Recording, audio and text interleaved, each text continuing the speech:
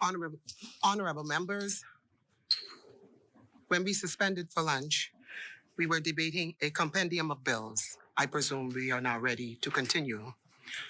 As many, the chair recognizes the honorable member for Centerville. Obliged.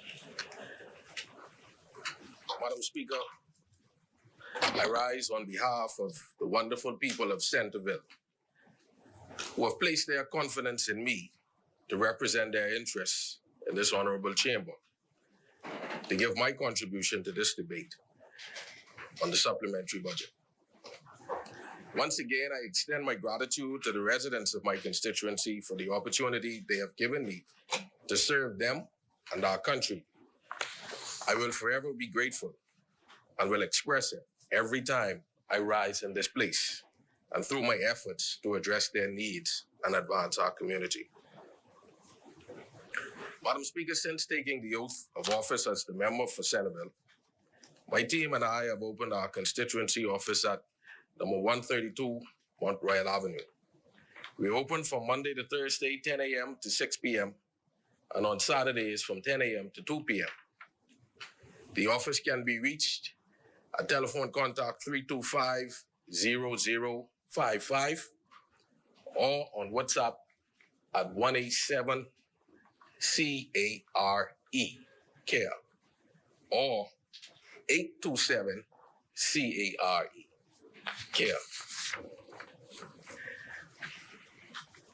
Madam Speaker, I also wish to echo the sentiments of my colleagues and congratulate the member for Angliston. It was a pleasure to serve with her in her capacity this week. Just recently, Madam Speaker, my team and I attended a Thanksgiving church service at Rhodes Memorial Methodist Church in Centerville, where the pastor preached a sermon on perseverance.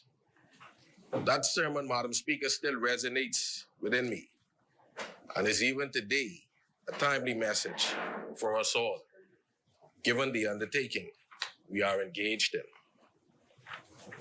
Additionally, just this past Thursday, we were able to serve Thanksgiving dinners to members of the community at multiple locations. Wow. And Madam Speaker, before I leave this point, I have to make mention of a group of young men, young Bahamian businessmen, who spearheaded the Thanksgiving event on the Fowler Street Park. That group is called Brothers in Unity.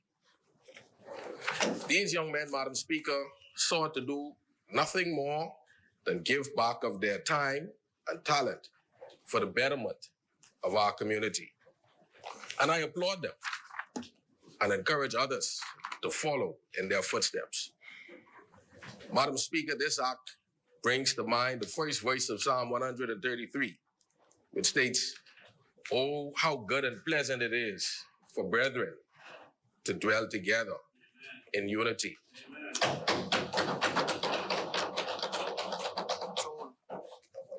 This, of course, is just the beginning. I do not intend to be a do-nothing MP, Madam Speaker. It is my intention to stay close to the people of Centerville and to represent them to the best of my ability. They can look forward to witnessing the rollout of the programs advanced in the Our Focus for a Better Centerville document beginning early next year. Madam Speaker, I also wish to take this opportunity to publicly congratulate the member for Marco City on his victory at his party's convention and to wish him best in his new role.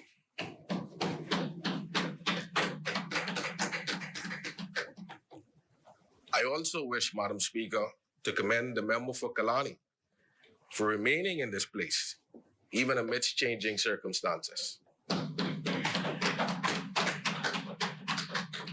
Those who pay attention to the political happenings in our country are cognizant that since the elections of 2002, the pendulum of power has swung back and forth between the two major parties. On September 16th, the people of this country once again believed that the Progressive Liberal Party was the better choice to lead our country. I believe, Madam Speaker, that this administration will be the one to end the streak of swing elections. This is my belief because we have already hit the ground running, trying to right the country's fiscal affairs. Madam Speaker, when the PLP left office in 2007, there was a budget surplus of $25 million. 5 years later, we were met with over $500 million in deficits, unpaid bills, and unsettled union negotiations. There was approximately $200 million in cost overruns from the Providence Road Improvement Project. This was coupled by high unemployment. After regaining office in 2012, by 2016, the PLP administration had reduced the deficit to a projected $99 million, which was hampered by the destruction caused by Hurricane Matthew, which hit New Providence, Grand Bahama, and Andros. Now we return to office to find that once again, the FNM has left the financial situation of the Bahamas in dire straits. In a supplementary budget communication, the Honorable Prime Minister and Minister of Finance, the member for Cat Island, Rum Cay, and San Salvador, outlined the facts which demonstrate that the trend of poor fiscal management by the FNM has continued. He noted, amongst other things, that there was a $1 billion difference in the numbers provided by the Ministry of Finance and what was reported by the previous administration in their pre-election report, and that the FNM borrowed approximately $2 billion in foreign currency, which was 64% of all government borrowings.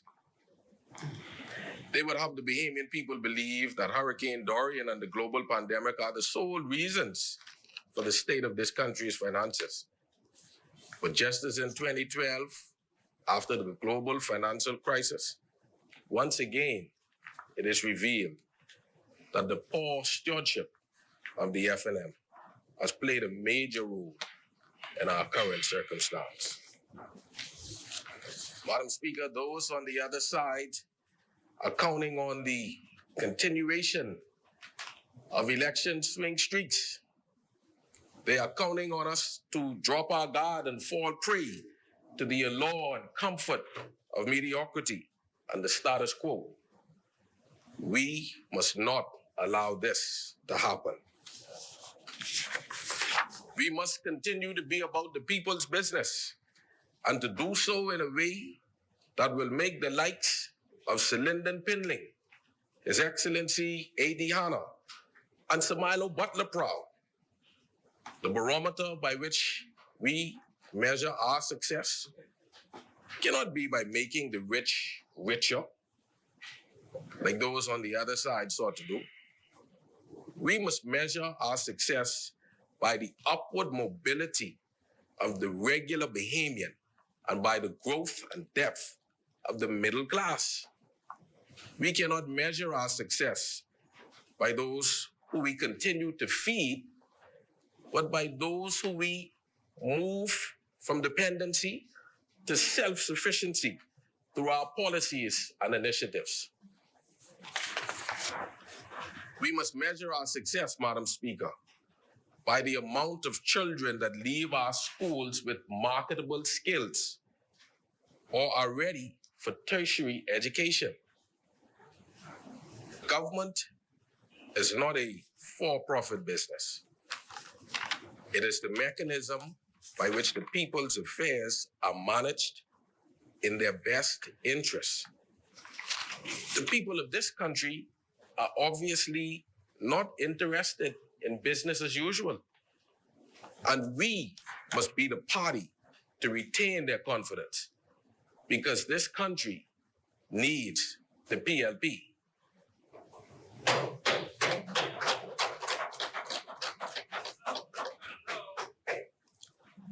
Madam Speaker, I now turn my attention to the supplementary budget, which I have dubbed the comeback budget, as it seeks to place us on a path of correcting the shortcomings of the previous budget and advance the plans of this administration as laid out in our blueprint for change.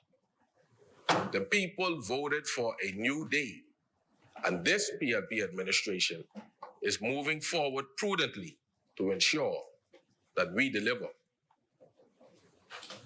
This Parliament enacted the Freedom of Information Act in early 2017. The Act's purpose is to enhance transparency, accountability, and public participation in government decision-making by granting access to information to the public. Though not all government records are open to public access, the Act aims to strike a balance between public access and the public's interest in keeping certain information confidential.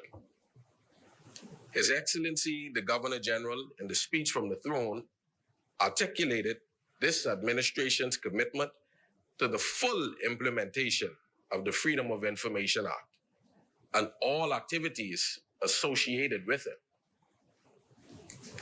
A project funded by the IDB seeks to establish a national work plan for the implementation of the Freedom of Information Unit with appropriate timelines and deliverables. It is expected that best practices will be benchmarked with reference to the Canadian system and the JADE system in the Cayman Islands. Madam Speaker, I wish to announce that the Freedom of Information Unit will be relocated from the Yandy building on University Drive to the Bahamas Financial Services Center on Shirley Street. Additional staff will be required, such as an assistant commissioner and a public education officer who will be charged with sensitizing the general public on the work of the unit.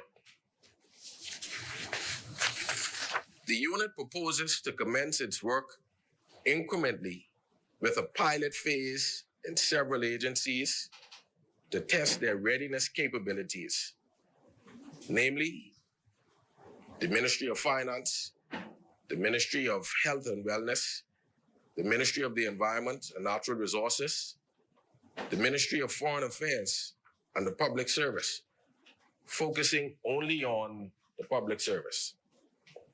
The Bahamas Investment Authority, Bahamas Power and Light, and the Ministry of Public Works.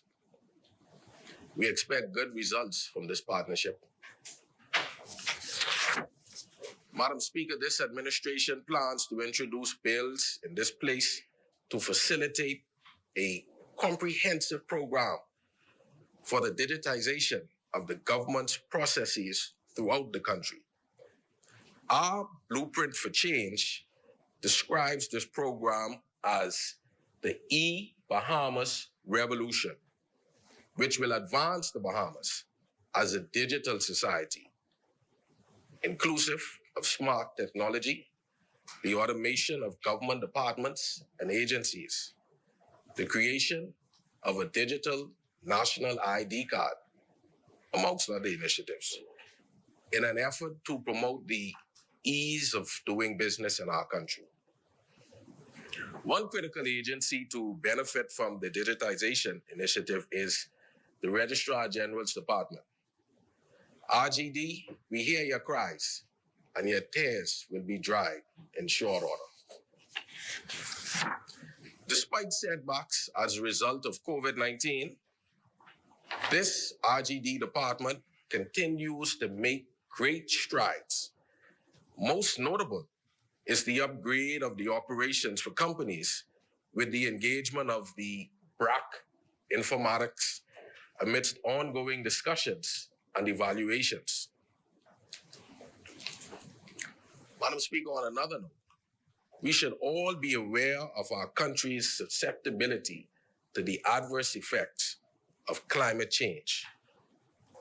In an effort to reduce our dependency on paper, the Registrar General's Department will commence a project to digitize its current records through a system of systematic scanning. It is also planned that the Registrar General Department will be relocated in the near future to the Bahamas Financial Center, opposite its current location on Shirley Street, as the department has outgrown the accommodations which they have had for some years now.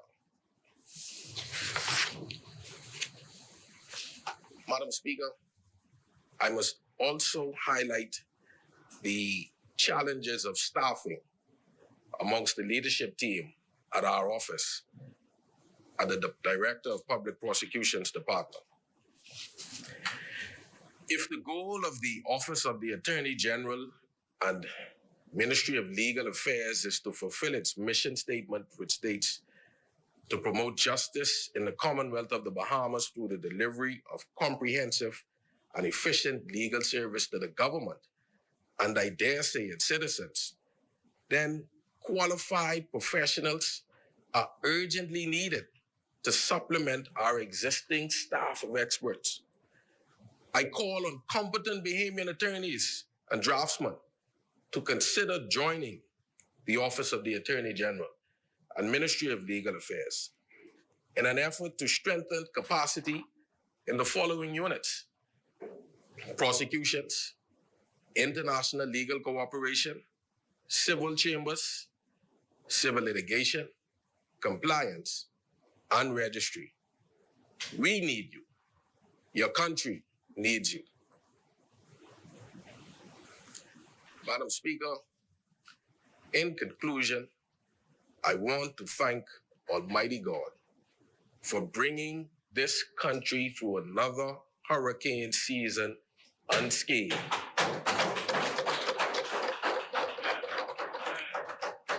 In this time of super weather events and great destruction, this is good news.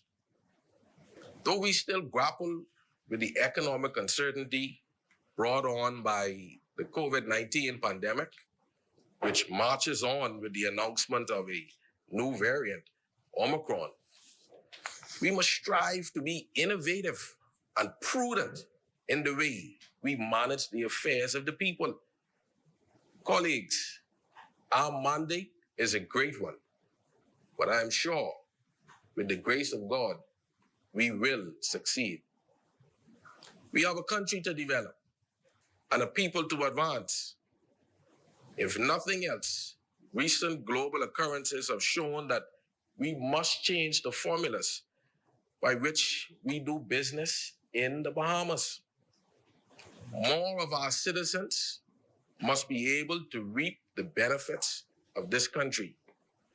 And we must do more domestically to bolster our food security and enhance manufacturing. We must spread the wealth to the people like those in my constituency of Centerville, which is where many of our most prominent and successful citizens actually got their start. We must recreate the magic days in our nation's second city and utilize our lesser inhabited islands for population dispersion and economic growth. The people are depending on us, Madam Speaker. And if history is any indicator of the future, then only the PLP can help our people in a tangible and lasting way. Madam Speaker, may God continue to bless Centerville, and may God continue to bless the Commonwealth of the Bahamas. Thank you. Thank you, Honorable Member. As many, the Chair recognizes the Honorable Member for Yamakro. Thank you, Madam Speaker. Good afternoon, and good afternoon to my fellow parliamentarians. It is my pleasure to extend congratulatory marks to Minister of Education and Technical and Vocational Training, as well as my colleague in Cabinet, the Honorable Member for Angliston, Minister Glenys Hanna Martin, on her appointment as Acting Prime Minister during this time. I would also like to extend my congratulatory remarks to the Honorable Member for Marcos City, Minister Michael Pintard, on his recent appointment as Leader of the Opposition. Congratulatory remarks as before I begin on my contribution to the budget, I also extended to the Zonta Club of Nassau, who executed the theme, Zonta Says No to Violence Against Women. Your 16 days of activism campaign has most definitely been empowering to not only women, but also has brought awareness to a problem we face in our nation. Madam Speaker, I am honored to speak on the supplementary budget today as the Honorable Member of Parliament for Yamacraw and Minister of State for Education and Technical and Vocational Training. Moreover, I am honored and I thank God for my constituents of Yamacraw for this opportunity to use my voice to project their concerns. My great constituency in the East is one that this budget will definitely profit and benefit. With the proposals in this supplementary budget, this reduction in value-added tax from 12% to 10% is just one of the many benefits that will assist households in my constituency and in the country overall. However, it seems like it is the only item that members opposite have read in this supplementary budget. It seems like all of a sudden, the other side cares about the poor. Every member in this honorable house sitting opposite, save one, remained comfortable in their seats when their leader said, in their next term, they will focus on the poor. Right.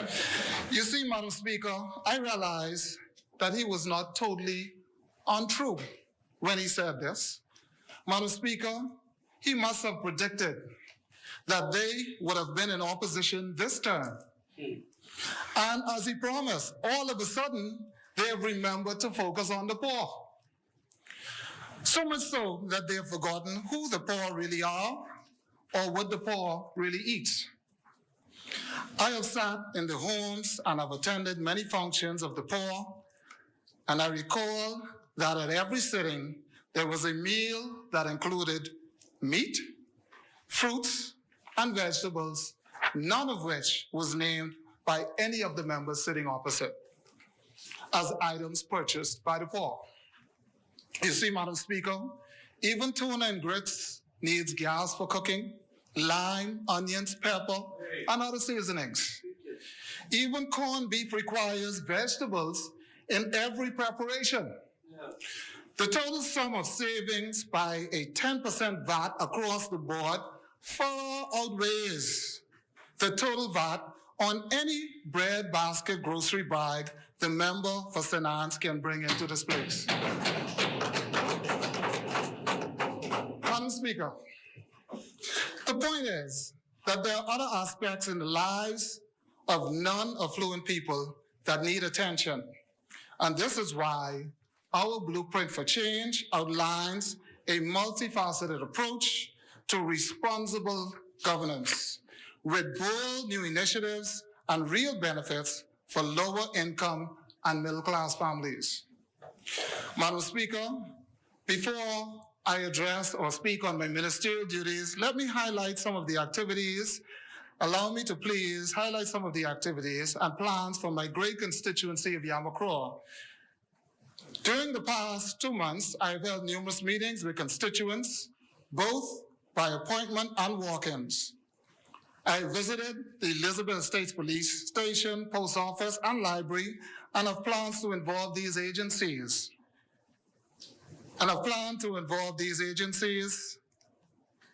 In more community initiatives that we have for the Yamacraw constituency.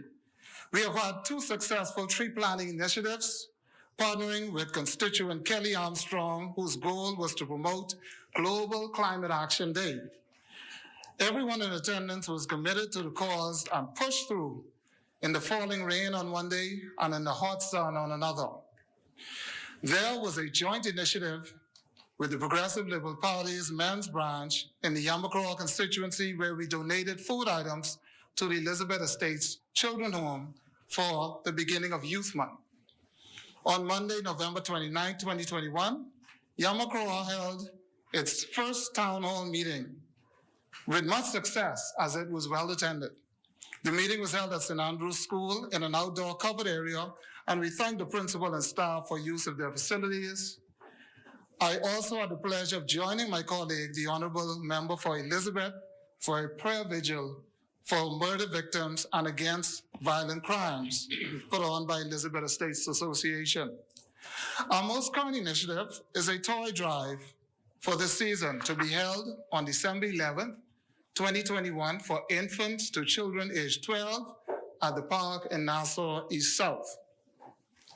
Madam Speaker, although the supplemental budget indicates a cut in the area of education, we all know that many activities previously held before the pandemic were suspended or canceled due to the difficulties identified in performing in-person activities. Therefore, funding was no longer needed for many after-school programs and face-to-face activities due to an extended use of the virtual environment. Other technical programs like the Technical Cadet Corps program have also been postponed due to the COVID-19 pandemic, and we are therefore exploring modifications and ways to reintroduce such programs, which are sure to have budget implications in the next cycle. With the revamping of these programs, it is with great hope that the Ministry of Education can expand on the success of the previous programs and continue to grow and train students in the interests of the technical field. With the expectation that most public schools will be opening in a hybrid model in January of 2022, my team and I are working diligently to strengthen the educational product by expanding opportunities in the technical vocational fields as a pathway for the success of all students. This means that our young people should not be given limited technical program opportunities, but inclusive programs and opportunities for the new day Bahamas with expansion of the green, orange, and blue economies. We know that a key component is through our private partnerships for sponsors of tangible resources, which include equipment, computers, tablets, expansion of facilities, and on-the-job training. The reality is that reducing the cost of educational equipment for technical vocational studies for students directly or indirectly is a benefit for the overall growth of this country. Madam Speaker, it is known, and it is a known fact, that one of the pathways out of poverty is through education.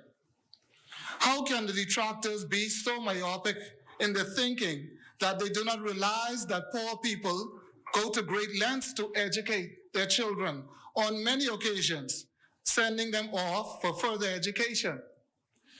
Some go off to other islands and others go off internationally. For many members present here today, isn't that how our humble parents educated us? They were poor in many cases. Yes, public school is free to attend, but hard-working parents, even those with meager means, stay focused and determined to help their children get to a higher level of education, which includes technical training. Students headed to technical schools and/or universities, even apprenticeship programs, will need their tools to be successful. Even if they do not pay for it themselves, someone fits the bill. Items like craft tools, cooking items, headphones, laptops, phones, computers, other electronics, hygiene items like hair products, deodorant, soap, toothbrushes, multivitamins, photography equipment, bags, etc., I can go on, are just a few examples of items that will now have a lower tax rate. So, out of the cost of VAT for poor families on educational supplies, and I guarantee, Madam Speaker, that we will find it is way more than the cost of VAT on bread basket items. Relief is welcome. Bahamians today are being encouraged to eat healthy,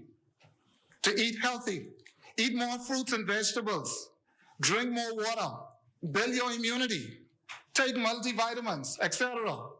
Yet, the other side is still preaching about corned beef and bread. Where's your conscience? This should not be an election gimmick for brownie points. The downtrodden do not believe you anyway.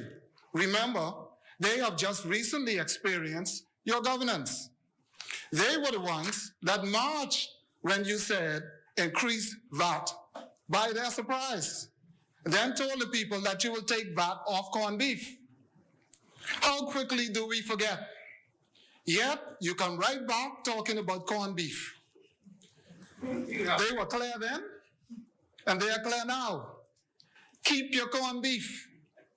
Madam Speaker, the opposition talks about medication for when you are already sick, but did not include vitamins to help prevent you from getting sick. Yes. Yet, all of a sudden, they claim to care about the health of the poor. Caring for the health of the poor means decreasing the cost of items that make them poor and sick. Because nothing strikes poverty on a family quicker than getting sick and not being able to work. We will decrease the VAT on healthy food items to 10% across the board. Madam Speaker, this budget will aid in the reach of our technical education program. We owe it to these children, our students, our future builders of this nation, and the persons who are left behind, especially through this pandemic, to make provisions for continuous success. Madam Speaker, the apprenticeship program, left in its infancy stage, as well as continuing education and lifelong learning programs, we are here and we are going to review the agreements made with the IDB, or Inter-American Development Bank, to implement a project entitled Skills for Current and Future Jobs that was started just before these programs were suspended. The project was divided into 3 components with an overall objective of contributing to the reduction of unemployment by increasing and improving access to quality jobs.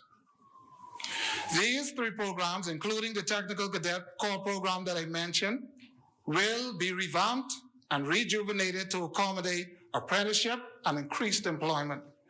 These programs cater to those who are interested in the wide range of opportunities in the technical field and those who are not considered completely academically inclined, and can also capture individuals who have simply been left behind in the educational arena. You see, Madam Speaker, this extends from the brightest students to those who are challenged.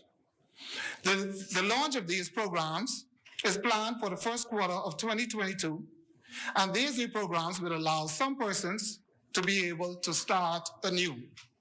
They will now have opportunities to achieve certification and experiences to become more marketable. These programs will help to gain the trust of struggling working-class Bahamians, and this new budget will reflect this as we fight to address and close our country's working skills gaps. Madam Speaker, I have had the pleasure of touring BTVI, and as mentioned earlier, in my contribution, BTVI has had tremendous success since inception. However, for the institution to reach its full potential, we must place more focus on bringing the physical campus and the technology more in line with first world standards. This best kept secret can no longer be a secret, Madam Speaker. The growth of our country depends on its effective existence now more than ever. We will support its need for human and material resources. Yes, BTVI has made many strides. However, to move to the next level, greater attention and assistance is needed. BTVI has been in communication with a private developer to provide the key trade certification, which is the National Center for Construction Education and Research, or NCCER. There will be more than 600 jobs available from this program alone, starting about June 2022, for certified candidates of BTVI that has the capacity to meet this demand. I truly believe that the technical and vocational areas of education must thrive to assist with unemployment, entrepreneurship, and the overall stability and self-sufficiency of a modern Bahamas. Madam Speaker, the Culinary and Hospitality Management Institute, which is a program I mentioned in my inaugural presentation, designed for individuals who want to further themselves in areas like tourism, catering, and hospitality. Endless opportunities for not only the Bahamas, but the individuals who choose to venture into the culinary and hospitality management industry can be added exposure for international opportunities. This will allow persons to showcase their crafts and talents. These industries have the potential to provide numerous domestic and international opportunities.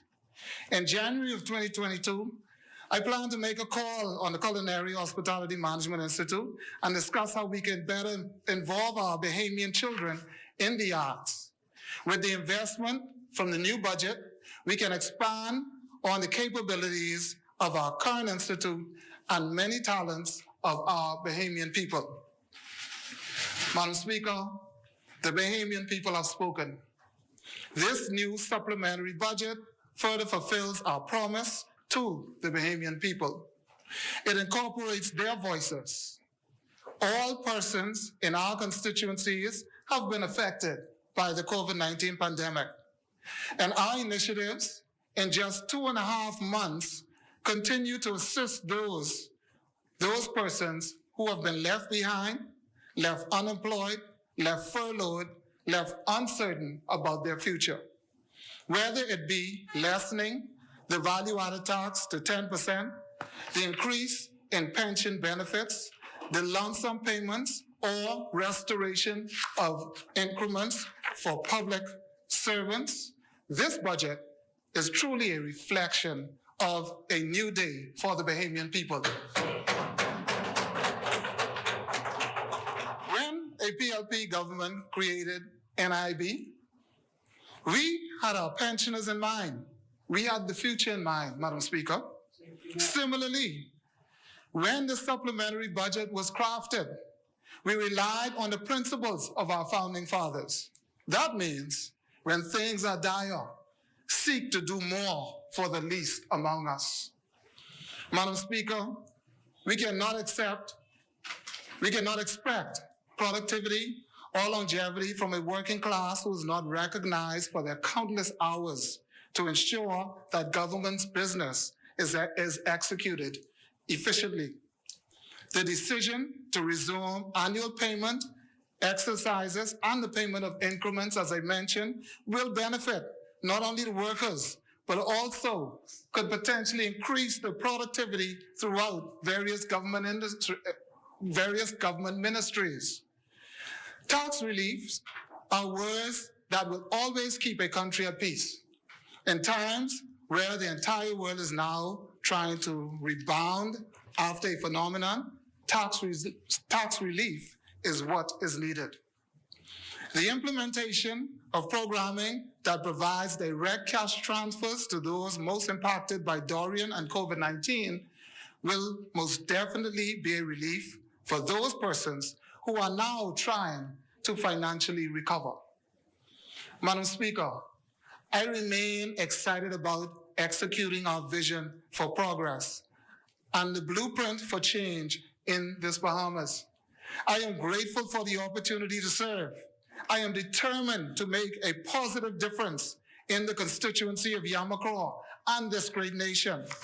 May God bless the people of Yamacraw, and may God continue to bless the Commonwealth of the Bahamas. Thank you, Honorable Member. Asmini? The Chair recognizes the Honorable Member for Tall Pines. Thank you so much, Madam Speaker. Madam Speaker, I'd like to join my colleagues and to congratulate the member from Marco City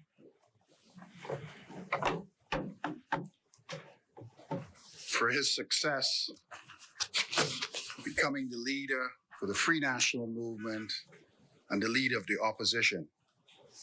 I know him quite well. We served on opposite sides in the past in a fierce battle, but always able to maintain the friendship that is necessary for us to be able to do what we do and have a life outside of the arena.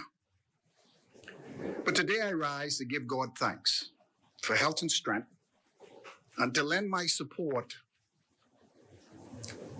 to the supplementary budget before us that will bring some order to this madness left behind by the former administration and allow the Ministry of Finance, I see my colleague looking at me and smiling, to lay the foundation for this New Day government to bring about transformative change, clearly outlined in our blueprint for change. Today, we are here to reduce value-added tax from 12% to 10%. That's why we're here. We're here to deliver what we promise. And don't mind the back and forth. The reality is we are going to reduce VAT from 12 to 10% when we wrap up this day today. We're going to bring relief to the poor. Don't mind the corned beef and sardine and so forth. We're going to bring relief to the poor, and we will not be distracted by the noise in the market. Madam Speaker, a few days ago, my ministry released a travel advisory to impose restrictions on travelers from some of the African countries that came into effect on November 29, 2021.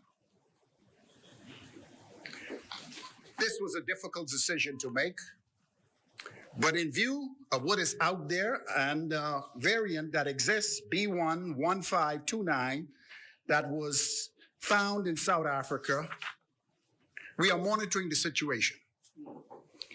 And we're looking at other countries because every time we turn on the radio or look at our television, more countries, we see the variant. We must be vigilant and make decisions that are evidence-based and not be afraid to do what is right to protect the lives of Bahamian citizens.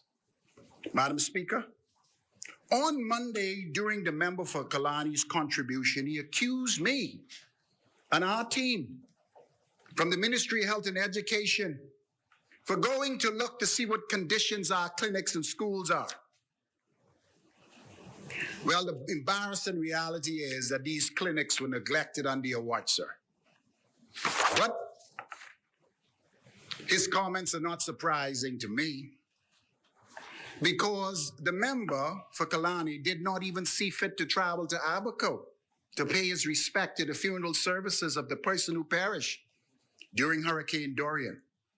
But I say, sit tight, Kalani, because I'm sure that you will have a lot more to say as you witness this administration do many things that you had the opportunity to do. You see, I know I have sat over here before and the Bahamian people decided to move me. I had to look deep inside I had to look deep inside and begin to understand the mistakes that I made. And I pledged to the Almighty God, if He ever blessed me with the opportunity to serve again, I will do the best that I can for the people who I represent. That's life. That's life. Victory and failure, they go hand in hand. You got to learn how to live with them both. Madam Speaker, the former PM, who is my friend and who I respect, don't mind, this is politics that we deal with. I think we have a working relationship. He spoke about the low interest loan his administration secured from Banco Santana for the construction of the proposed tower for the Princess Margaret Hospital. Madam Speaker, I brought that agreement, and I want to lay that agreement in this house. I want to lay it. It's the facility agreement dated August the 28th, 2001, from the Commonwealth of the Bahamas as the borrower and Banco Santana acting as the facility agent. On page 26, section 3, subsection 5B, outline the utilization requests. The agreement did confirm, sir, that the first utilization of the loan shall be made in respect of acting strategic plans for the repairs of clinics and hospitals.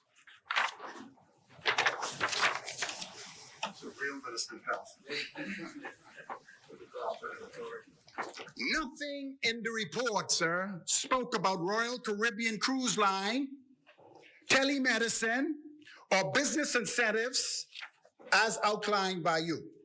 In section 4, subsection 6, repayment of the loan confirmed that the first of the 13 equal installments of the sum of $8,867,168.40, $8,867,178.40, with the first payment due in April the 28th, 2020. I support the possibilities of low interest loans, but the devil is always in the details. Today, for the sake of complete transparency, I will lay this in this honorable chamber this agreement between the Commonwealth of the Bahamas and Banco Santana that the member of Culinary made reference to in his contribution on Monday, November the 29th. Madam Speaker, what is irregular about this deal is that the loan was fully drawn down before construction began. And a portion of the principal combined with the interest will be paid before you get the first block in the ground. What is so vexing is the fact that the member for Culinary left little or no records behind in my ministry to facilitate the proper analysis of this transaction. So for the sake of transparency, sir, I am asking you to lay in this house the additional information and reports about the deal and other workings of the loan so that we at the Ministry of Health and Wellness can complete the assessment in the appropriate time, and we can make a determination should we go or not go. If you have this information, give it to me. Give it to your boy so I can do some things.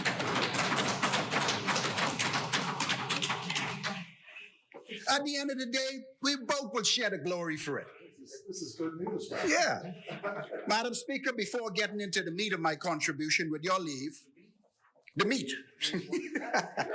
I would like to take this opportunity to once again thank the wonderful people at Tall Pines for their patience.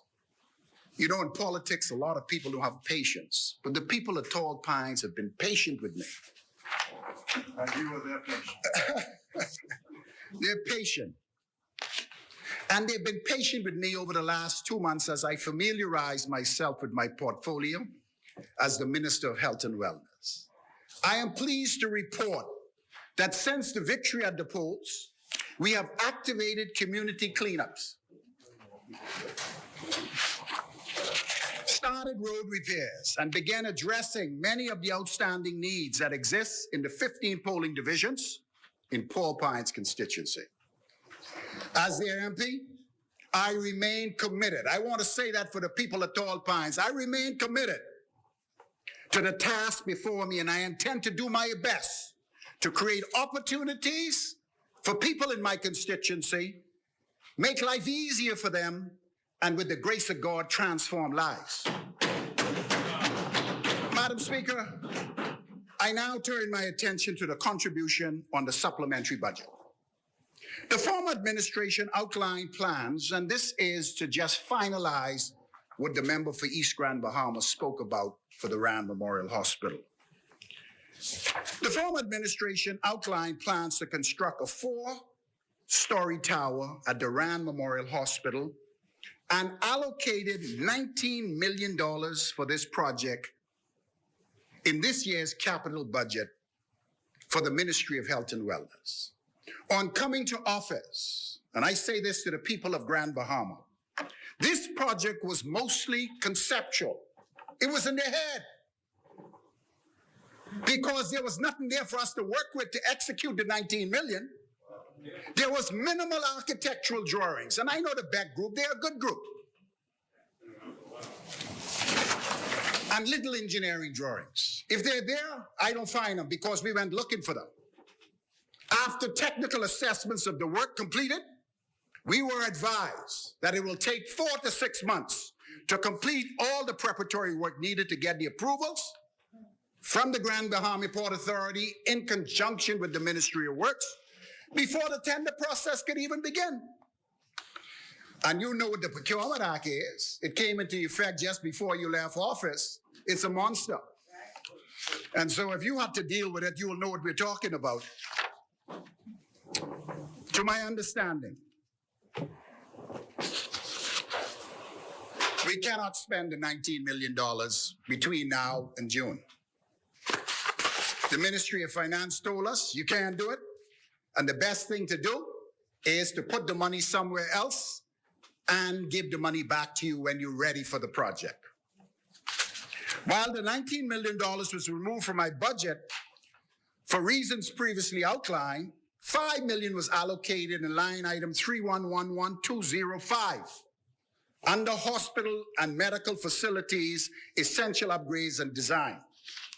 I say that out of that money, we will continue the engineering renderings and architectural work to prepare us for tender. That left a $14 million void in my budget. We are assessing whether or not that's the way to go. Give me a minute. You will see what I'm saying. Going forward, the Minister for Grand Bahama and the people of Grand Bahama can rest assured that their significant upgrades at the Rand Memorial Hospital and the Grand Bahama Health Services will continue and will remain a priority for this government. Mr. Speaker, first and foremost, healthcare reform in the midst of COVID-19 pandemic is paramount for any government, and this David Lair's administration is no exception. In the speech from the throne, we made it crystal clear the direction we're heading in, and that is to construct 2 state-of-the-art hospitals, one in Grand Bahama and the other one here in the capital. We made it crystal clear, and the Bahamian people will hold us to it. Further, it is our stated goal and objective to make essential repairs and upgrades at all our public hospitals. So while we're moving with our agenda, we will be doing repairs to the hospitals. Our healthcare consultant confirmed that because the Rand Memorial Hospital is classified to be in a low-lying area, and due to the devastating effects of Hurricane Dorian, the aging facility is best to not construct at that site and move to a greenfield site. Once the new hospital is built,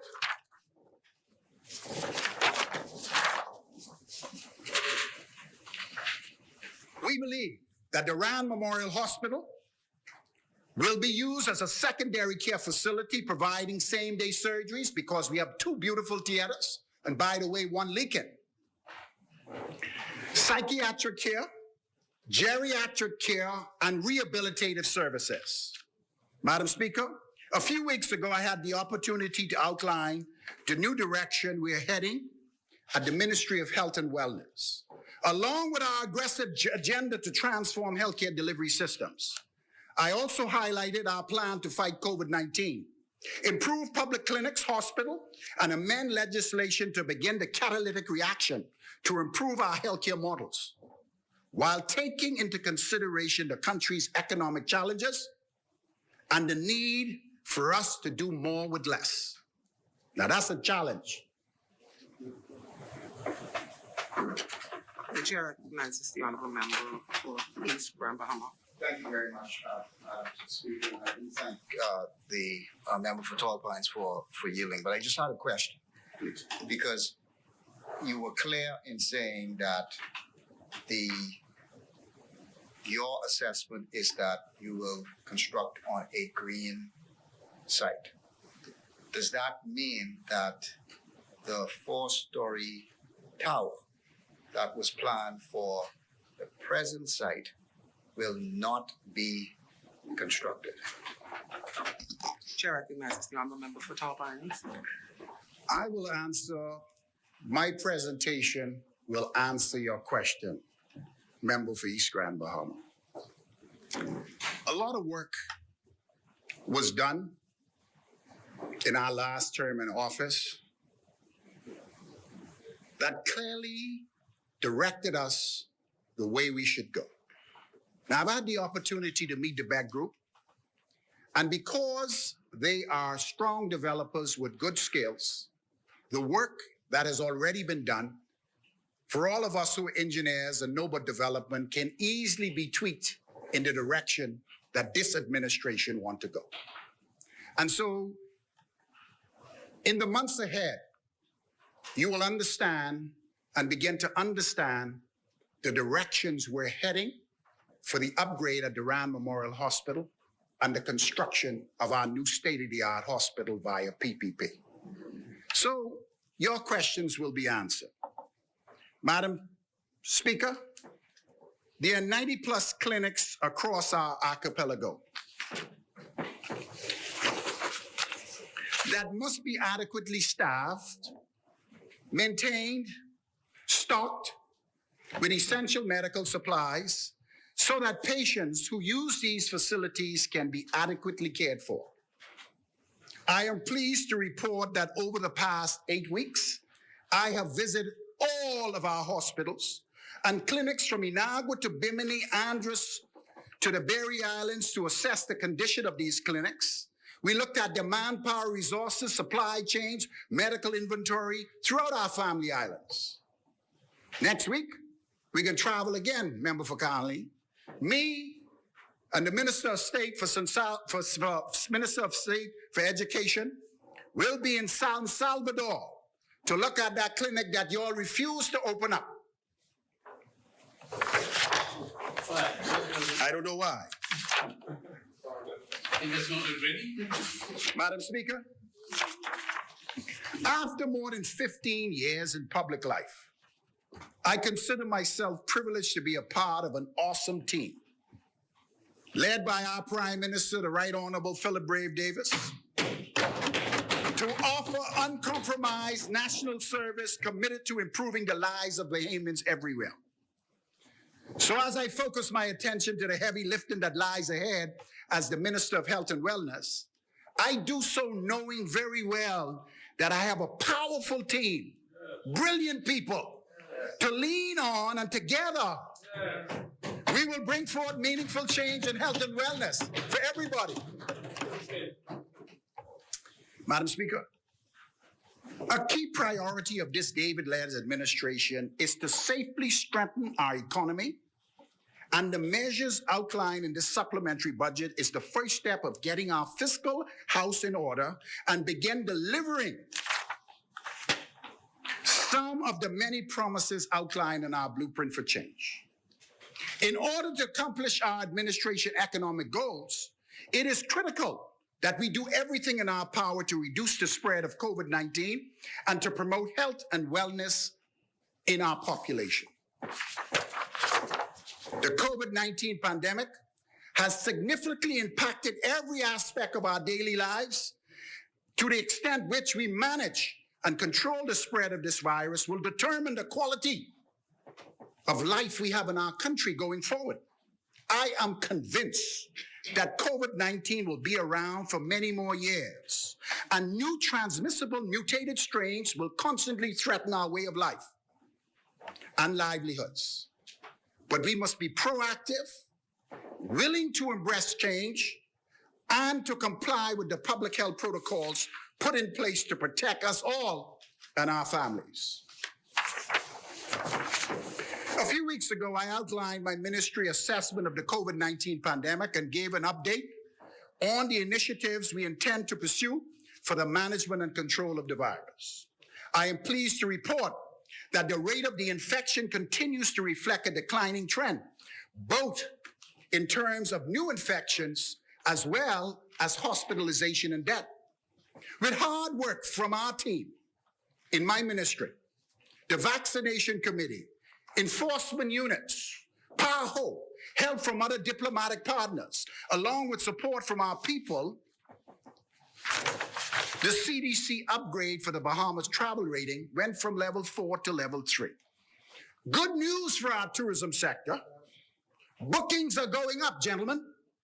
And with God's help, we will have a successful winter season where our people can remain at work. I know.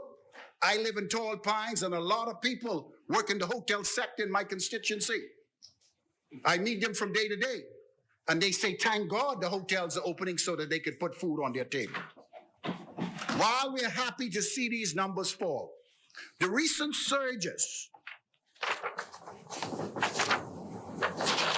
in new COVID cases in Europe and other countries and the implementation of travel restrictions highlight the fact that we cannot drop the ball.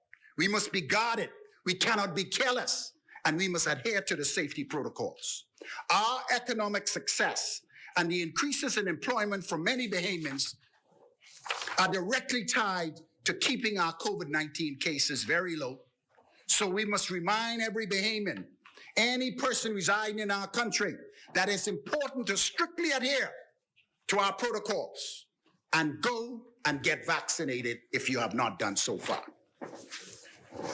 Madam Speaker, our healthcare system, which was significantly challenged before the pandemic, was pushed to the breaking point a few months ago during the last third wave.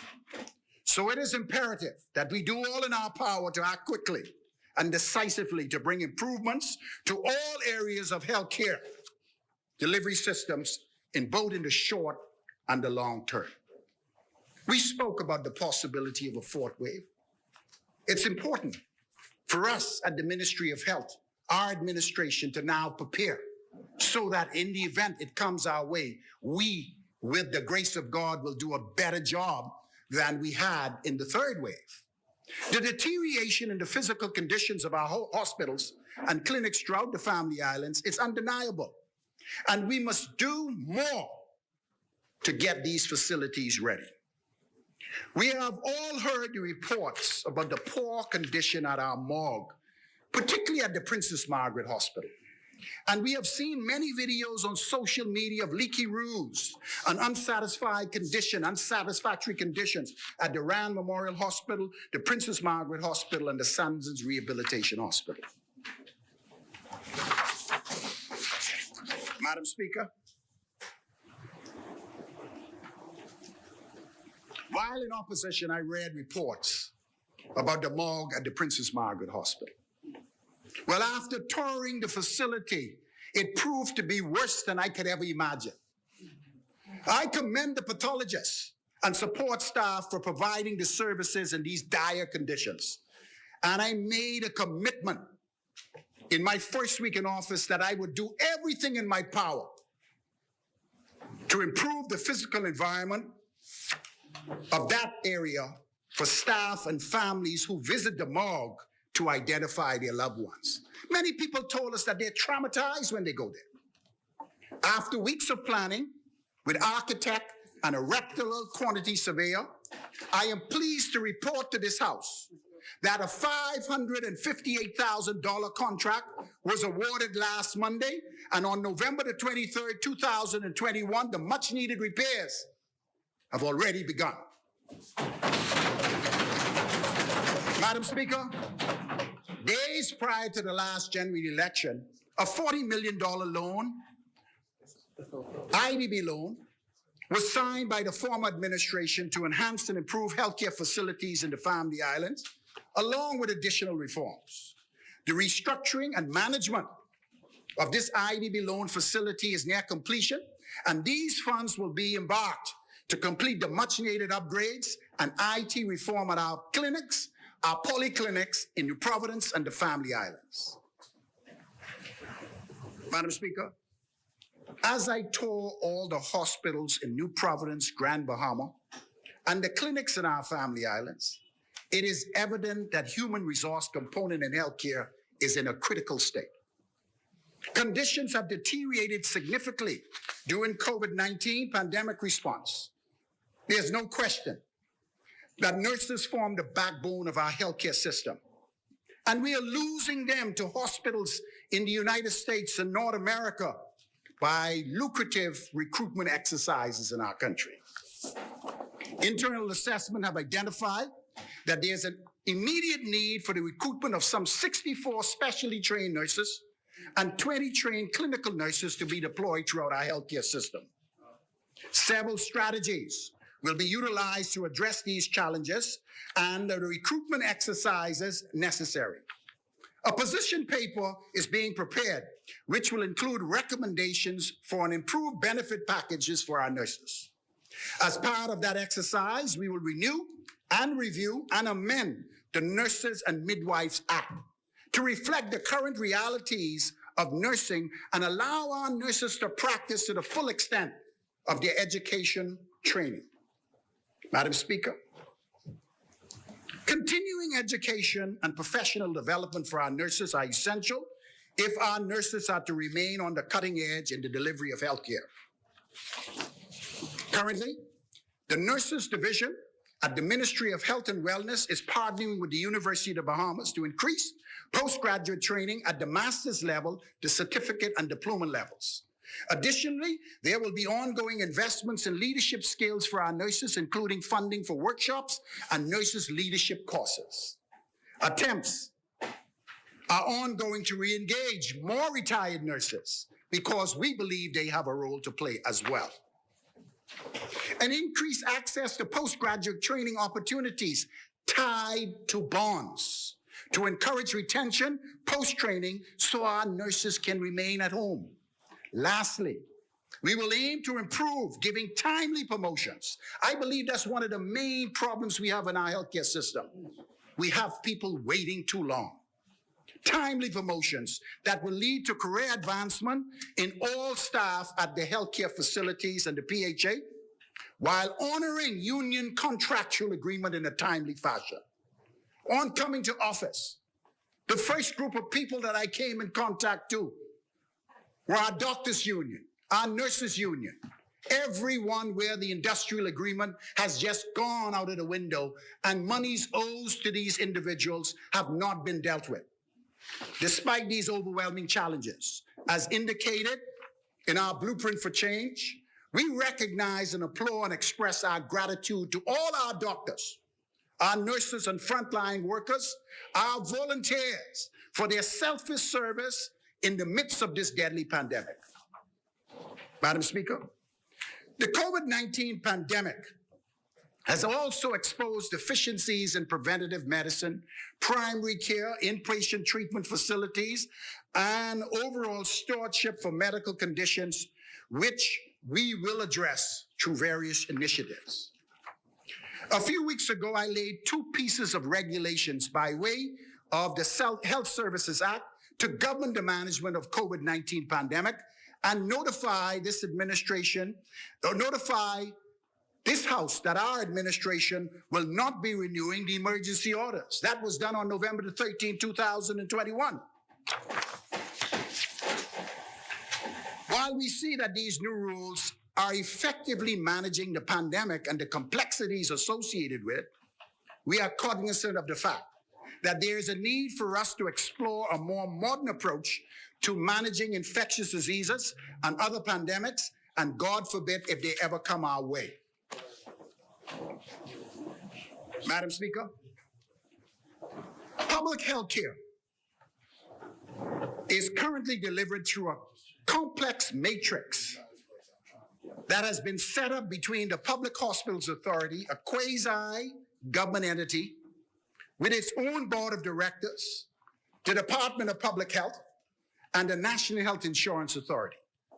Currently, there is a significant degree of functional overlap, and the divides between the PHA and the Department of Public Health has caused the system to function suboptimally, resulting in duplication of services and inefficiencies of available resources.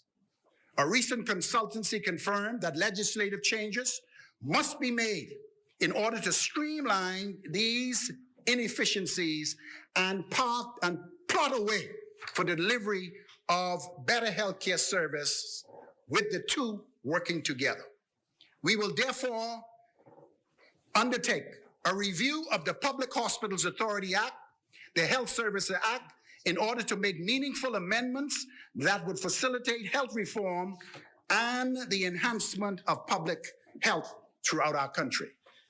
Moving forward, we will be rightfully place emphasis on the amendments to the Dental Act, the Medical Act, the Stem Cell Act, the Bahamas Health Authority Act, and the Pharmacy Act. These upgrades are essential for improving delivery of healthcare services, create new employment opportunities for our doctors, our pharmacists, and finally lay the much-needed platform for a solid medical tourism package. Madam Speaker, we would also amend the Mental Health Act to address the multitude of challenges we currently face as a result of repeated natural disasters, the pandemics, and the tremendous loss associated with these economic shocks. People are not recovering normally, and they need intervention. We must no longer see mental challenges as a separate issue from a person's overall health. Given the facts, more emphasis must be placed to assisting these persons with mental health issues, and the amendments of the Act will aim to incorporate the WHO definition into the spirit of the law. Madam Speaker, during our political campaign leading up to the last general election, we heard the cry of Bahamians everywhere who had to leave their family islands to seek medical attention at our tertiary care facilities in New Providence and Grand Bahama. Such a trek can not only be very costly, but also physically disabling, especially for patients suffering from advanced stages of chronic non-communicable diseases or end-stage renal failure. We all know we have people in our family islands whose kidneys have failed, and they have to pick up everything and come to New Providence to have access to dialysis, which is life-saving. To ensure Bahamians receive the best medical care possible without having to dig in deeply into their pockets, telemedicine, remember for Culinary, is very important, and it has proved to be very effective in the pandemic. To further improve the access to affordable health care, we will work to expand the National Health Insurance Program to include public clinics in its network of delivery system in the primary care area. Madam Speaker, National Health Insurance is very important. We definitely have to make amendments to the National Insurance Act to make way for catastrophic healthcare insurance. The government all around the world see the need for infrastructural change, and it is important for us to follow suit. I have obviously run out of time, but I have so much more to say. Honorable member, on our behalf, you didn't ring the bell at the appropriate time. If you'd like to wrap up, I'll give you. Okay, Madam Speaker, thank you so much. Yes. Governments all around the world are not only driving infrastructural work, but they're also driving a digital platform. The objective of my ministry is the transition to fully digitized platform so that we can integrate medical records. We believe that by doing so, Bahamians can access, or doctors can access, Bahamian patient record, irrespective if you're in Inagua and all the way into Grand Key. Madam Speaker, I now turn my attention to a brief report on the vaccination uptake. At close of business on the 28th of November 2021, there was 146,518 Bahamians fully vaccinated in our country. Of these Bahamians, it accounts to some 45% of the eligible population fully vaccinated. These numbers include those who have been vaccinated abroad, and today we have some 6,500 appointment slots available this week in New Providence alone, and these slots are being booked at a rate that I would like to see increase. Therefore, I am asking the Bahamian population to please come forth and get vaccinated as soon as possible. Madam Speaker, over the last 2 years, COVID has affected every country in the world and affected livelihoods. But yesterday we celebrated HIV/AIDS Day, and I was a part of that church service on Carmichael Road, and I would like to say that it went extremely well. I would like to commend the team at the HIV unit who's doing an excellent job. And this year you would see some changes that will prove to be very effective.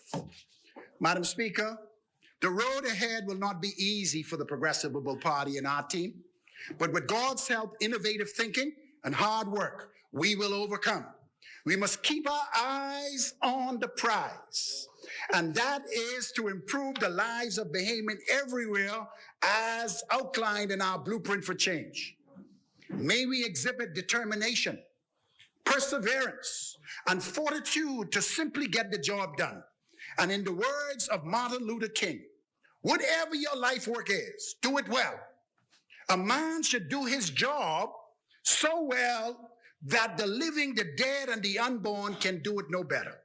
Finally, Madam Speaker, before taking my seat, on behalf of all of us at the Ministry of Health and Wellness and the PHA, I wish to take this opportunity to congratulate one of our own, Dr. Nakira Forbes, on being named a fellow by the Infectious Disease Society of America. We are proud of her. She is one of us. And we wish her well in any endeavor she does in the future. Madam Speaker, thank you. Tall Pines support the 2021-2020 supplementary budget, and we look forward for value-added tax going from 12 to 10%. Thank you so much. Madam Speaker, I promise to table the heads, and I allow the member of Culinary to join in.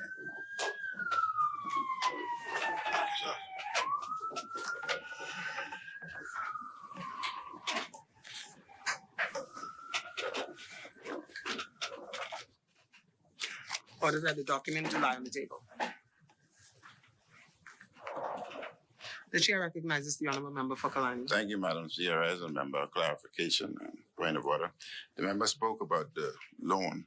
I would ask the member to have his staff have him review the more current, because we did not commence the discussion and negotiation with the World Bank until I think it was late 2020, and we had completed the loan in record time. As far as the drawdowns were in May 2021. We drew down 46,847,315. I'm going to explain the drawdown. The PHA drawdown was 21 million, and the SPDC was 20. We did our second drawdown on the 30th of June of this year, and that was 68,400,000. That was essential because we are doing what you call build,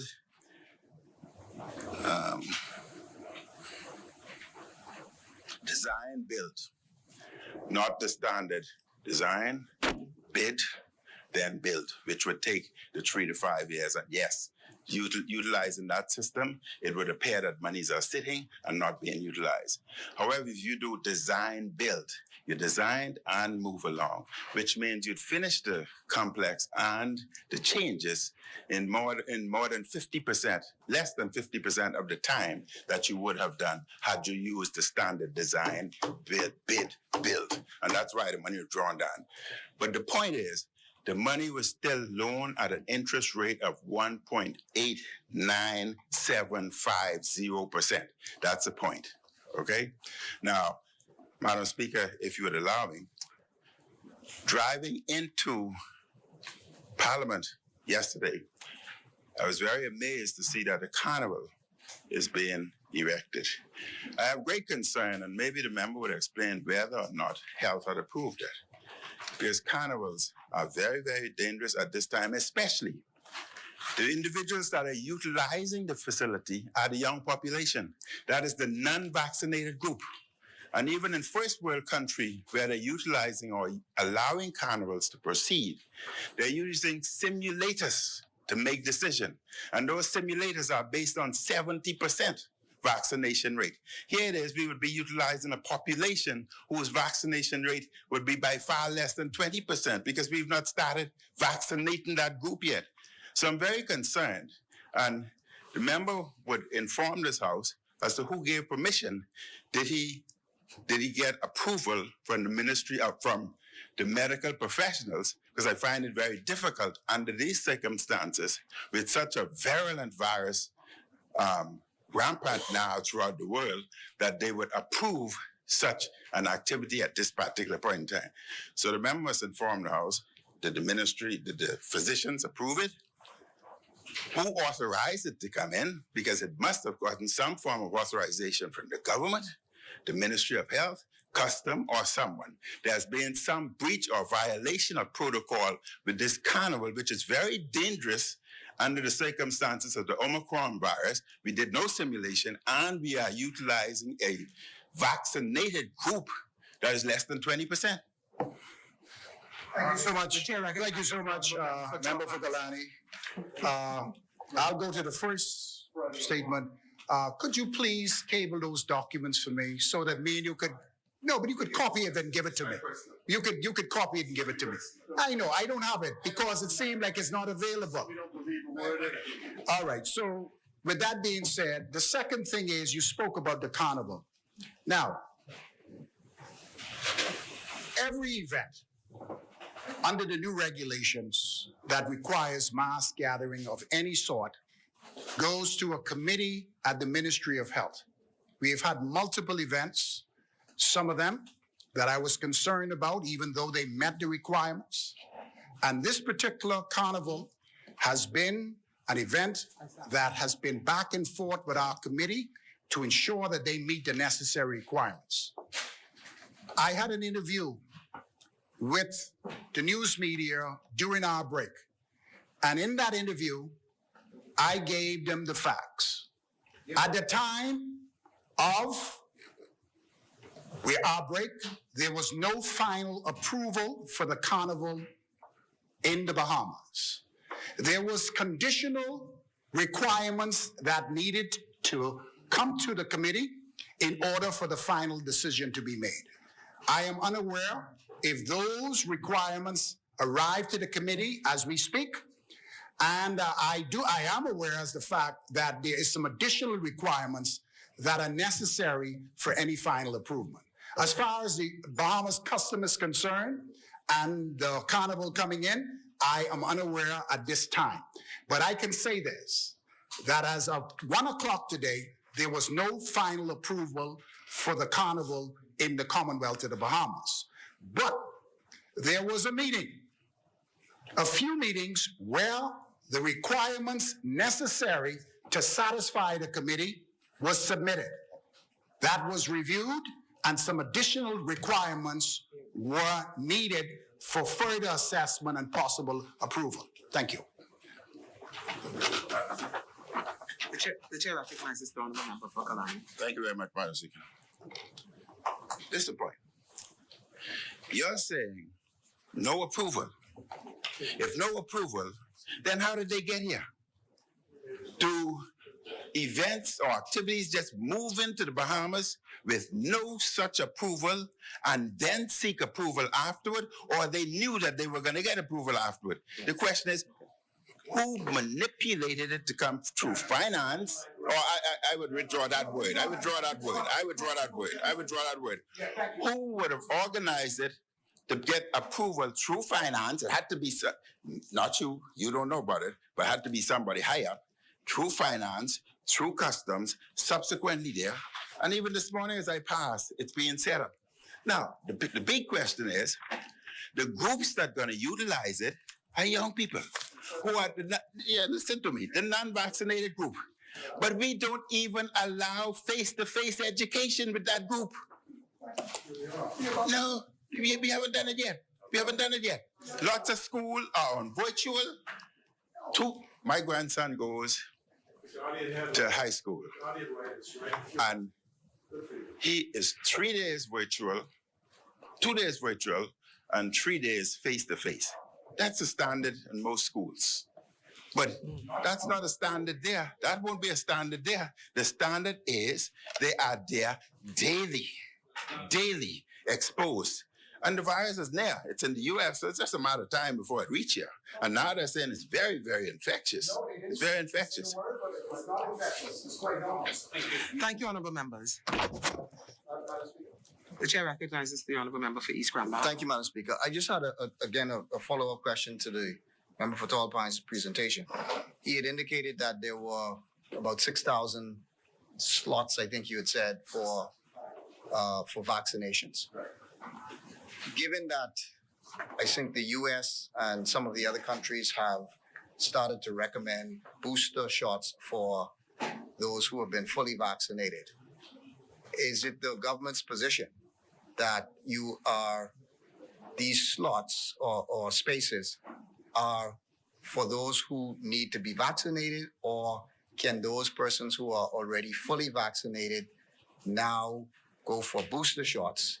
And is it the government's position that you are recommending that all persons who are fully vaccinated take booster shots? Thank you so much, Thank you, member Honorable for East Grand Bahama. The chair recognizes the Oh, honorable sorry. member. Yeah, thank you. It's an excellent question. And the member for Culinary, and I think we understand exactly what's going on. We will be beginning to allow immunocompromised patients in the Commonwealth of the Bahamas to have the third shot. We don't want to call it a booster shot, a third shot. When can I get my third? Listen here, if me and you could get together and we could come on one accord and we can, let me tell you, if me and you could get together and me and you could at least put politics down on this one and say we join forces just for this one moment in time, I believe we could get some things done. Because we have to make some key decisions that go against the World Health Organization recommendations and power. Because when we look to the United States, you can go into Walmart and get your booster shot. But in the Bahamas, it's not available simply because there is a global agenda. And the global agenda is not specific for the Bahamas. But with that being said, and I don't want to go any further into that, but the answer to your question is you cannot get your booster shot right away. But with the grace of God, me and the member for Culinary over 6-0, I assume you there.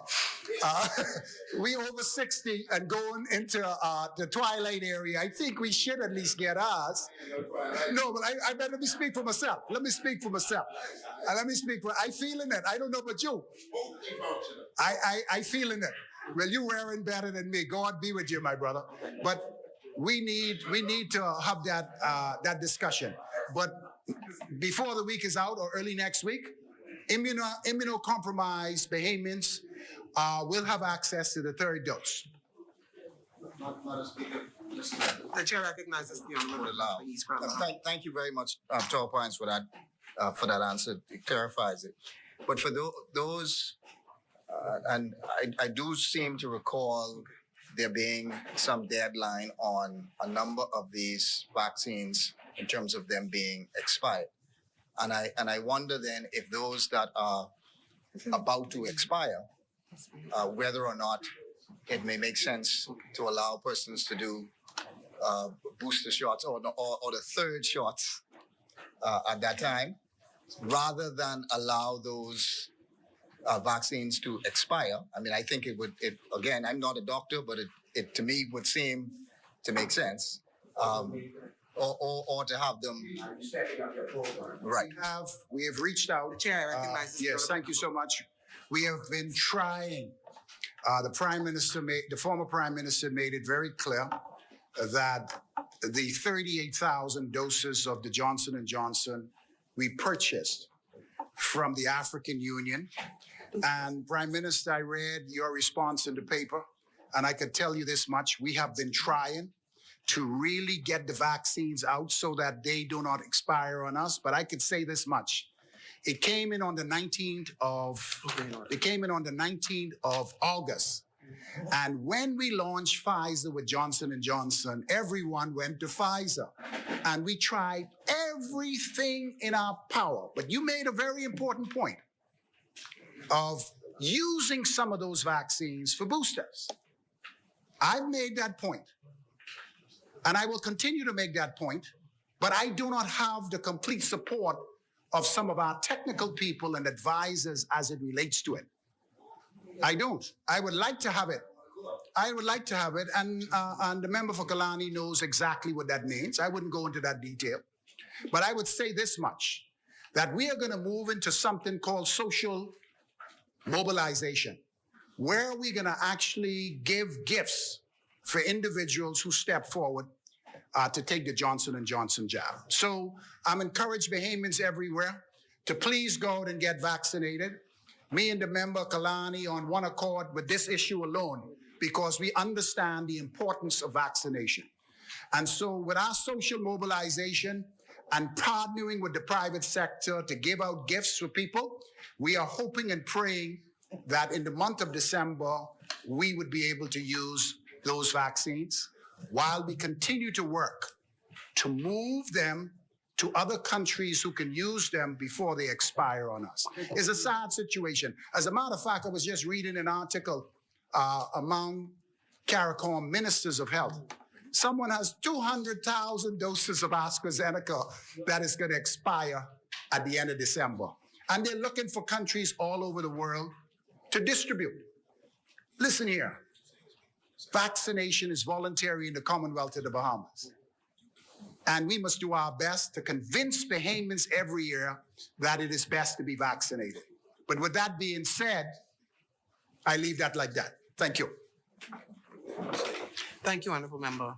The chair recognizes the Honourable Member for Senegal. Point of clarification, Madam Speaker, is this gift that the PLP administration is going to be giving out for vaccines the same $500 gift covered by the supplementary budget? Listen here, be nice. Be nice. You know, you are my MP. And if you continue like this, I ain't gonna support you in the next election. Because you represent me. When I go out there, I meet your picture there, and I spoke to my wife, I say, this is a good man.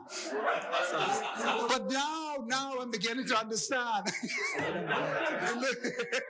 Only me and you in this constituency, man. Listen here, the gifts that are going to be given out is not by the government, it's by the private sector, sir.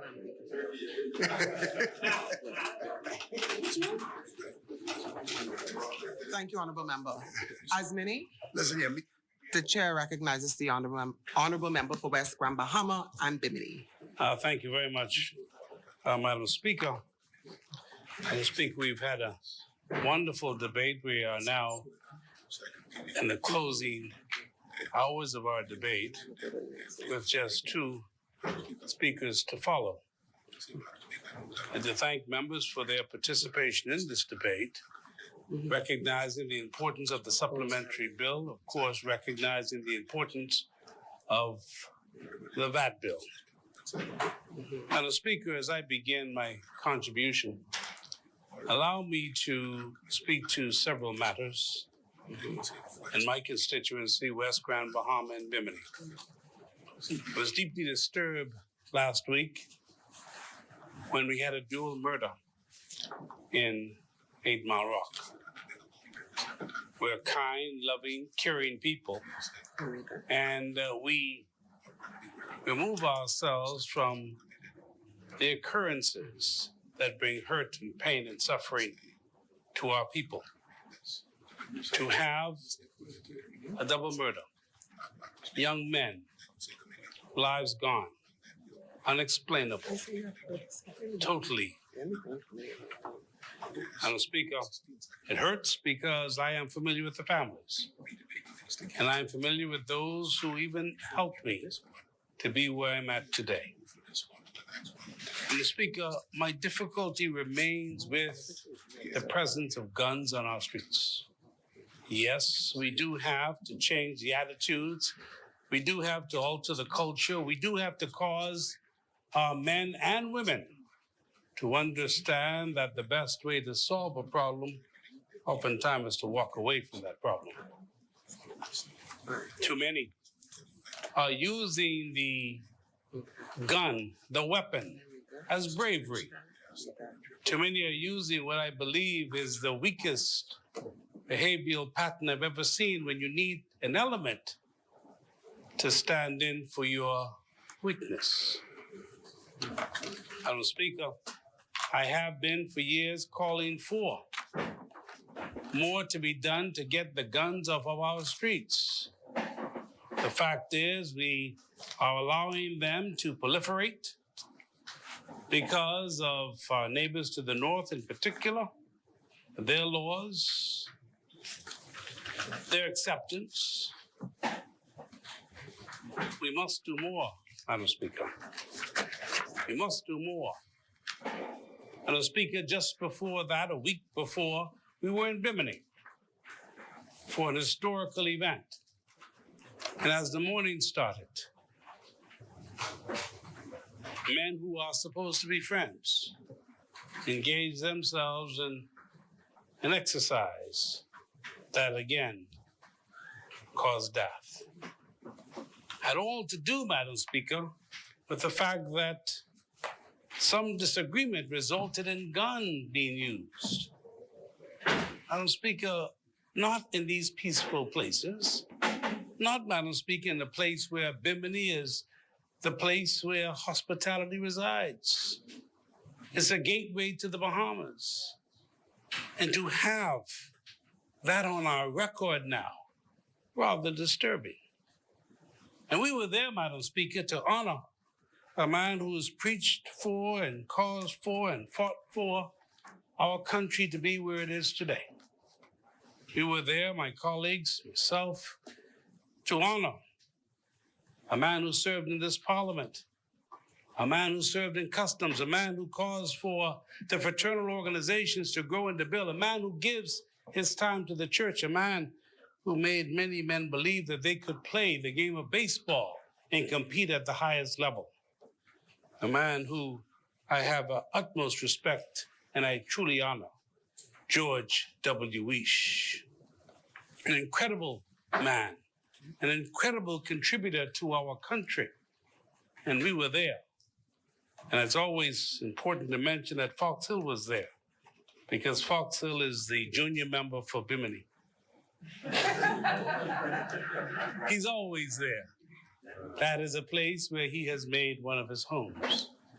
So, Madam Speaker, but to have that event overshadowed by a shooting of Biminites, troublesome, Madam Speaker. And I know my colleague, the minister responsible for national security, I know how bold he is, how determined he is, and how goal-oriented he is. I do expect change, Madam Speaker, and we all must collectively agree to change. I also want to pay tribute and congratulate my cousin, Kevin Delancey. He's lived 38 years now having contracted the AIDS virus. And he's become an advocate, a strong advocate, He leads the organization in Grand Bahama. He brings everyone involved. He lives his life. He contributes to his community.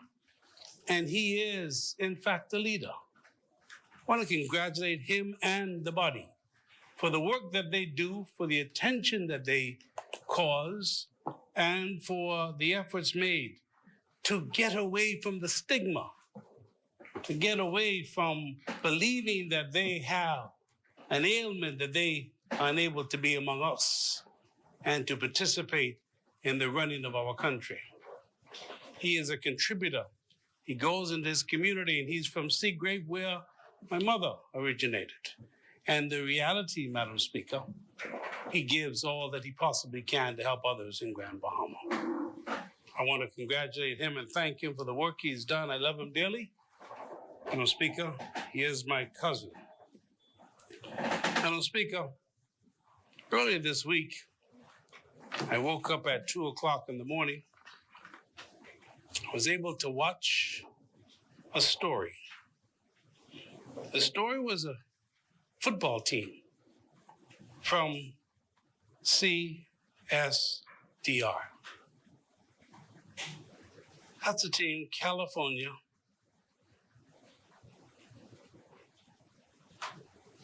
Deaf Center, Riviera. They were there, Madam Speaker, playing a championship football game.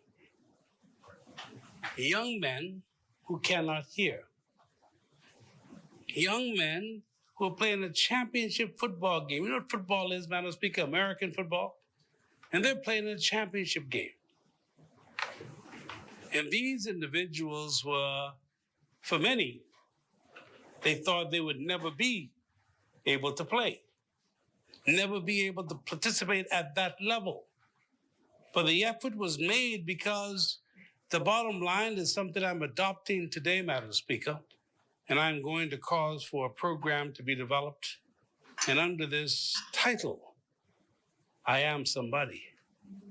Yes. I Am Somebody, Madam Speaker, used by Jesse Jackson in his race for presidency, but first said by him in 1972. It was written, a poem written in 1850, but, Madam Speaker, the truth is, it speaks too, because it said, I may not be educated, but I am somebody. I may be on welfare, but I am somebody. In our context, I might be disabled, but I am somebody. Madam Speaker, in our country, the disabled marginalized in our country. This week is Disabled Week, the week that we spend time looking at and causing for the proliferation of their fight so that they can be understood and respected, and to move further away from the discrimination, Madam Speaker, discrimination. They can't get jobs. I'm so excited, overjoyed when I come into this place and I see the young man in this place working who is deaf.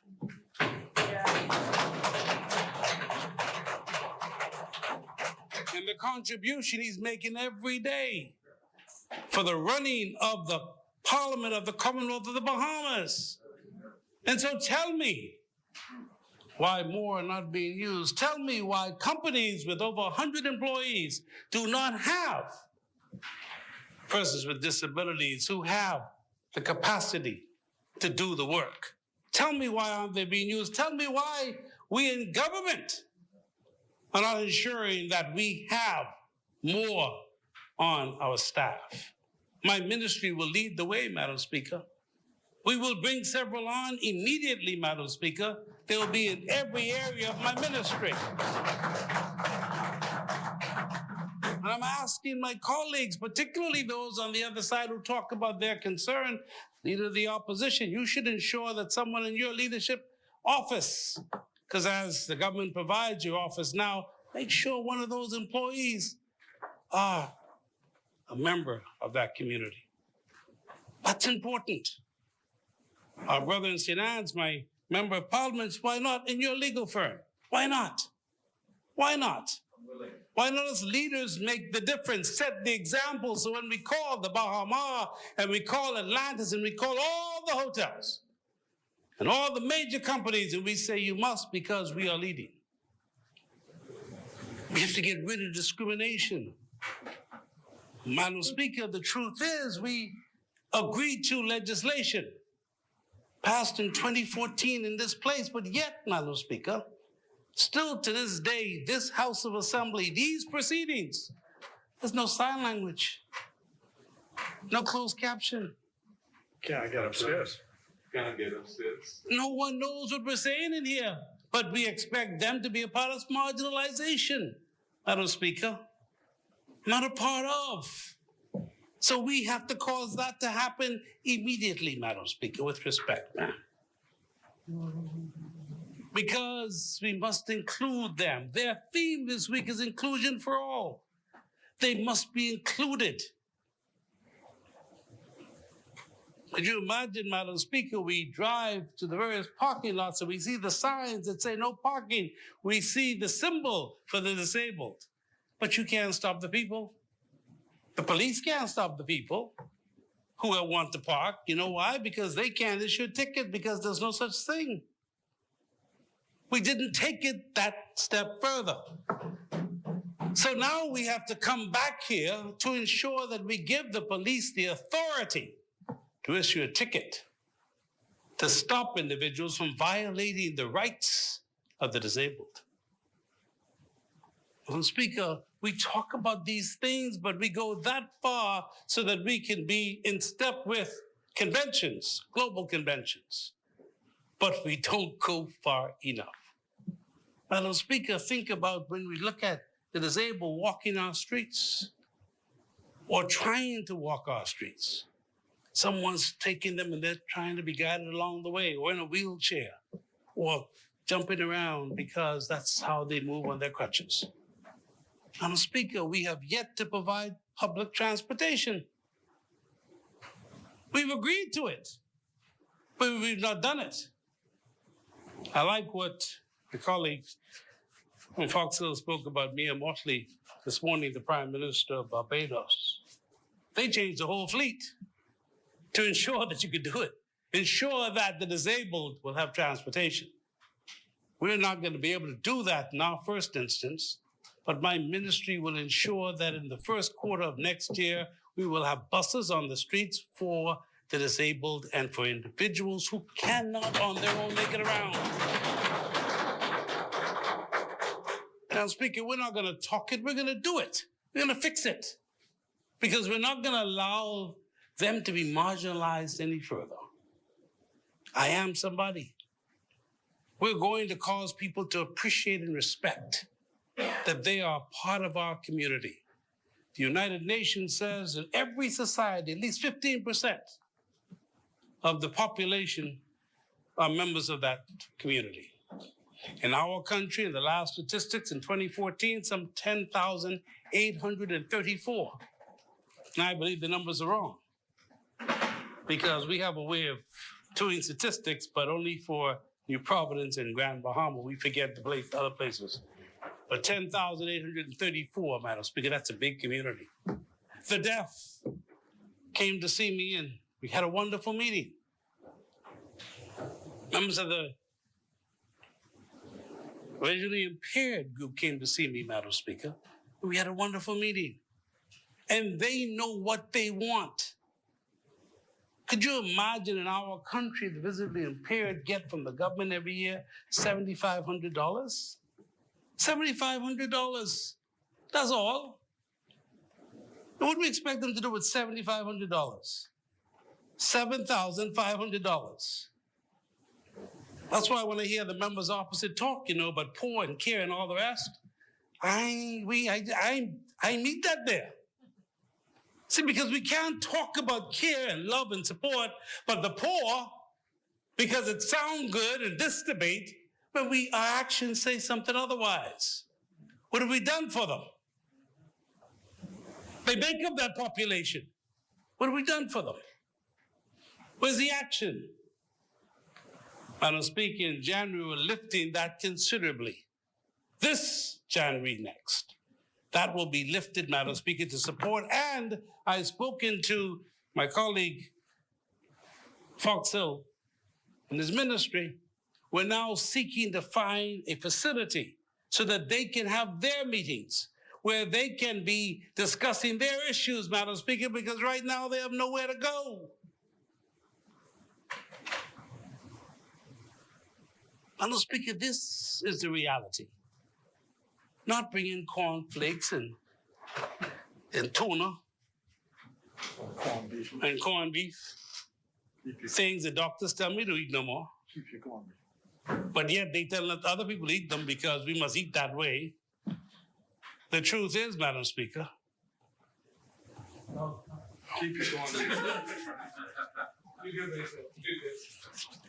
Madam Speaker, so it doesn't make sense coming in here with all that drama. You know, we were congratulating my colleague and friend, Marco City. Marco City is a playwright. He writes theatrical productions. And I saw Culinary and St. Anne's. They were there and auditioning for parts in your next production. They brought all the stuff here. You saw that wonderful performance. They're pretty good. May not make Broadway, may not make an Academy Award, but they're pretty good. So in your next play, count it again. I'm sure you've been a part of that, I'm sure. Make sure. Make sure. I'll be in charge of the production, no problem. Madam Speaker, the truth is we have to be serious about what we're talking about. We can talk about it all we want, and we can play as if we care because it makes good, it's wonderful for television. I'm looking for the action, Madam Speaker. And Madam Speaker, you're going to see my ministry do things unusual, do things different. I'm along the lines of Fort Charlotte. We're going to change the game a little bit here. It's not going to be the same, Madam Speaker. It's going to be a different ball game for social services and urban renewal. Madam Speaker,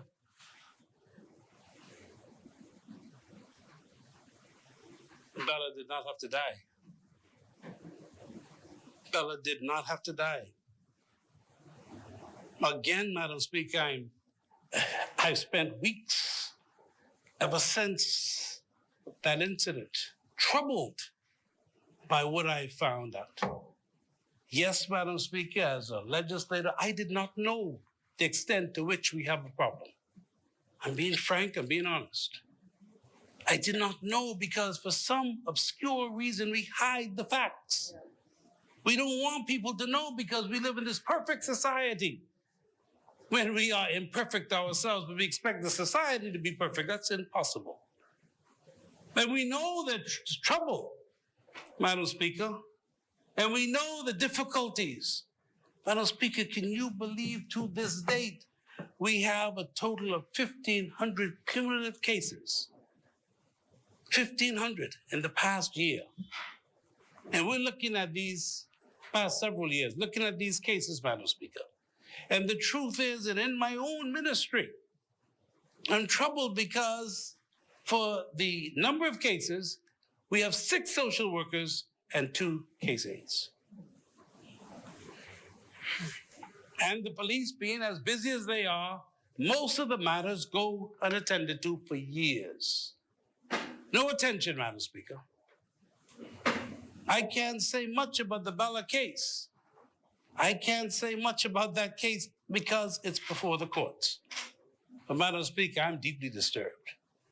I'm deeply disturbed, Madam Speaker, when I sit in a room with a mother. Not in that case, but another case. I sit with a mother. And a mother can tell me that a boyfriend she has swings pots and one hit the child. Who swings pots? Because they justify the behavior, Madam Speaker. That's unacceptable. And a matter reported a year, 2 years ago, nothing's happened yet. How are we we going to fix the problems? And are we waiting to see another Bella and we're going to have another parade down the road and another one making a lot of noise and saying this and we fighting for that? Madam Speaker, I'm troubled. I'm troubled, Madam Speaker, by the fact that we have a law that says we're supposed to have a minor's advocate. And we do not have a minor's advocate. Someone who will take matters to the courts and argue with the children and fight for the children. We don't have one, Madam Speaker. All these years, we do not have one, yet we have a law that says we are supposed to and we must. Madam Speaker, I spoke with two individuals recently, one in particular. I'm hoping to have one in my ministry as soon as possible, Madam Speaker. We're going to fix this problem.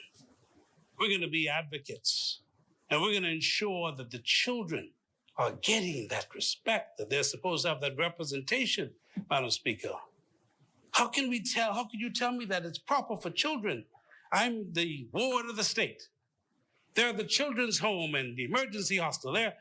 They're my children. But at 18, Madam Speaker, they're let out. Nothing's planned for them. They're just gone. We haven't discussed how they're going to transfer into life outside the homes. Nothing's done, Madam Speaker. I mean, how is that possible? But yet we wonder why we have problems. Yet we wonder why is it that we have such behavior in our society. Think of this, Madam Speaker, which was so troubling the other day. I could not believe it. We have inconsistencies with the law with our ages. At 16, you can agree to sex. At 18, though, you can't. You have to be 18 to go to the hospital alone. At 16, you can get married. But you can get married, but you still need somebody to escort you to go to that hospital. You can't go there by yourself. At 14, it's considered that's a legal age for, they said children at 14 can be charged as an adult. Fine. It's inconsistent, Madam Speaker. I've been talking to the Attorney General. How are we going to get this consistency? How are we going to fix this? Because you don't know what's going on one minute to the next. And so could you imagine children out there and their lives are so, particularly those who need our help. Madam Speaker, we're going to fix the issues. We're not going to allow the issues to continue, Madam Speaker.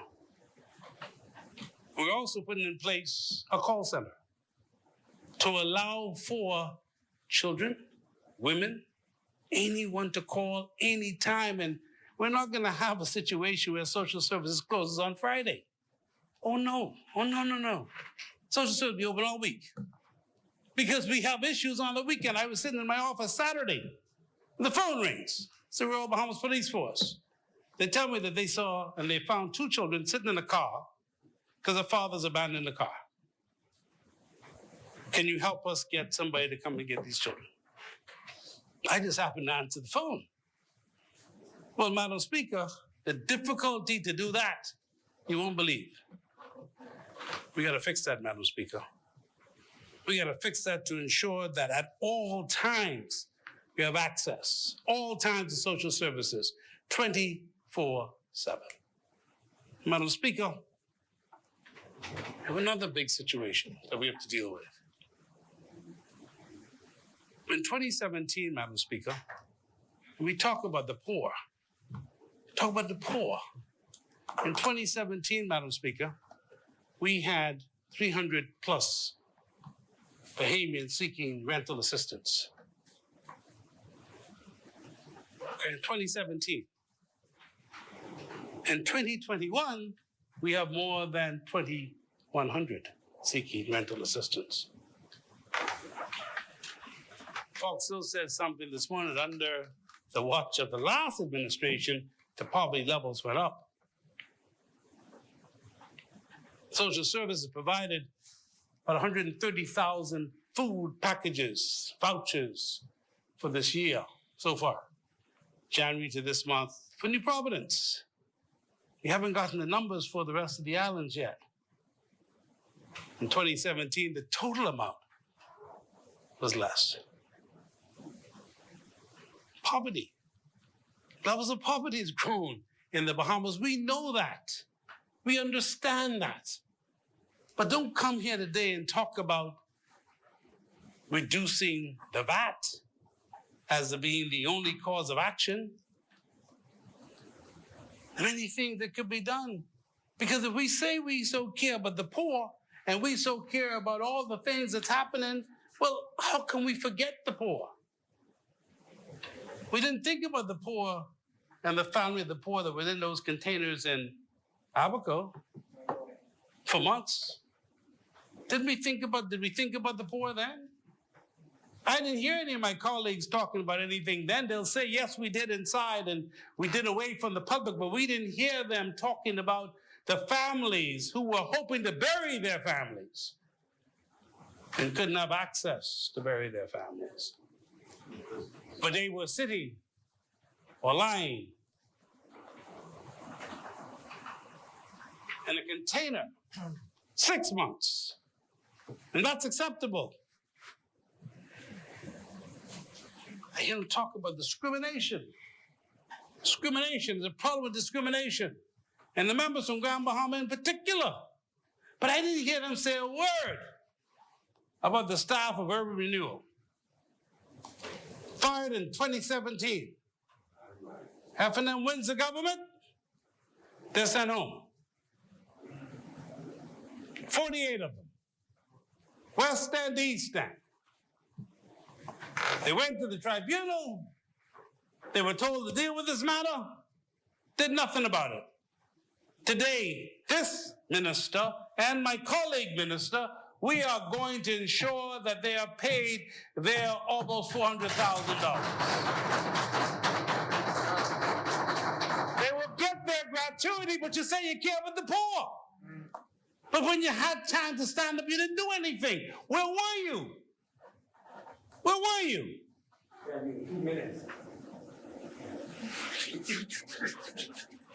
Where were you, my brother? The following minutes. The truth is, you can talk all you want to talk, but there's some realities here. And if we did it to your people, you'd be saying that you'll be having issues. But I want you to know here as I conclude, Madam Speaker, that we have so many things to deal with. And we intend to do so, Madam Speaker, without doubt. We have declared war on poverty, and we're going to bring changes. The RISE program was underway before we left office in 2017. The RISE program is education. It's lifting people from poverty, lifting them up. And that was stopped by the F&M government. And at the end of the day, that's the poor again. But we didn't think about that then. And the Speaker, Urban Renewal will take on a new look. Our urban renewal is transformable, where we will see and bring changes to our inner city and to the islands. You'll see an improvement because, as you know, Madam Speaker, there are many places in the world where urban renewal made a difference. Harlem in New York, Shanghai in China. Those are good examples of how you take urban areas and you transform them. The last time I remember, the Free National Movement was talking about Over the Hill program, and I know nothing that happened to help the poor yet. When we talk about the poor, that our actions speak louder than our words. Thank you, Madam Speaker.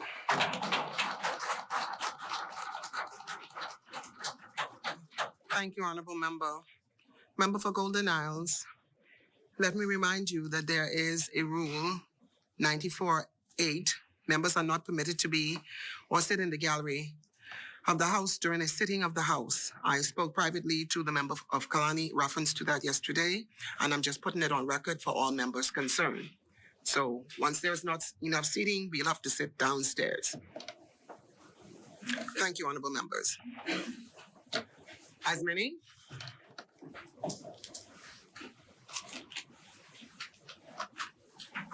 The chair recognizes the honorable member for Marco City. Thank you very much, Madam Speaker. I wish to thank Almighty God for this opportunity to once again be in this place and to have a chance to speak on behalf of the people of Marco City, by extension, Bahamians throughout the Commonwealth of the Bahamas. I wish to thank my colleagues who are present here for their warm words of congratulations, and to thank all of the delegates of the Free National Movement throughout the Commonwealth of the Bahamas for your support. I'm humbled, I'm encouraged, and despite the difficulties that we face as an organization, as a country, I'm very hopeful and optimistic about our future. I wish to especially thank our leader who recently demitted office, Dr. Hubert Minnis, for the confidence he placed in me, appointing me first to the Senate and to his cabinet, and to express my appreciation for the support he provided in that regard. I also wish to thank past Prime Minister Hubert Alexander Ingram and past leader of the Free National Movement, Tommy Turnquest, for their contribution as well to my development, and all of those who in some way have poured into my life. I wish to thank my family, especially my wife Berlice and my daughter Michaela, for their unwavering love and support.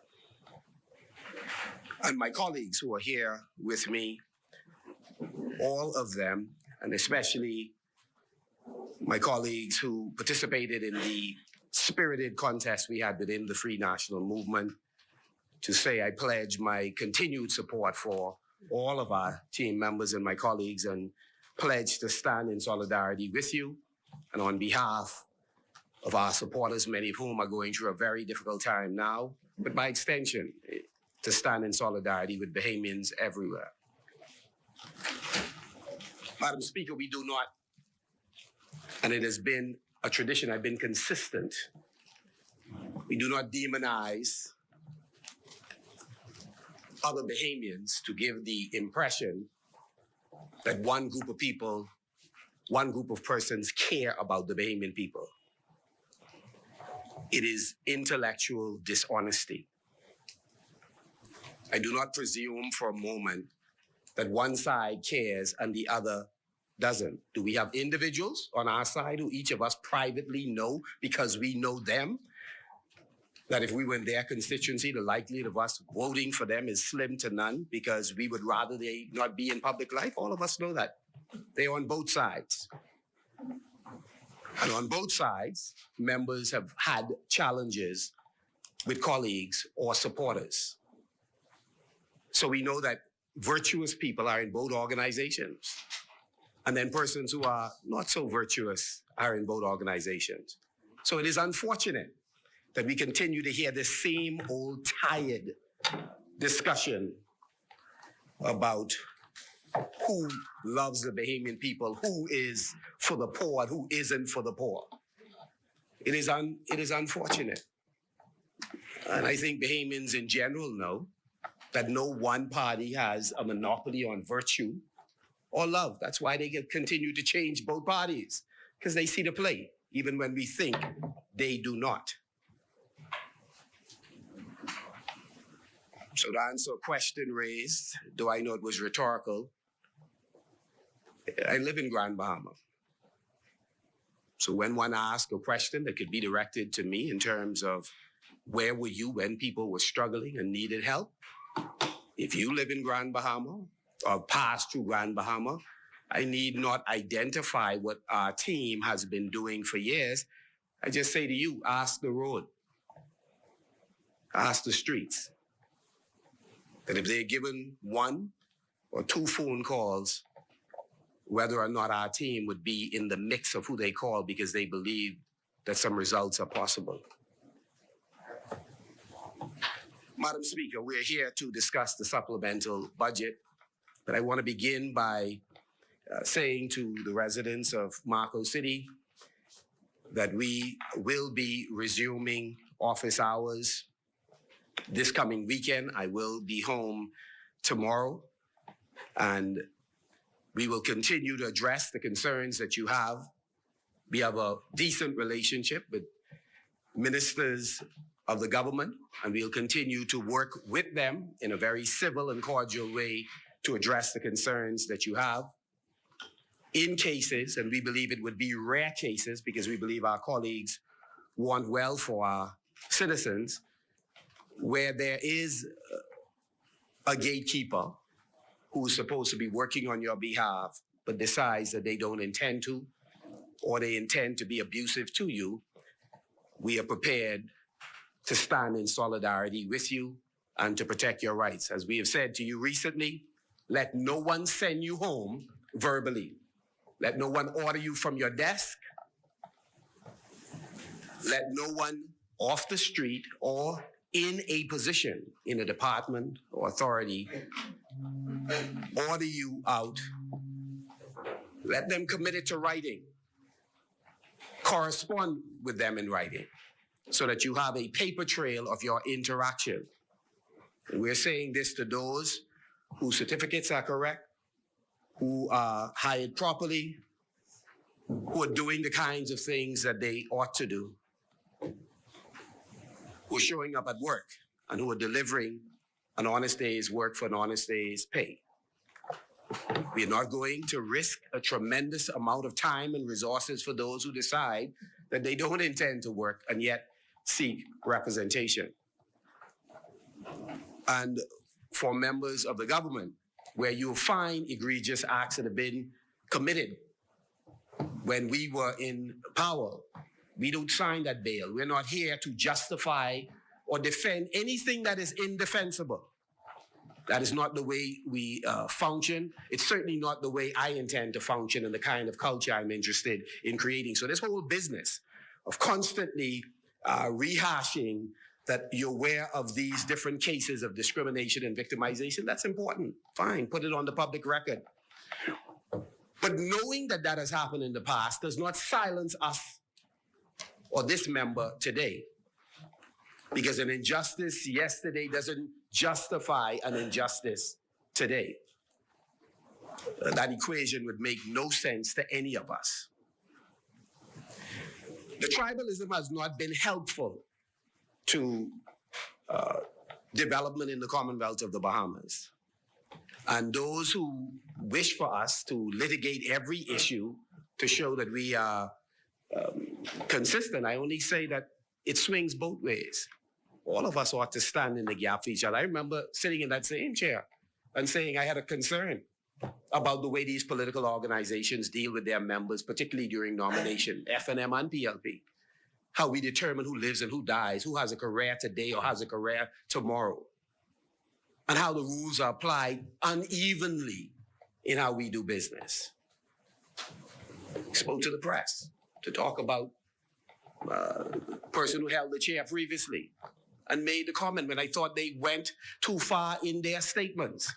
Am I, in every case, to discuss them and be the guardian of their pronouncements? No, but have I publicly indicated my disdain for some matters? Of course I have. But does it swing both ways? I had an opportunity just recently to meet with the member from West End and Bimini, and I want to say publicly thank you. We're in the age of, we're talking a lot about gender-based violence, and the member for Freetown shared with us a broader definition. I'm always grateful when we take a bipartisan approach to addressing concerns that afflict Bahamians. I think we have an opportunity. We have an opportunity to demonstrate that this term, you'll do some things differently. There is an expectation that certain political appointees, depending on where they're placed in the ministry, when the government change, they should have their letters of resignation prepared. But that's a narrow, select group of appointees. I think we ought to be careful in making certain assumptions that this includes hundreds, thousands of Bahamians. And even when we were in government, I'm on record as speaking to this same issue. And better still, you said, watch the actions. Go and look at where I've worked in both ministries and reflect and see if there was this tribalism, in either of those ministries, or seeking to salvage the predecessor, hanging a cloud over their head that we may or may not be able to justify. I'd like to make a recommendation to the government. I listened to a lot of the presentations, though very spirited. Early, you can see the clear signs that some new ministers will spend the majority of the first year finding their way. And some things, maybe a few things will be accomplished, but a lot more that could be accomplished would not be accomplished for one reason. It would be wonderful if we were able to have not just the permanent secretary providing handover notes.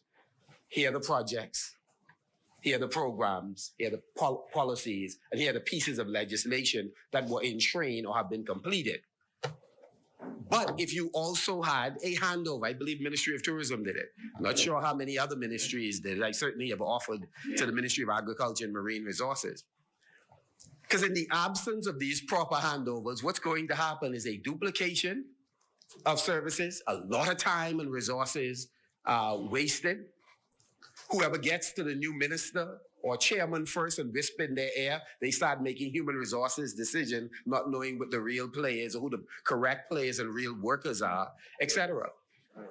And so one of the things that I've seen already, and I brought with me just a list. I keep a list of cabinet conclusions, and some of the things that are being discussed that are going to be pursued are already in the cabinet conclusions. They're already decided upon by the cabinet of the Bahamas. They're just waiting for implementation. And hopefully, resources are in place in order to implement those things. And so I really begin by commenting very briefly on the Ministry of Agriculture and Marine Resources in this, since this is a budget discussion. One of the concerns expressed, I thought, accurately by the Progressive Liberal Party when in opposition is the need for us to address state-owned enterprises.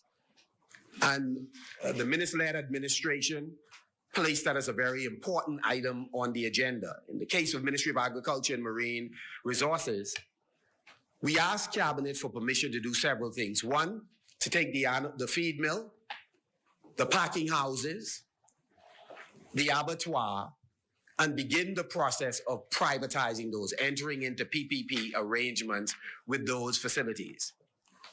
The administration seemed to have taken a different tack. I think you'd find in very short order, you can pump as much money as you would like into packing houses and the feed mill, etc.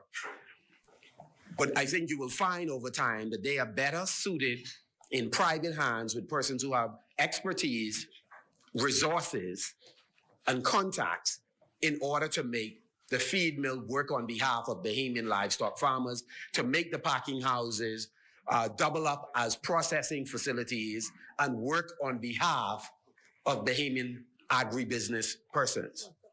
It is an inefficient system started many years ago that have made many farmers addicted to the government buying at a ceiling, some 11,000 or so, to buy from farmers. And generally, the farmers who have been exceptionally diligent and made connections, they bypass the packing house. They don't waste their time. They go direct to market. The role of government is to facilitate agriculture development, inclusive of marketing and distribution of products. The packing house is but one stop on that movement from farm to end user, hotel, restaurant, food store, cruise ship, or somebody's table.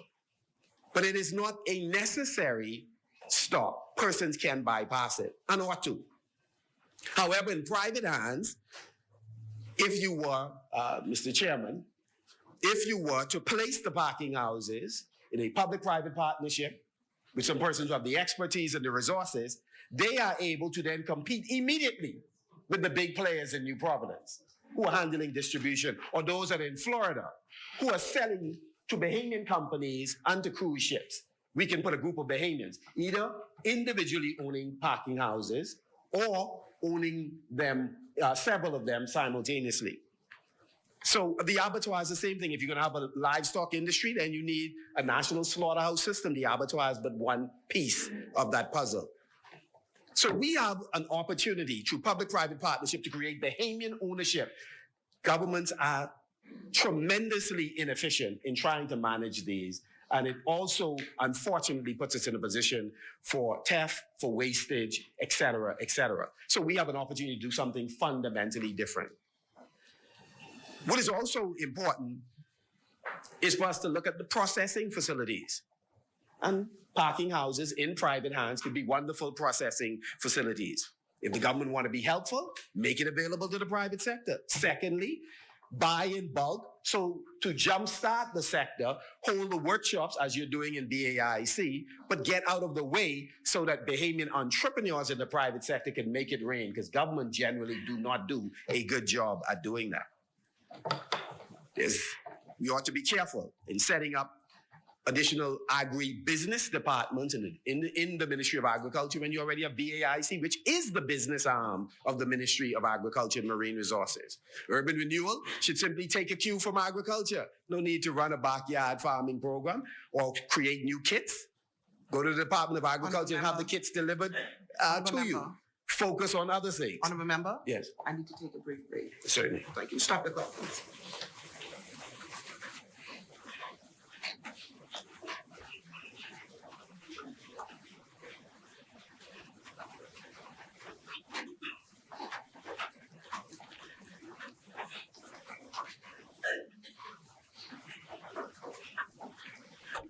Thank you very much, Mr. Deputy.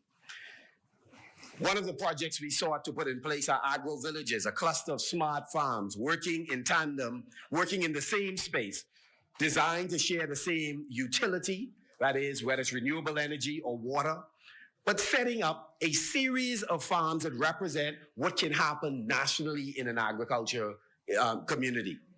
And whether they are doing hydroponics or aquaponics. We were pleased to see that our discussions with the Chinese government bore fruit, and you were able to take possession of the greenhouses that we negotiated.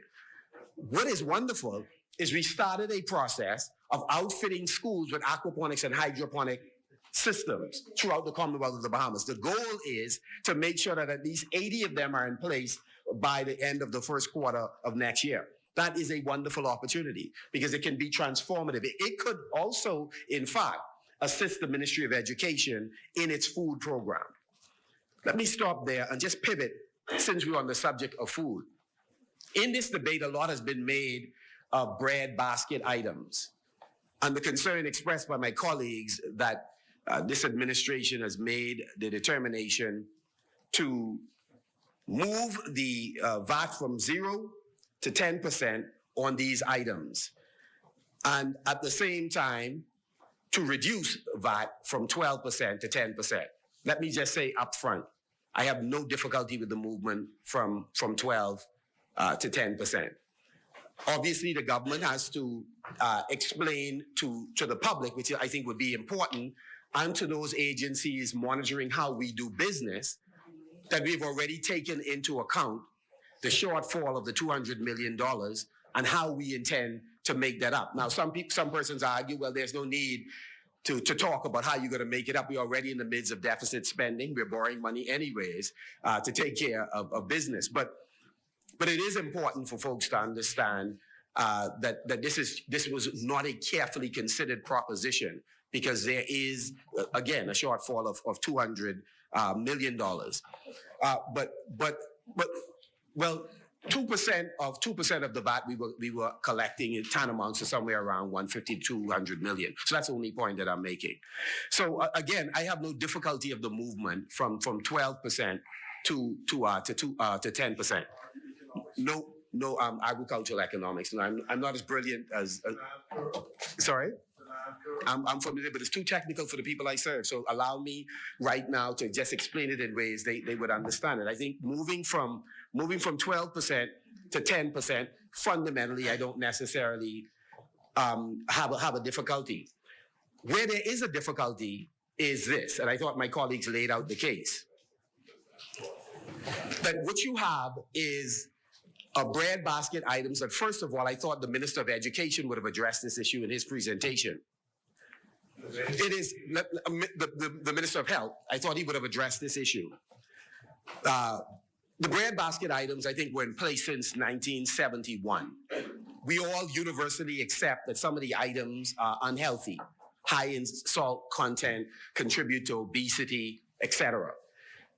And so one of the things I think would have been important, particularly to demonstrate that your administration is working synergistically, different ministries collaborating with each other on something so fundamental and important, is to look at the work that has already been done. Because I believe it was in 2017, 2018, the minister-led administration had commissioned a study, and I'm pretty sure some other administrations may have contributed to it before.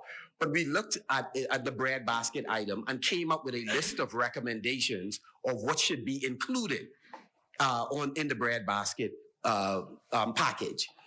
And so, again, as we talk about breadbasket items, we're not thinking about the items that we know, just the margarine or the mayonnaise, etc., or the ketchup. No, we're talking about, first of all, reconfiguring that breadbasket item so that you're not only getting food that is calorie dense, but it's also nutritious, and it adds to the health of our citizens. So that's one point. The second point is, why would you not consider leaving those items, this healthy package of breadbasket items, leaving those 0 rated? So you're accomplishing two things if you did that. One is you've reduced the many items to 10%. Fine, that lessens the burden, but your own studies that you commission says only marginally, slightly, is there an adjustment in GDP, in poverty alleviation, all of those items. It's only a slight impact on those things. This business of saying you want to do it universally, I understand what the study said, what the New Zealand consultants and others said, that having one system is the best option, 10% straight across the board. The only thing about that is it's like quality customer service. When you create systems, ask yourself, for whom are you creating the system? Is it for you or is it for the people that you serve? The 10% that provides simplicity across the board, that's for the government. That helps you with your systems. To some extent, it helps the businesses, but it helps you in the convenient, consistent collection of taxes. Who it doesn't help is the people who need some additional help, the public. So let me finish the point, and then I'd gladly sit and you can explain it. But so what I'm saying is the way it helps the persons at home who are not paying the 10% that you are now insisting that they pay is they have an additional break. They have the 10% break on all of those thousands of items that you mentioned. Plus, they have that 10% break that you're putting on them. That is a significant portion of what they consume. That you will now, and I don't think 22 is a small group. I think you should expand that. There's a lot of healthy foods. If you look at the study, the breadbasket study is conducted, there is a wider range of products that's included in that. And so I'm recommending that the Ministry of Health, the Ministry of Education, which was a part of that study, the Ministry of Agriculture was also a part of that, and the Ministry with responsibility for consumer affairs was a part of that intersectoral group. So I think it would be, and there may be others, but I think it's very important. It's very important for us to look a little deeper. It is not just about the 10% to give broad savings. It is also about not putting that additional 10%. That's why we're going to bring a motion in order to amend the VAT Act. So again, it is very important that we do not put that additional burden. For you, it's a small thing. Most of us in here, if you're not in office, you're going to do well. You're making a good salary, you have private businesses, etc. You're powerful men and women. But for a lot, for those who speak loudest are the wealthiest. And so it's important for us. It's important for us in two directions. One, colleagues, we know you care about the Bayman people who are suffering. We're asking you, permit the amendment so that on bread basket items, prescription drugs, that we do not go from 0 to 10%, particularly on the bread basket items.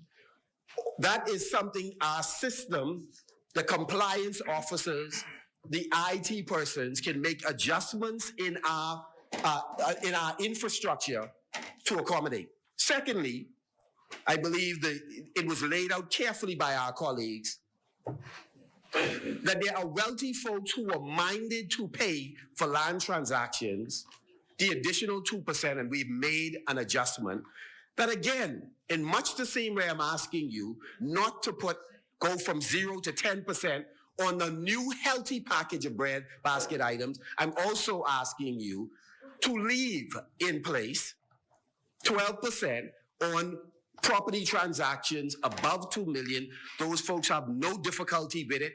Our system is not going to be so complicated that we cannot make that kind of adjustment. And so that would be my recommendation.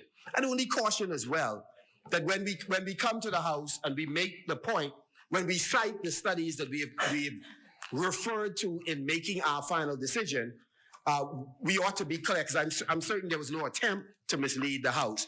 But as far as I recall, and thanks to the member from East Grand Mambas, we looked at the study conducted by UB.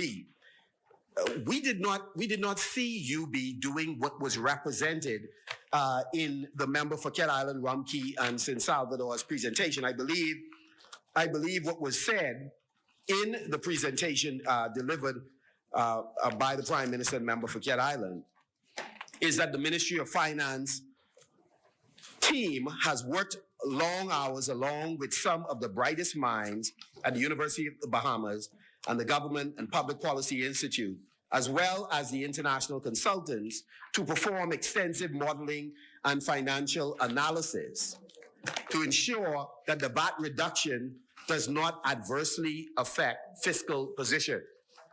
When the reality is, the report says, quite the opposite. And so, again, we do know that our situation is not made substantially better. But more importantly, UB did not make that recommendation. So it would be important just to be careful in terms of how we attribute to organizations statements that they have never made. It is my understanding that while the Minnis administration had initially ordered that some models be built, it was the Progressive Liberal Party that, to its credit, that asked that multiple models be ran to determine if we were to go in any direction, what would be the results. They made recommendations that the government did not take on when it was making this decision that we are now debating today. So we have to be careful not to attribute to them that they signed off on decisions made when in fact they didn't. Because what their study says, the study found that the Ministry of Finance current policy, as outlined in its December 2020 fiscal strategy report, can achieve economic and fiscal targets that set the country on a sustainable positive trajectory. However, the study shows that the possibility of improving on these targets. It shows that to do so, there must be higher levels of direct investments in multiple sectors. Yeah, no problem. I accept some of your criticism, but that's not the point. You're in the chair now. You should correct it. And then also be candid about what has been recommended to you by the experts you continue to cite. And so the report really goes on to make this point, that it was found that by reducing the VAT rate by 2% from 12% to 10% shows only slight improvement in the real GDP, unemployment rates, prices, and poverty levels. There is, however, a worsening of the current account, the fiscal deficit, and the debt to GDP ratio. there is no change in the Gini ratio. So again, to you it may be a small point. We just think it's important that whatever we present to the House, we try to be as accurate as possible. Colleagues, we have a wonderful opportunity, if we keep the discussion civil, to make some progress. And we should be careful, and I'm saying that to our side as well as to your side. The chair recognizes the honorable member for West Grand Bahama. Point of order, not to disturb the member, but the member is suggesting that Cat Island was not being as honest with the presentation. I want to know, and I didn't say you did, I'm just making sure that you're not saying that, but I want to make sure you understand this. The member of Cat Island, for Cat Island, was the individual who provided this document. So therefore, at no time he intended to hide anything. He was simply making the recommendation that he said was found in the report. So at no time he intended to mislead Parliament at all. Just a slight correction. He didn't provide it. I mean, obviously, the government, both governments commissioned a study to be done. It was placed on the website. It's in the public domain. I'm only saying that I have a copy of the presentation made by Cat Island. I'm only saying that the University of the Bahamas, there's a clear insinuation that you were acting in response to recommendations by several organizations, inclusive of UB, and UB does not make the recommendation that's stated here. That's the point. And so I just read exactly what the report say. So in other words, the point that he's making is that to ensure that VAT reduction does not adversely affect our fiscal position, the UB report is saying the opposite. It is saying it does adversely affect fiscal position. That's the only point that I'm making. So I could, on page 52 of his presentation and on page 2 of the UB report, you can look at it when you have some time. What we say in opposition, this side as well as your side, has a way of coming back to haunt you. Right now, and I believe the member for Fox Hill rightly raised, we're in a rough position with respect to the bank, and I still maintain we should take a bipartisan approach to deal with the commercial banks, to empower Bahamians so that they can open banks, because quite frankly, these other folks, I think they've benefited tremendously in the Bahamas, and I don't think we're at the center of their consideration, and there's no reason why policymakers should continue to be talking about this administration after administration without us making some decisions to let us license several Bahamians who are properly vetted so they can run commercial banks and other financial services. I mean, this shouldn't be complex for all the talent in this room for us to do. Let's send a clear message that we are going to survive and outlive these organizations whose considerations are elsewhere. And so while in opposition, the Progressive Liberal Party made some very strong statements that resonated certainly with many of us about the negative impact of these commercial banks closing down their operations in family islands.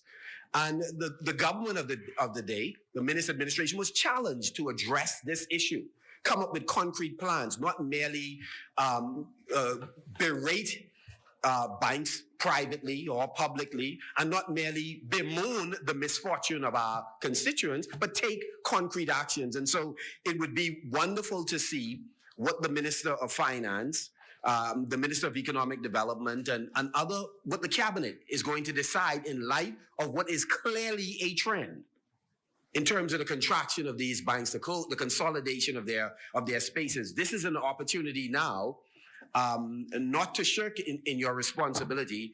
And you obviously saw while in opposition that this was evolving. This is now a chance to solve it. Because after all, it is a new day. And so what we say in opposition, this has a way of coming back to us. Members opposite, again, led by the now DPM, said that the revenue forecast that we had in 21-22 budget was overly optimistic. In fact, he said, and allow me to read, the core of the budget is the revenue estimates. I'm reading from page 2 of my presentation. No, I'm referencing his speech, and I'm just. You don't have the page references. Oh, his speech? No, I don't. Sorry. The core of the budget is the revenue estimate he told the House. In this area, it is painfully obvious that something is wrong. The administration is either incompetent, he goes on to say, or intentionally trying too hard to make these numbers work, or both. This administration believes that it would collect 18.3% of GDP, or $2.24 billion this fiscal year, after falling woefully short of this year's modest target of $1.76 billion. Now, when you look at this, it gets a little bit more interesting. He goes on to say, well, now they turn around and have a forecast that is rosier than the one we provided. So your forecast right now is much rosier than the one that we provided back then. And what is interesting about your projection, I mean, you haven't been in office a long time. You haven't put the various mechanisms in place that can justify or explain why you are so optimistic. And so I believe that, I'm sorry? I thought we had 7 million. 7 million? I never.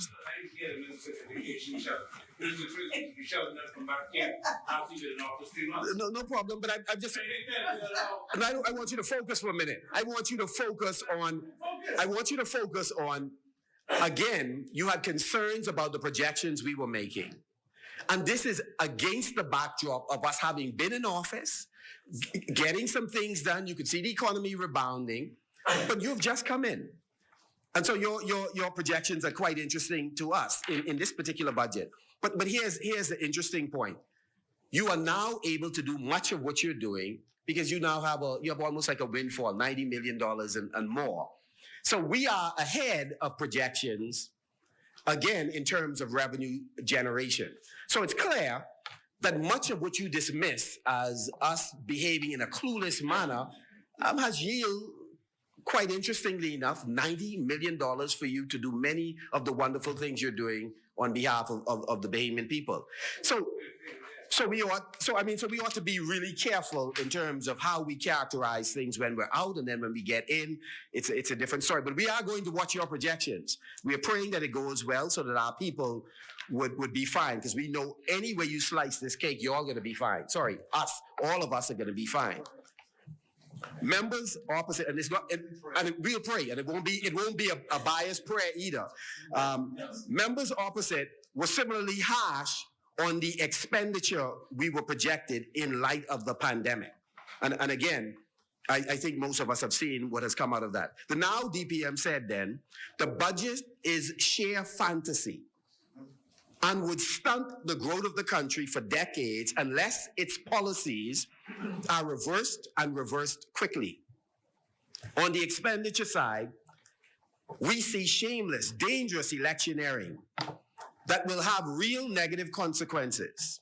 Recurrent spending is increasing by more than $250 million, with a $20 million increase in wage bill and a ramped up in new hires, even as you work with the IDB to contemplate right-sizing the public service. Now, despite all of that rhetoric, in much the same environment as we had and the one that was evolving at that time, you turn around and I think you're saying that you will increase expenditure by more than 40 million. Now, my question to you is this. Let me just give you another cute quote that was given, because I think there's so many rich lines in this. He went on to say, I get a sinking feeling it always occurs when we see an administration engaged in bloated election spending, as we stare down the barrel of another crisis. When we look at capital expenditure side, much of it is just not grounded in reality. My question then is, what now is the difference?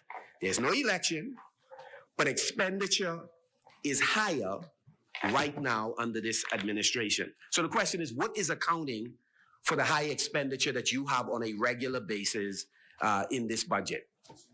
I can give you. Yeah, please. The chair recognizes the honorable member for Freetown. As I thought the member paid attention when we said we woefully underprovided for COVID enforcement in a COVID time. And so to believe that this government will not pay to police the system that keeps us safe is to underestimate us. Secondly, What was the amount? And just for the sake of completeness. I think it's $400,000 or $500,000. And then It's very small. And then that's just in one aspect of my ministry. So, and then for the electronic monitoring, that's close to $1.7 million underestimated for the balance of the budget year. And that's just in the Ministry of National Is that Security. the money they wasted, or you talking about something else? The money that was not provided for that we now have to expend. Toronto City asking, where does this additional expenditure come from? And then we have seen in meetings a number of persons brought on without contracts, that the choice is to either terminate them now or terminate them at a cost. Also, the cost of terminating a bunch of useless rentals. All of this is additional expenditure that has to be incurred. Yeah, I raised the question again. I was on the chorus of, we say certain things when we're in opposition and then. The chair recognizes the honorable member for Bain and Grandstown. Thank you, Mr. Deputy. In addition to the increase in expenditure that the member for Freetown indicated, we also highlighted that there were 3 additional increases in expenditure with respect to the pensioners increase, benefit for those persons who were receiving benefits from NIB with respect to the COVID environment, and also increases with respect to those persons who are currently in the public service that weren't able to receive their promotions and increments. So those were some of the 3 items that contributed to the increase in expenditure. And I think I mentioned that in my contribution on Monday. Thank you very much. Let me just share a third. Again, we're on the chorus. Yes. The chair recognizes the honorable member for Angleton. Yes, Mr. Chairman, I was going to wait until my presentation, but I think because of the serious nature of the assertion, I ought not allow it to rest on the record. The suggestion that the Prime Minister, the member for Cat Island, Rumkey and San Salvador, somehow misled in his speech what was actually said in the report. And the member indicated that the Prime Minister said, and you could tell me which part of this is not true, the Ministry of Finance team has worked long hours, along with some of the brightest minds at the University of the Bahamas. Any problem with that? And the Government and Public Policy Institute, as well as with international consultants, to perform extensive modeling and financial analysis to ensure that the VAT reduction does not adversely affect our fiscal position. There's nothing in that that is inconsistent with that report.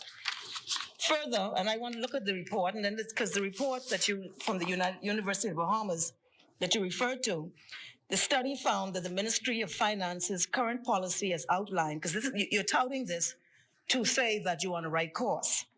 In its December 2020 fiscal strategy report, can achieve economic and fiscal targets that set the country on a sustainable, positive trajectory. But there's a caveat. It says, however, the study shows the possibility of improving of these targets. It shows that to do so, there must be high levels of direct investments in multiple economic sectors, a balanced portfolio of investments, a sizable investment in renewable energy, and reductions in tax expenditures, as well as there must be a focus on increasing total factor productivity. There is nothing in that caveat that has any semblance of hope. Let me finish, please, because you suggested the member for Cat Island. I'm going to get to that also. So while you want to say that this says you're doing a good job, the possibility attached to that, it wasn't possible because you were there for 4.5 years and there wasn't even a glimmer of a hope of a maybe perhaps. So really, they were being nice to you, okay? They said, yeah, it'll work. However, you can't do it, okay? The second point is, the second point in what you refer to, and I have to correct the record on this. You said it was found that reducing the VAT rate by 2% from 12% to 10% shows only slight improvements. So shows improvements, yes? The real GDP, unemployment rates, prices, and poverty levels. So, and then it goes on, it says it shows slight improvements in those areas. Okay, good. There is, however, a worsening of the current account, the fiscal deficit, and the debt to GDP ratio. There is no change in the GINI ratio. And then it goes, no, I'm going to answer you because the Prime Minister addressed that in his speech. If the priority is to benefit the economy, because that's our priority. Now, I don't know what we're complaining about. That's our priority. Even if only slightly, and yes, we're interested, even if it's only slightly in the beginning. It says, the VAT reduction should be pursued. The VAT reduction should be pursued. However, and just a minute, at the same time, there must be compensating tax revenue initiatives to address the rise in the deficit and debt to GDP ratio. And I want to refer you to page 56 of the Prime Minister's speech. No, but you see, you said that he misled it. What he said was this: we are announcing the objective of achieving a revenue to GDP target ratio of 25% by the end of our first 5-year term in office. At the time of the mid-year budget, we will present details of our tax adjustment strategies, which will be implemented in upcoming fiscal cycles. However, the path to restoring our fiscal health, and he goes on to say what will happen. But then he says, begins today with the reestablishment of a fully resourced revenue enhancement unit whose purpose is to increase the tax base by minimizing tax avoidance and fraud. And further, I'm trying to find it, he speaks about other measures. In fact, the Prime Minister's speech is exactly in line with this report. As much as I know, if exuberance could have made it factual, then it would be factual. But let me say this. So let me say this. Let me go back to this. No. Yeah. Just one member on the floor stands at a time, please. Allow me to make the point, though, and then I'll listen to you. Honorable member, insult you. Honorable member from Agro City, she made a point of order. Okay. Continue, so again. honorable member. Yes. Would you yield so I can just complete the point? So I withdraw the exuberance reference. Let me No, you said it's not factual. It's not factual. Yeah, so let me point out why I say this. Okay. The point is, in the pre. Honorable member for Marco City. She's yielded. She's yielded. Okay. Sorry? I can say some things about you. No, I agree. I know. Yeah, no problem. But no need. We won't go there. We bigger than that. We bigger than that, eh? So the present again. If you look at what I said initially, and I stand by it, the purpose of all of the consultations was to do what? To determine whether or not the VAT reduction does adversely affect fiscal position. That's the point that I made. This report confirmed. I've listened to multiple presentations in here over the last 2 days, right? That The chair recognizes the honorable member for Anglican. I'm going to finish the point. Anglican. I think I've gone through. I just want you to give me a minute, please. Thank you. I've gone through what the University of Bahamas said. They saying if that's your objective, go for it. But if you go for it, you got to do some things. The Prime Minister said we're going for it and we can do some things. So what's the problem?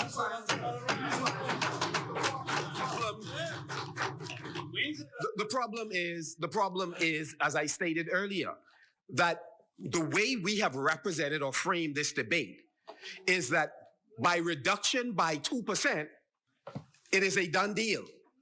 That is essentially what I've heard from any number of persons. I'm sorry? No, I'm telling you this.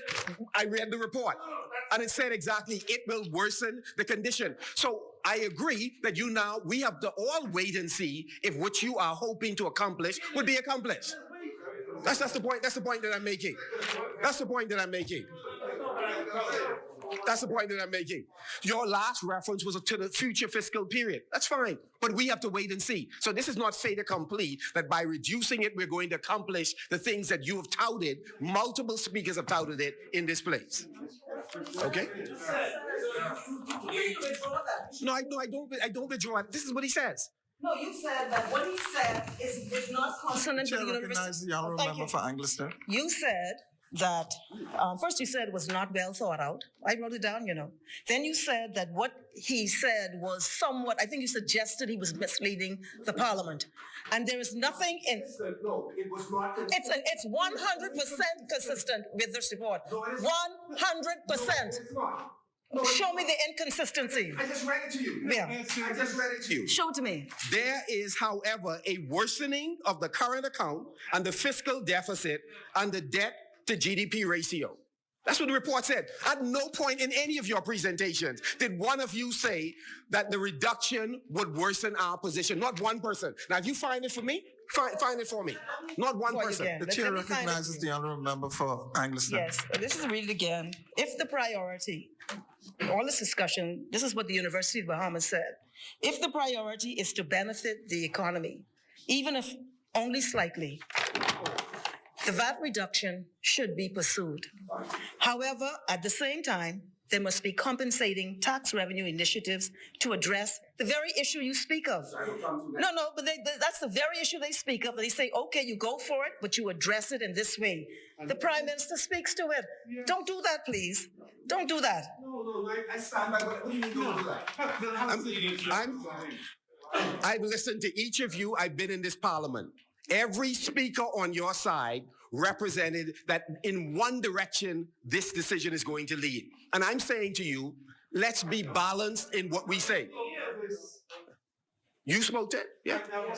The chair recognizes the honourable member for Fort Charlotte. Every single one of us. Everyone I listened to, who spoke to this? Who spoke to this? Sat there and you listened to my presentation. I said I never addressed Listen, this the chair issue about recognizes the honourable member for I Fort never Charlotte. spoke about VAT. Honourable member You said for every Marco City. member. I'm one of every. Honourable member. I Honourable never member for addressed- Marco I City. never spoke to Miss. every member. Honourable member for Marco member. City. He has a point of order. Let's let him finish. Language has meaning. And when the honorable member of Marco City said every member, I never mentioned that in my presentation this morning. Everyone who spoke to this. You said every member who's well. It doesn't apply to you. Well, I see a modification, and I thank the honorable member for the modification or the qualification. No, that was not a Fort Charlotte wasn't a modification. You may have been in your feelings at the moment, but no, it wasn't a modification. So let me continue. I go to the second part of what was read by the acting Prime Minister, the member for Angliston. One of the things that the report recommended was that you put in place measures that would protect those persons most vulnerable and who will not be serviced by the income that they have or any other government service. So you would allocate more funds. So my recommendation is social services has a significant amount of challenges in terms of delivery of service. It's happened under us. I suspect the same thing is happening, not suspect, I know based on what's happening in Grand Bahama, the same thing is happening. So our hope is that one, and we discussed it at least 2 sittings ago, the way in which food vouchers, for example, are being delivered and other benefits from social services, it is my hope that we are able to dramatically reduce, one, the lines, but more importantly, the timeline in terms of getting goods to residents. It is a major, persons apply and it takes them a year or more to even get, whether it's rental assistance or to wait for an $80 food voucher. We had the problem, so I'm simply making a recommendation. There are a number of ways, for example, in the food distribution program that I believe that you could correct it. I think the system that you've implemented is not an effective system.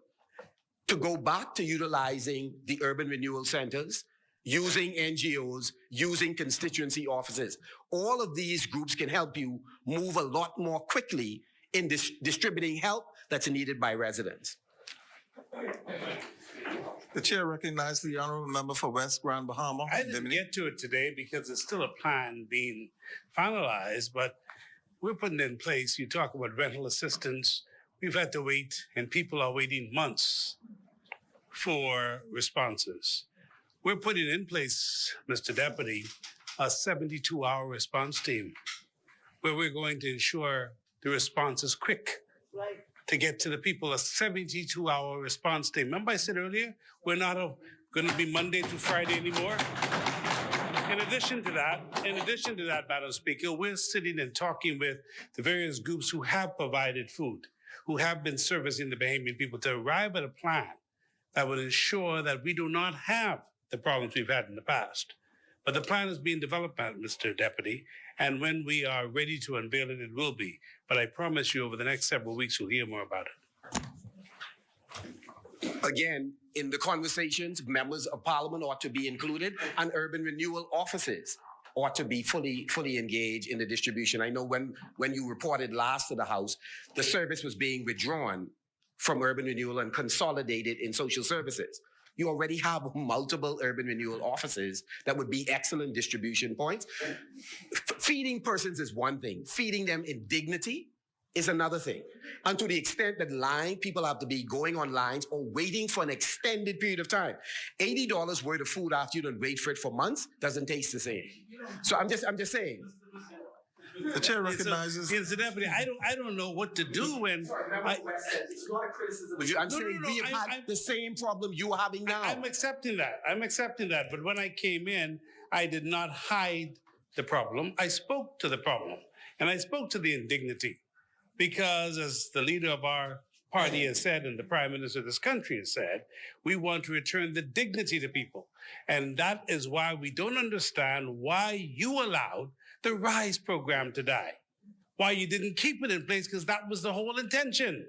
But when it died in 2017, we ended up with these long lines. The issue raised by the member of parliament for Tall Pines relative to the RAN,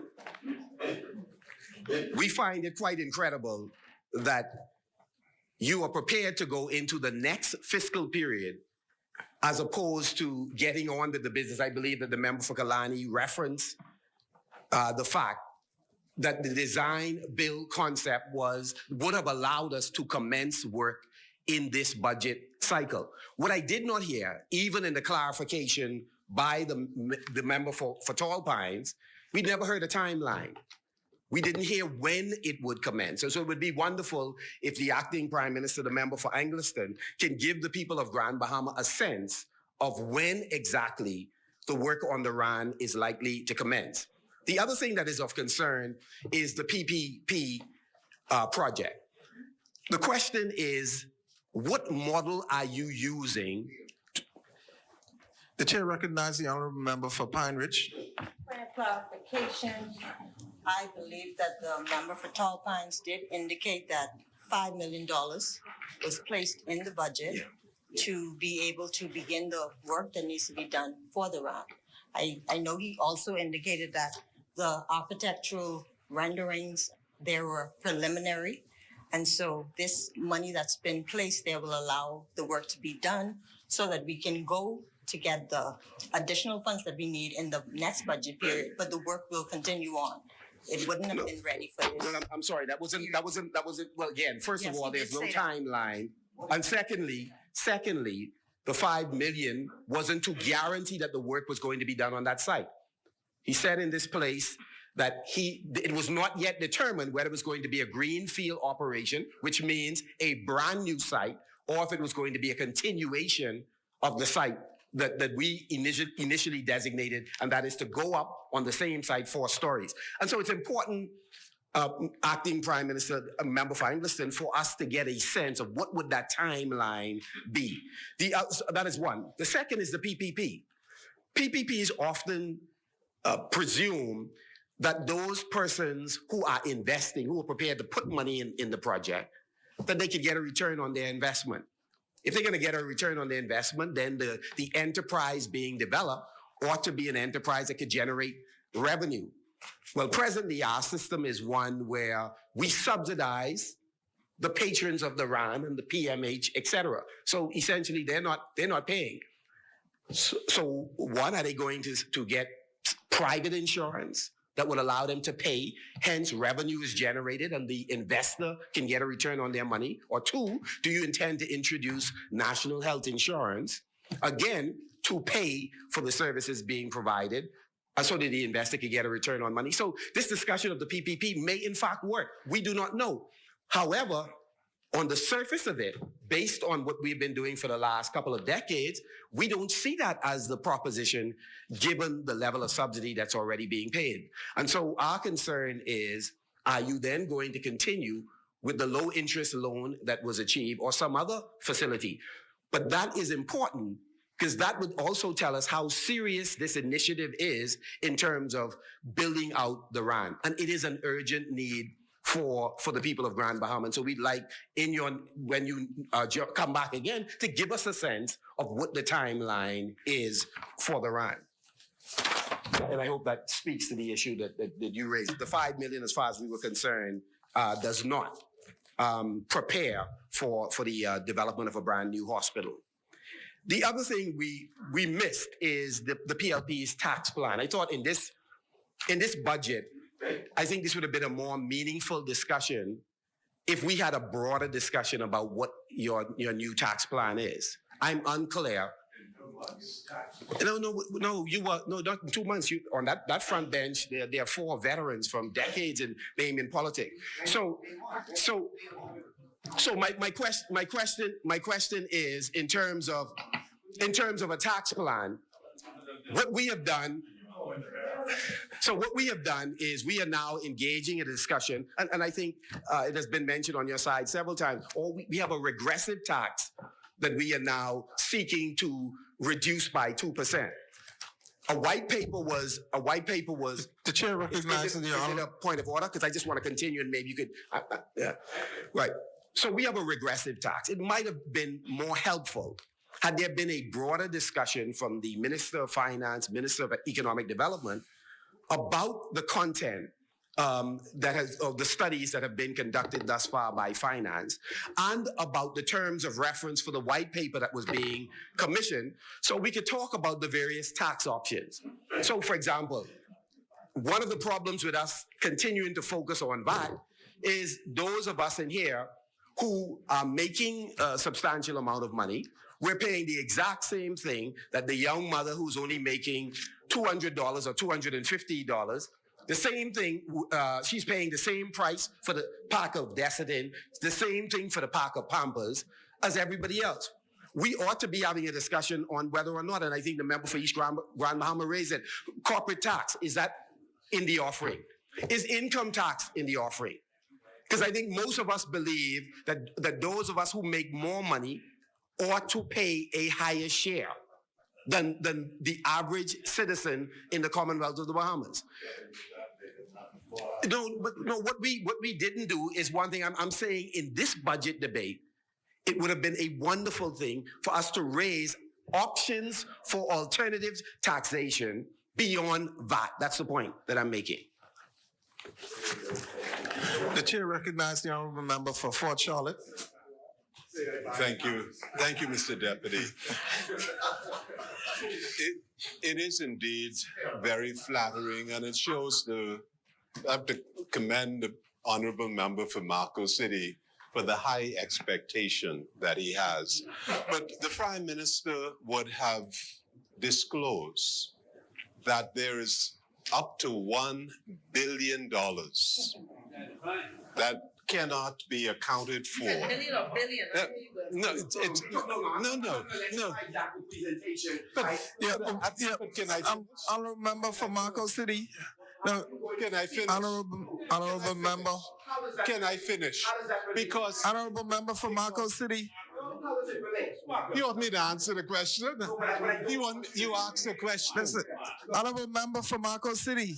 Yeah, let's let him finish. I yield as a courtesy, Mr. Deputy, because I asked a question about what was the consideration.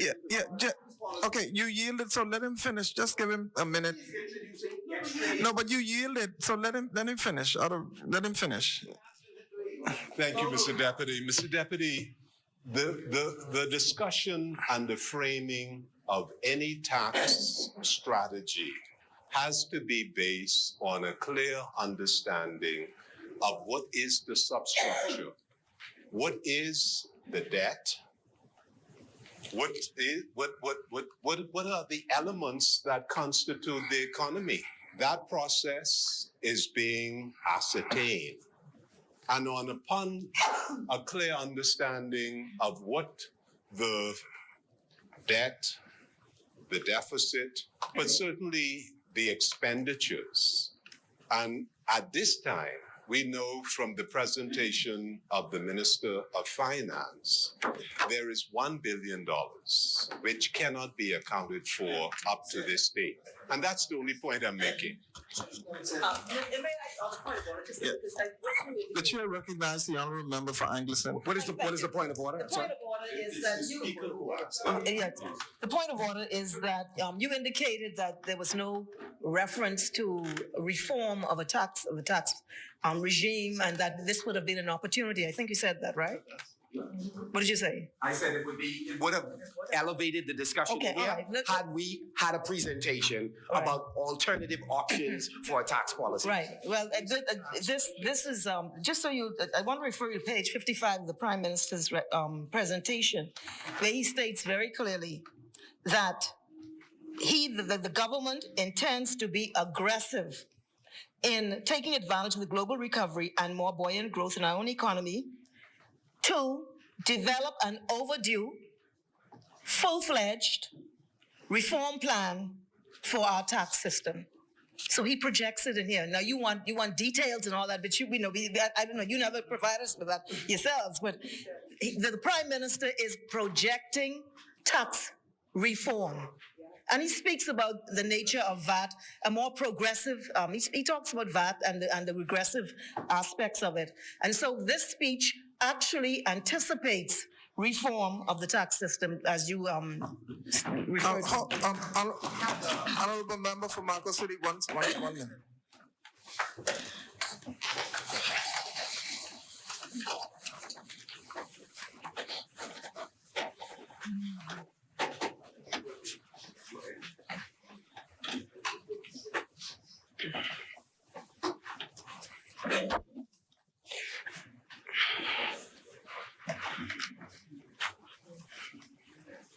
Chair recognizes the honorable member for Marco City. Good. In the speech from the throne, there was a menu of things mentioned by the government.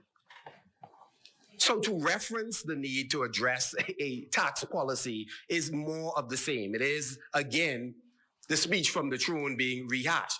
What we're talking about is in a budget debate, if we are casting vision for what the future is going to look like under the New Day government, then how are we going in year 2, in year 3 to generate revenue?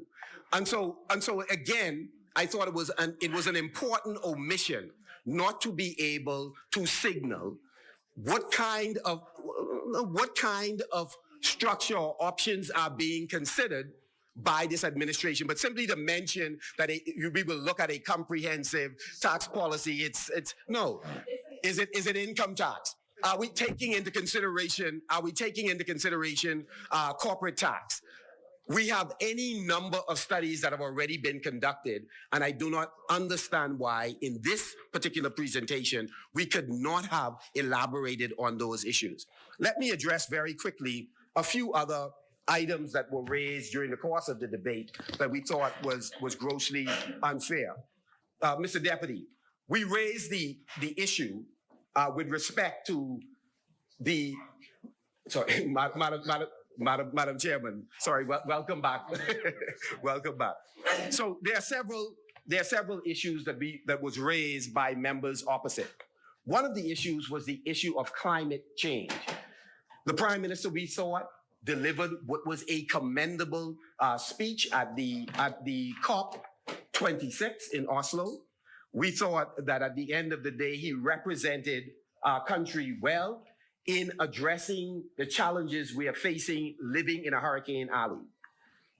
What I found concerning is as I listened to members talk about what had not been done, the reality is everything submerged in the presentation of our Prime Minister was work that had been done under the Minister administration. So I'm unclear on what you're seeking to accomplish when you make the point in terms of post-Dorian recovery efforts.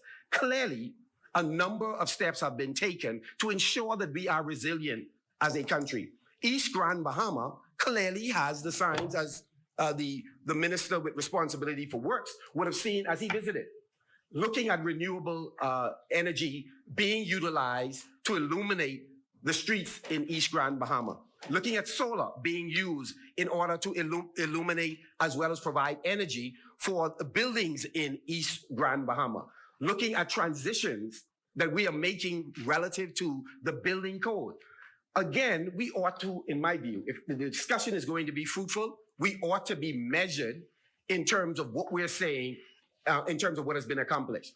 We've spent a significant amount of time in the Ministry of Environment, in the Ministry of Agriculture, in the Ministry of Education, looking at the value of renewable energy in terms of trying to increase the percentage of renewables as a part of the overall energy mix in the Commonwealth of the Bahamas. And so it's absolutely important.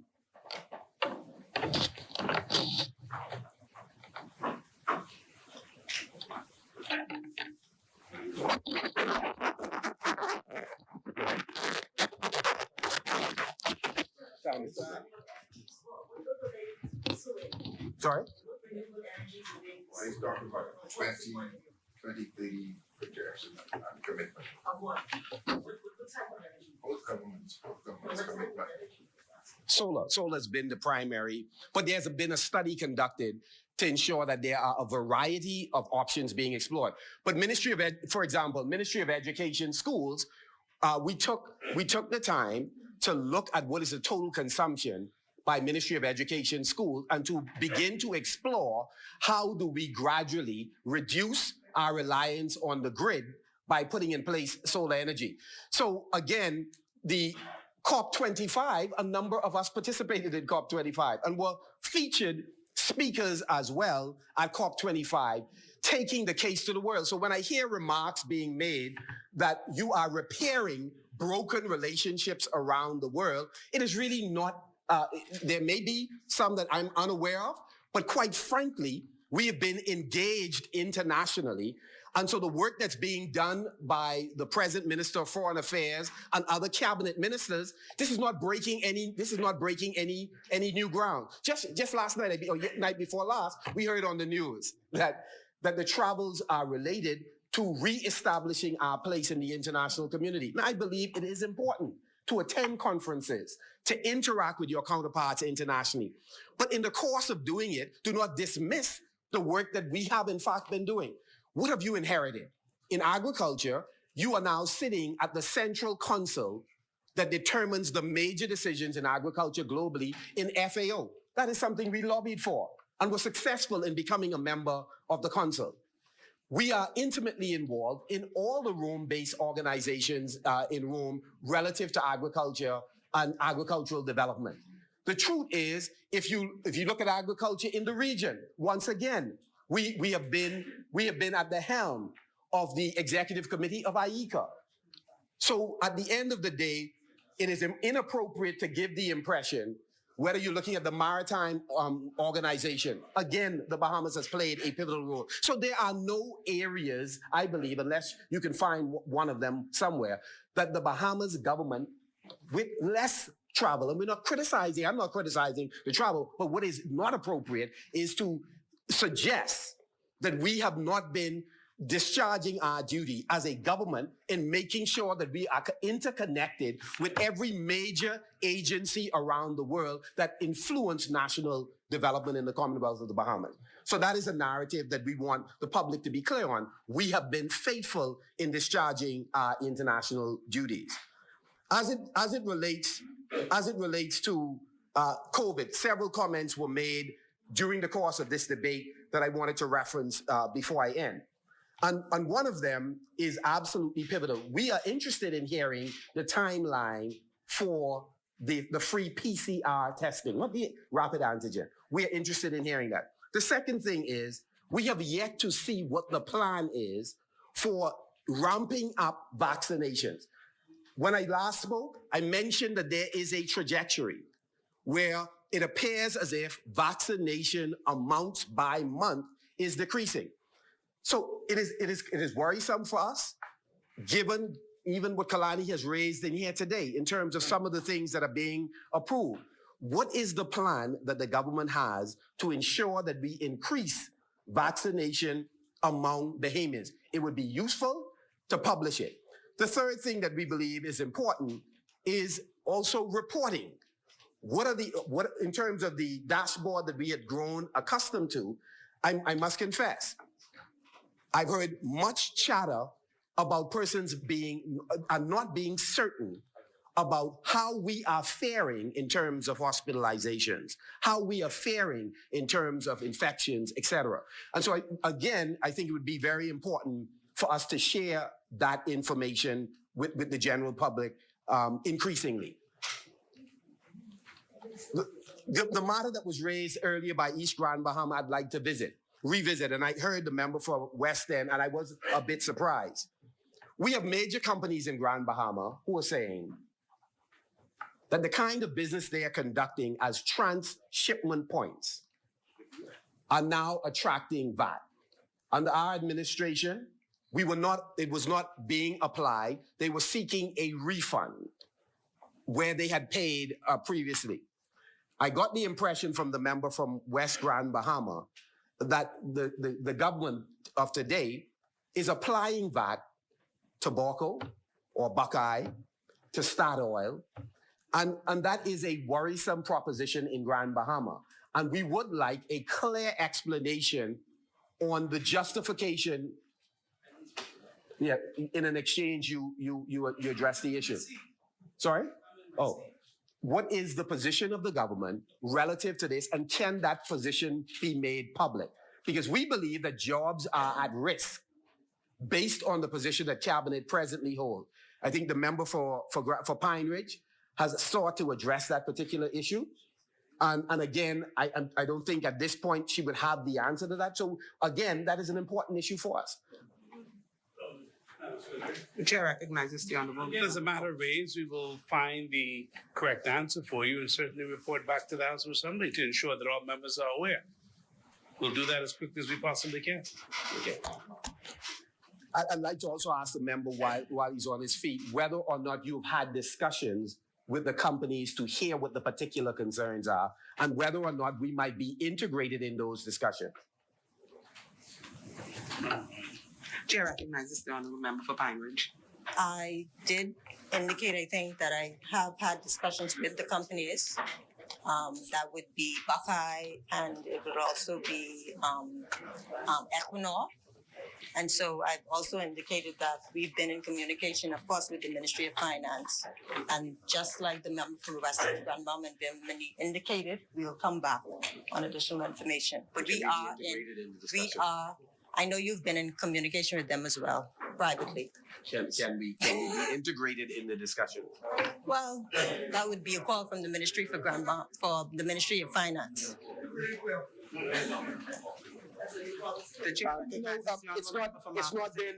It's not been uncommon. It's not been uncommon for members of Parliament on islands to be briefed on what is going on when you meet. In fact, you've carried an unsuccessful candidate to an island when you were exploring works that were being done. We are elected officials in Grand Bahama, and we're simply asking to be party to those discussions. There are some sensitive matters you all will have a private discussion with, but there's no reason why there should not be an intersectoral meeting between the Grand Bahama Port Authority, those companies, the other stakeholders, which include the members of parliament on the island. We think that this matter rises to that level, and there will be others. So we're just simply seeking to be party to those discussions. I don't think, acting prime minister, that should be a very difficult thing for us. Let me help you. NPO, no. Huh? Sorry, I'm sorry. I said acting prime minister. Let me close by restating. I'm going to close by restating what I began with, and that is we do intend to work collaboratively with the government. We believe that we have a lot of information that we're able to assist you with so that the transition can be smooth, so that particularly the newer ministers can get off to a running start. We make ourselves available because we believe it is in the collective interest of the country. And so, again, as we go to the heads, I once again would like to appeal to you.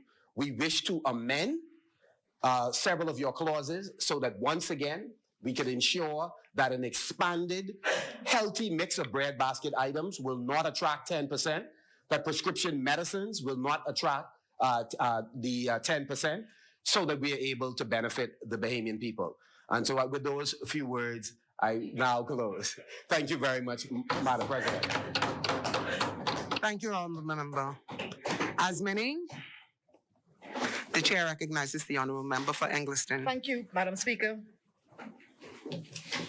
Speaker, while the lectern is coming, I wanted to take the opportunity immediately to express my extreme pride and pleasure at the presentation of the Prime Minister in leading the debate in this Parliament,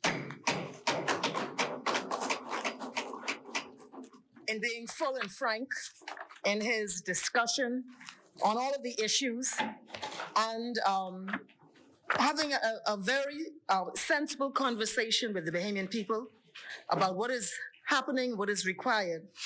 And I just wanted to say, before I get into the mainstream of my presentation, that whatever has been said on the other side about the impact of a decrease in VAT and taking VAT off the bread basket items, what this report does say, that the reduction will have a positive impact, and their words are, let me find, slight improvements. So I say positive impact on real GDP, unemployment rates, prices. We heard speech after speech talk about prices. And this study of the University of Bahamas says that it will have a positive impact on prices. So all of these speeches that we heard in here today and yesterday and the day before about what is going to happen and all these things, the study that the speaker before me referred to quite a bit, it says very plainly in there that there will be a positive impact, and not what has been represented in this Parliament.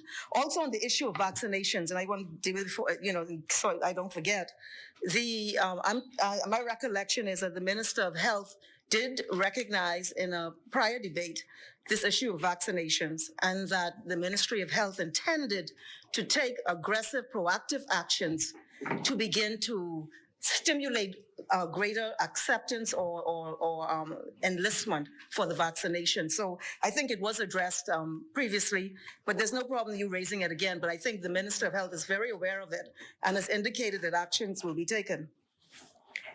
Madam Speaker, I rise on behalf of the people, of the strong, mighty, and proud people of Engliston, to bring a conclusion to this debate. I am grateful to the people of Engliston for their renewal of my mandate on their behalf, this time to serve as a member of the governing party, where we have pledged to the Bahamian people that we come through our policies and actions to create a new day. I am thankful to the Bahamian, but I'm thankful to the Bahamian people across the length and breadth of this nation, who, despite pandemic conditions and their concerns, went to the polls and overwhelmingly voted for a new day in our beloved country. I am privileged to serve with my colleagues, most of whom are first-time members, who I trust and believe understand our mission and will work faithfully and honestly in the interests of the Bahamian people and to manifest for our people a new day in our lives and for generations yet unborn. I am also pleased to serve with a cadre of young women, and me not so young, in what I believe is in historic numbers in the cabinet, and which is moving in a positive direction to more positively reflect the demographics of this country. Madam Speaker, this is clearly a new day. I wish to congratulate the member for Marcos City in all of his exuberance on his recent election as leader, and sometimes the factual little, over there, on his recent election as leader of the Free National Movement. I wish to assure him that we will do all that we can to assure that the Progressive Liberal Party will remain the government for the people and of the people, and seriously, not simply for its own sake, but because we are committed, heart and soul, to advancing the lives of our people and greatly enhancing the national and global prospects of our people. Madam Speaker, over the many years, the Bahamian people have heard a lot of slogans. The last government told us it would be the people's time, but we all learned very quickly that it was the greatest falsity and crude misrepresentation of all time. I will speak a little to that shortly, so we are able to refresh our memory and put in context these so-called pleas of the opposition on behalf of the poor that we've heard during this debate. But as for ourselves, us in the Progressive Liberal Party, our forebears promised long ago that we would take the Bahamian people all the way. There is a reason that we chant PLP and respond all the way. This refrain has been in our lexicon from the very beginning, when the PLP was formed in 1953, becoming the first organized political force against an oligarchy that repressed and oppressed the masses. The commitment was to take the Bahamian people all the way. The way began with the PLP in the fight for equity, freedom, and social justice. It crystallized in the authentic joining of forces with labor in the general strike of 1958, the enlistment of full political support of the suffragette movement for the full right of women to vote, which is why many of the names of the women in that movement also form the pantheon of the female warriors of the PLP, Georgiana Simonet, Bertha Isaacs, Eugenia Lockhart, and many others, including my mother, Beryl Hannah. The way led to the bold actions in this very house, leading to events now called Black Tuesday, and climaxed in the victory for ordinary Bahamians at the polls in 1967, now called Majority Rule, and celebrated as a national holiday in this country as the people's movement and attainment of freedom and democracy. But the pledge to the Bahamian people and to ourselves as a political force did not end there. We committed to God and man to take our people all the way. And so we saw, beginning in 1967, a full thrust to develop the human potential of a previously oppressed people. The deliberate and purposeful creation of universal access to education for our children at all levels, including tertiary education. The commitment to universal access to healthcare, schools, clinics, hospitals, in communities where people live throughout this archipelago. An aggressive housing policy. The implementation of an empowering and enduring policy called Bahamianization. We drove the cause for the creation of the nation state and led our country to national sovereignty and the beginning of the creation of our unique identity as a Bahamian people, and a separation from colonialism and exploitation on July 10th, 1973. Another day celebrated as a national holiday.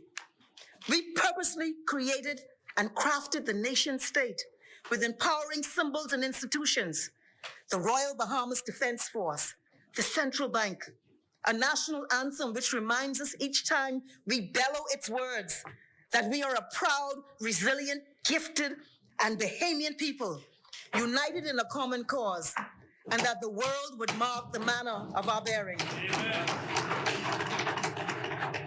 We promised that we would create a social safety net so that no person would suffer, and that we would wipe every tear from every eye, and we would build this country with our own hands and make the Bahamas the finest little country on the face of the earth.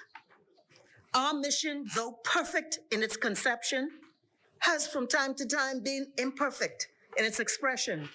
And sometimes our people have lost faith in us. But we dare not lose sight of our mission. We remind ourselves, we berate ourselves that we must take our people all the way. We must be faithful. We must be courageous. God has given us, my brothers and sisters in this parliament, Madam Speaker, God has given us another opportunity. Yes. And for that, we are most thankful. Yes. But in the meantime, our country has gone off track by ad hoc, visionless governance and leadership. And the Bahamian people and our nation state have paid a high price. Nowhere was this more obvious than in the last administration.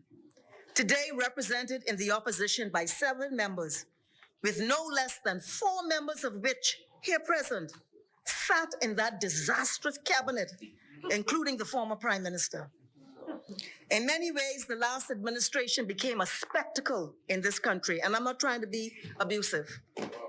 After all that we have seen and all that we have been subjected to by that administration, the claims and here today on behalf of the poor, the unpacking of grocery bags and noodles and tuna would be hilarious were it not so serious.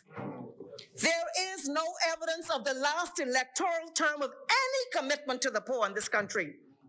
Indeed, the member for Culinary confirmed this when he said something along the lines that it would apparently happen in his next term. It is no secret. Indeed, it is common knowledge and an accepted fact by many that under the watch of the FNM, extraordinary concessions were made to millionaires and billionaires. They gave huge breaks to the biggest companies in the country, including changing the law. The same thing that the member just talked about. They came in here and changed the law so as to give VAT refunds to billionaire multinational oil companies in Grand Bahama. All the while, they were intensifying the tax burden on Grand Bahamians and Bahamians everywhere. They dismantled the Revenue Enhancement Unit, which up to that time, and maybe they didn't know this, but it was primarily focused on collection of outstanding taxes and large arrears from substantial holdings. They shut it down. But then they turned around and put the pressure of revenue recovery on the small man and increased VAT by 60%. The FNM administration borrowed us into oblivion. Billions. The member for Fort Charlotte just asked, where's that the 1 billion you haven't accounted for? But what you have accounted for is billions. And we do not know where this has gone. There's nothing. And if there's something, let me know. There is nothing to show for these excessive borrowings, except the painful and enduring reality of a huge and unprecedented national debt. That was your gift to the Bahamian people. The chair recognizes the honorable member for East Grand Bahama. Madam Speaker, again, I would not wish it to be left on the record. Go ahead then. The last administration borrowed funds, which we did, but on every occasion, and I did it today, we have shown where the proceeds of borrowing went to. Okay. We've shown in the Ministry of Finance who has put forward quarterly reports. In the last budget period, we painstakingly provided details of every dollar that was borrowed and every dollar that was spent. It was spent on recovery efforts for COVID. It was spent on food programs. It was spent on unemployment assistance. It was spent, Madam Speaker, to assist Bahamians. And the facts and the details are right in the Ministry of Finance. In fact, all you need do is look on the Ministry of Finance's website and you will see exactly where all of the monies were spent. Thank you, Honorable Member. You know, The chair recognizes the Honorable Member for yes, English. Madam Speaker, I hear the member about the, it sounds very much like an academic exercise because the average Bahamian knows that they have been left with unprecedented debt in this country, and they cannot see qualitatively how this country has advanced as a result of your expenditure. Now, you say you got a ledger showing you pay this and you pay that, billions and billions, okay? And the food program and those things were not billions, okay? The COVID response was not billions. If you have The chair. sorry. Allow. Yes, The thank you chair very much, recognizes Madam Speaker. the honourable If you have evidence to what you are asserting, you ought to bring it and lay it here. It was simply a statement made by the Prime Minister about $1 billion not being reflected in a pre-election report. So if you have information, rather than continuing to assert that we borrowed billions and it's nowhere to be found, you have all of the organs of government to do the research. You have the Auditor General. You have any number of persons. Bring the information. Okay, so then why continue to put it on the record and you're not bringing any evidence of it? No, so what you mean stating? Sorry? Yeah, but we don't know that to be a fact. We don't know that to be a fact. But we do not know that to be a fact. But yet you continue to assert it. Honorable members. So withdraw it. I mean, until you could present it. Okay, so then each time you get up to assert, I will get up to object because it doesn't make sense. You keep saying it over and over. I said once, sir, I only spoke once, and I'm just getting up.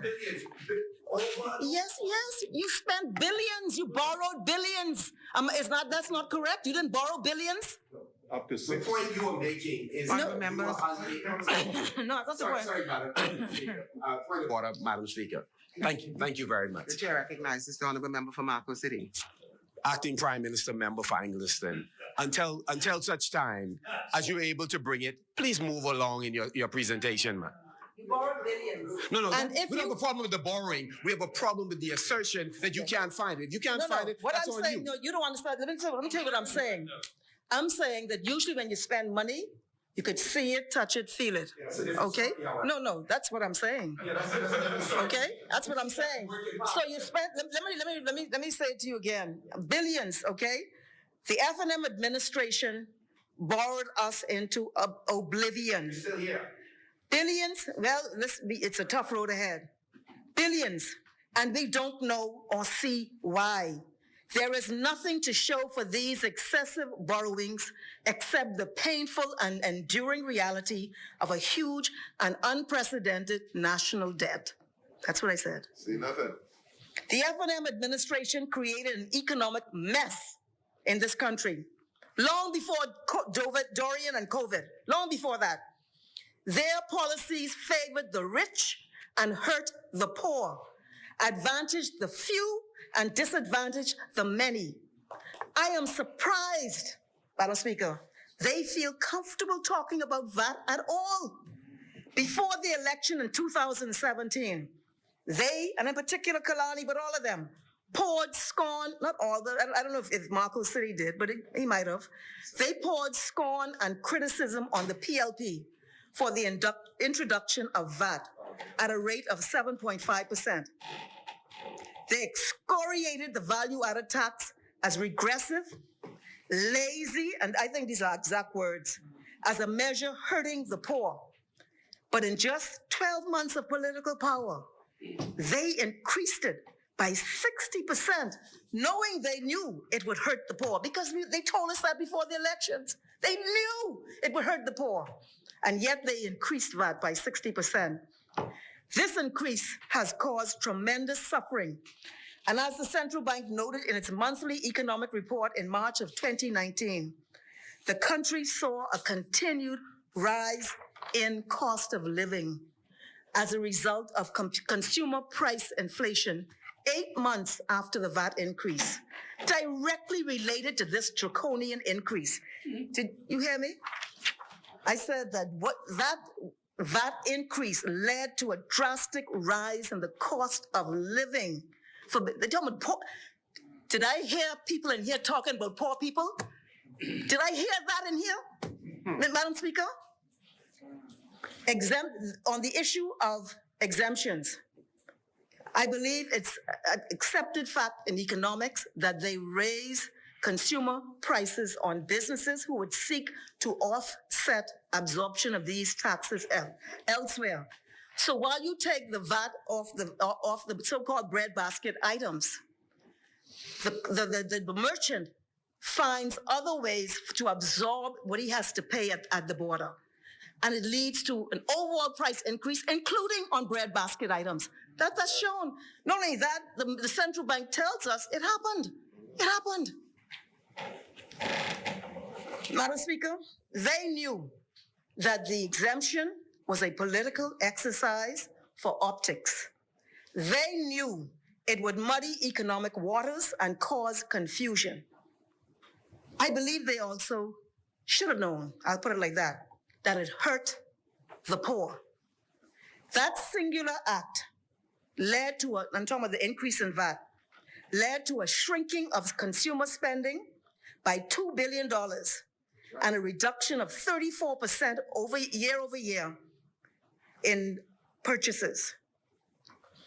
The F&M's response to the increased burden and historically high cost of living and rising unemployment, directly their own fiscal actions did this. Their response to this situation was to reduce social assistance, to reduce it. Wow. Specifically as it related to assisting children living in extreme poverty with uniform assistance and shoes so that they could attend school, which is a human right. The policy at the time declared that no more. Chair recognizes the honourable member from Agro City. The member for Southern Shores, on multiple occasions while I was in this place along with the member for Angliston, made mention that this matter was raised.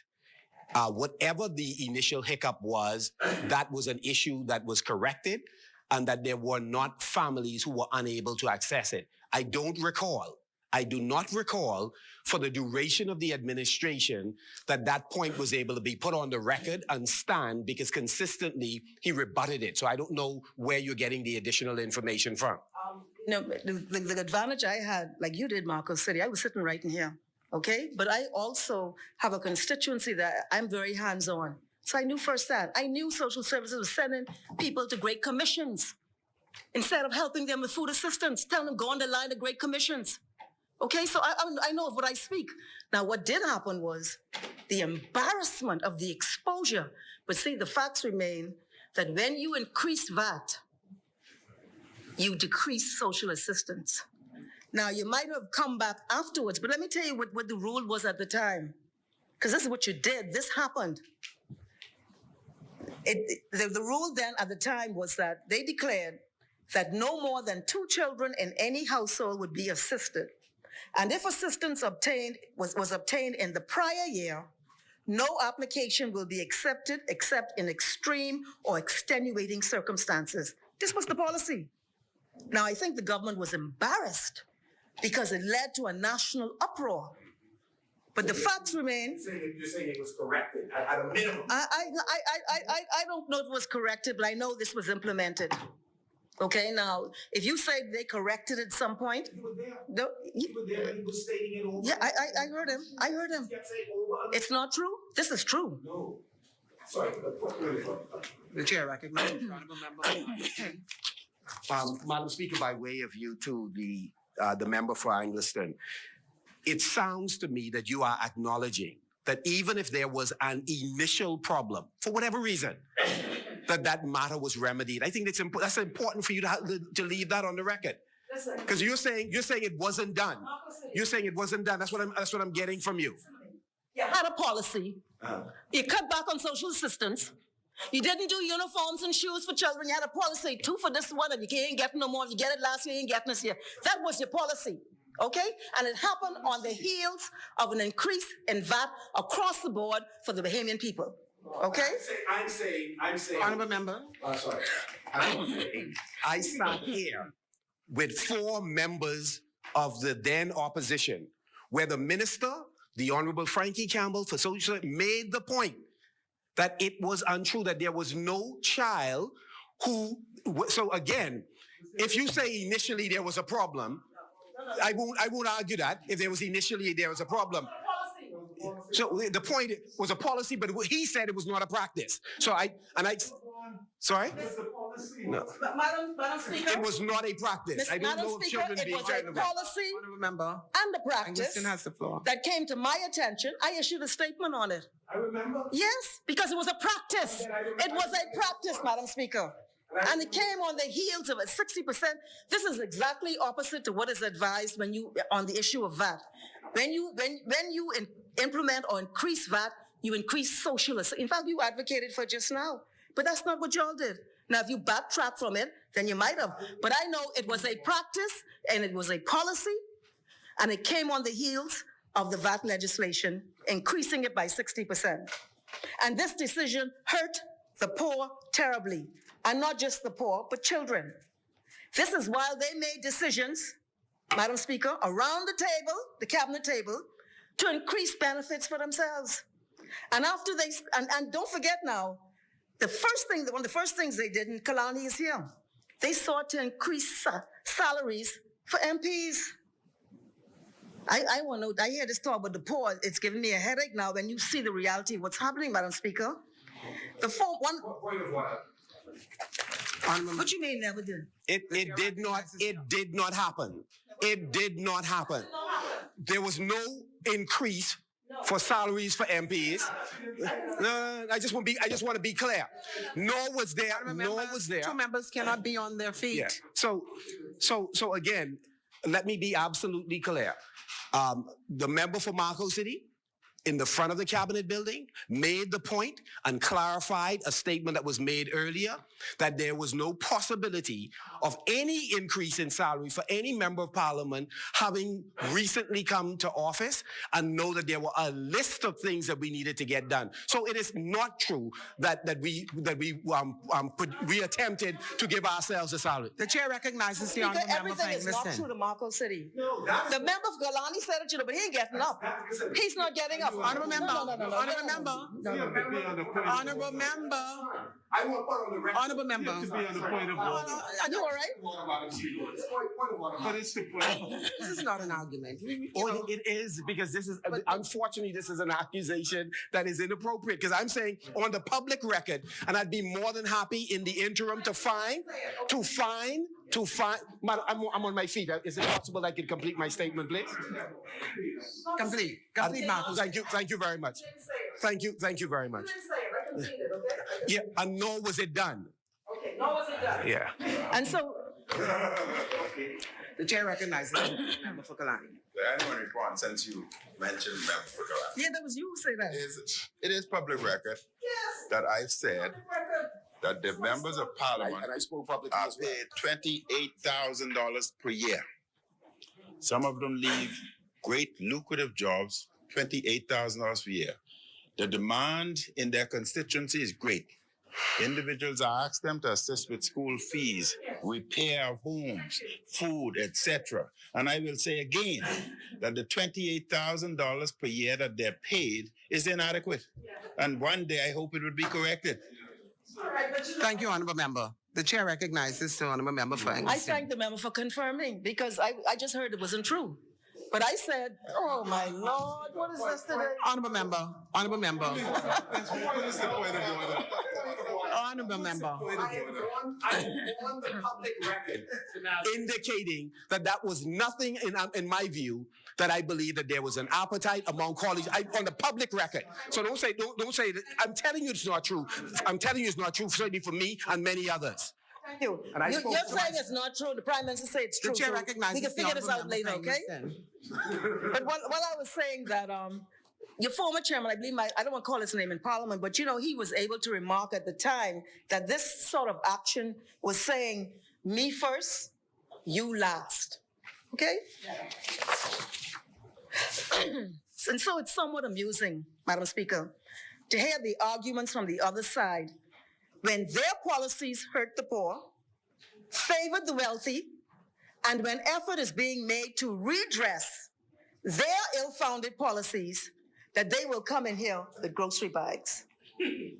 I would have thought, Madam Speaker, that if you really wanted to help the poor, you could probably advocate for something like an increase to the minimum wage or to a livable wage so that people would have a greater purchasing power to attain a higher quality of life. I don't used to say you can't narrow your argument to the poor to a grocery bag. If you are concerned about the conditions of poverty, let me hear the arguments coming from you. But we didn't hear it. We didn't hear it. All we saw was the grits and the corned beef. Not the condition of people living in poverty or measures to alleviate poverty. But what you have to appreciate and understand is what it says. The chair recognizes it. Okay. I keep hearing about this bag of groceries and how things are pulled out of it. I conclude that they are talking about me, Madam Speaker. The member for St. Anne's. And it makes me wonder if this is a demonstration that they don't see, that that's where the groceries come from before they get on their shelves in their own homes. They come out of a bag. That's what we Bahamian people do. And Madam Speaker, there's this impression being conveyed here that this is just an interest that has occurred because of this debate. I've been in the community for more than 5 years through one of the greatest civic organizations in the Bahamas, the Rotary Club. I've been in the Member of Parliament of Fox Hills constituency almost on a weekly basis, delivering. I knew you would wonder. Delivering food parcels to persons in Fox Hill. They have disabilities. Some are not deaf, some are blind. So don't give the public the impression that I am starting this today. I even assisted in the construction of a home in the Member of Fox Hills community on Step Street, opposite Mr. Merritt's house, along with the 32nd entry of the Royal Bahamas Defense Force.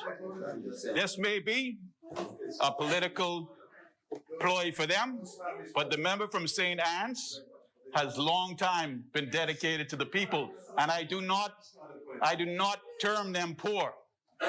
You can go through my entire Hansard record from my speech. I never used that term once. I speak for Bahamians, Madam Speaker, and that's the record. Thank you, Honourable Member. The chair recognizes the Honourable Member for Engliston. I just want to say, right? We have to understand, and this is something I've been saying in this Parliament for years. The Bahamian people are very intelligent. Always remember that they're extremely intelligent. But let me just say, Madam Speaker, the FNM and all of these persons who on that side have been speaking, you got some new ones there, but that's their political force. They had a full political term, just about 4.5 years, to show some love to the poor, and it did not manifest. Your policies hurt the poor. Go ahead. You favored the wealthy and fixed up your cronies and financiers, and I can demonstrate it. The clumsy and suspect policies played out during the entire term, while all along, you were singing about transparency and accountability. I heard that so much it made me sick. But we cannot forget, the Auditor General expressed in his recent report the failure and or refusal, I think he uses the word failure, of the FNO administration to provide ownership details on all the cost of living. Memento, sorry. The chair recognizes the The Honourable House Member. continues beyond the 7 o'clock hour. Thank you, Honorable Member. It has been moved and seconded that the business of this House move beyond 7 p.m. All those in favor shall remain seated. Those opposed will rise. The motion is carried. The chair recognizes the Honorable Member for Engliston. Thank you very much, Madam Speaker. Sorry, just trying to find where I left off. I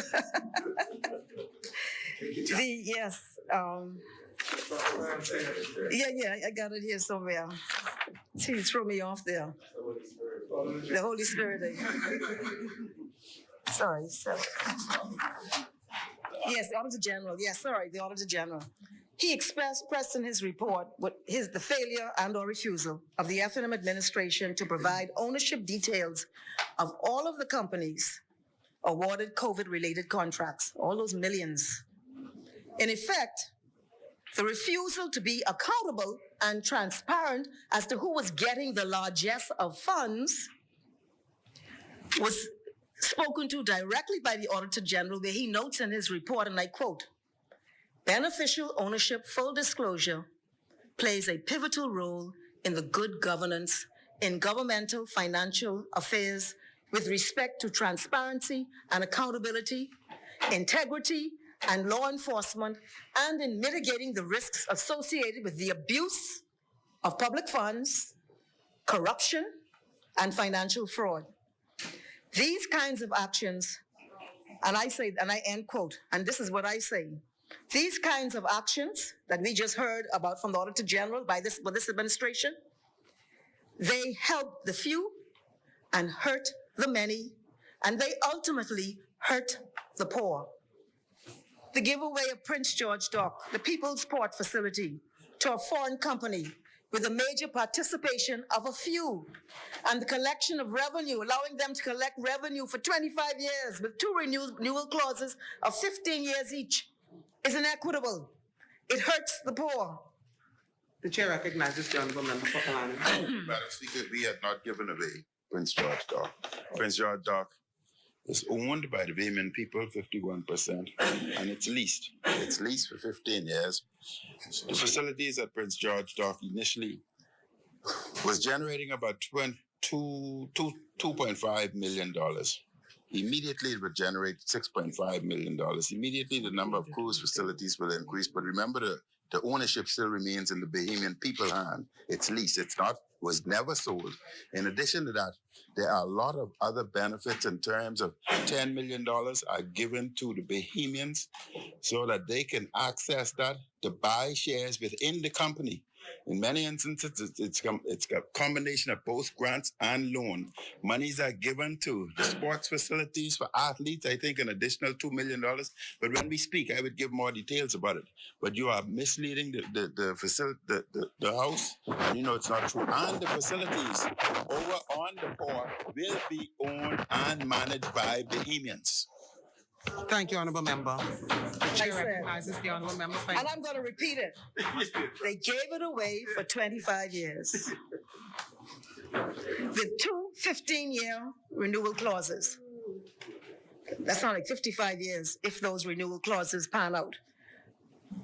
I have a problem with that. Now, if you feel good because you're saying that the port we own 100% now, that we could now buy some shares in something we already own, then it makes you happy. But that does not thrill me. I got a different vision, Kalani. You just had a viewpoint about RCL on Paradise Island, Crown land for a cruise company, and instead the government see it more fit for for people who come off those ships to go into New Providence and spend money with merchants all over this island. You conceded to a beach experience from a cruise ship, going straight from the cruise ship to the beach. Now, if that makes good economic sense to you, no problem, but not to me. Further, Madam Speaker. The chair recognizes the Honorable Member. Thank you, Madam. The member knows full well, as I've said earlier, that the ownership remains in the hands of the Bahamian people. The member also knows that, yes, there's a 25-year lease, but she also knows that there's a 2-year holding over clause. If the government is not happy with the process or the progression of the port and the management, then the government has that 2-year holdover period to negotiate to take complete control. And that's clear. Say, Madam Speaker, this is something I've been following very closely, so I hear the member. We had to, excuse the expression, raise Cain, I'll use that, to get that agreement laid in this Parliament. It was laid long after the deal was made. I read it, I went through a fine-tooth comb. I shared it with Freetown and some other lawyers. Remember Freetown? So we have read this, even with the 2-year holdover. If you go to an RFP for another situation, this same company has the right to participate in that RFP. But, no, I finished with that and I can move on. The chair recognizes. The redevelopment of the port will be the linchpin for downtown. We've been going through the entire downtown development for a long time. In addition to that, the member knows that the port would provide an additional $8 million for a green fund and for the redevelopment of the downtown. But we will talk about this. The chair recognizes the honorable member for Mr. Speaker, Prince George Dock, that port is one of the busiest ports in the world. Obviously, the Free National Movement heard some what they thought were big numbers and, dazzled them. But that is a valuable resource for this nation. I don't see the world you do. Now, you might think we got this and that's fine for you. I find it unsatisfactory and offensive. That's my view. The attempt to divest our historic sites, all the forts, I think the 66 steps was in there, to a company made up of, and I'm making this up, this is not a fantasy, the FNM chairman, the FNM election coordinator, among others, without one word to the Bahamian people. And I do believe a question was asked in this Parliament and an answer was given that did not reflect the facts, but I'm not going to go to it because we're getting the Hansard. But I do believe this Parliament might have been misled on this issue. All I can say, Madam Speaker, my Lord, my God, thank God, they are gone. This cronyism hurts the poor.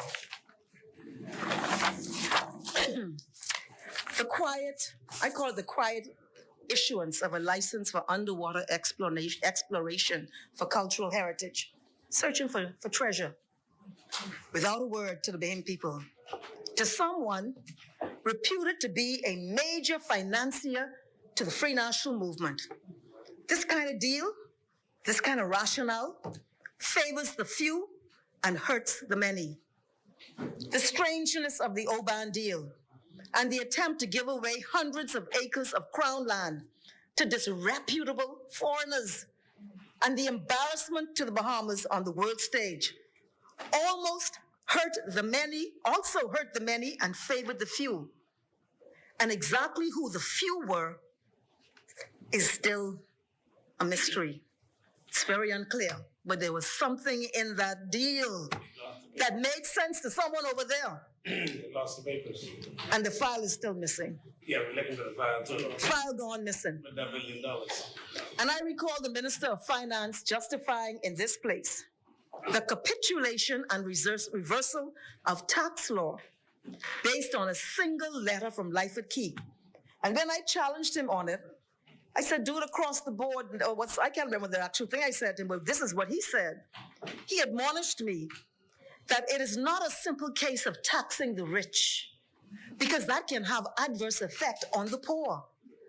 And I was shocked to hear such a regressive argument on taxation when the accepted principle is that those who have more should pay more, not be exempted.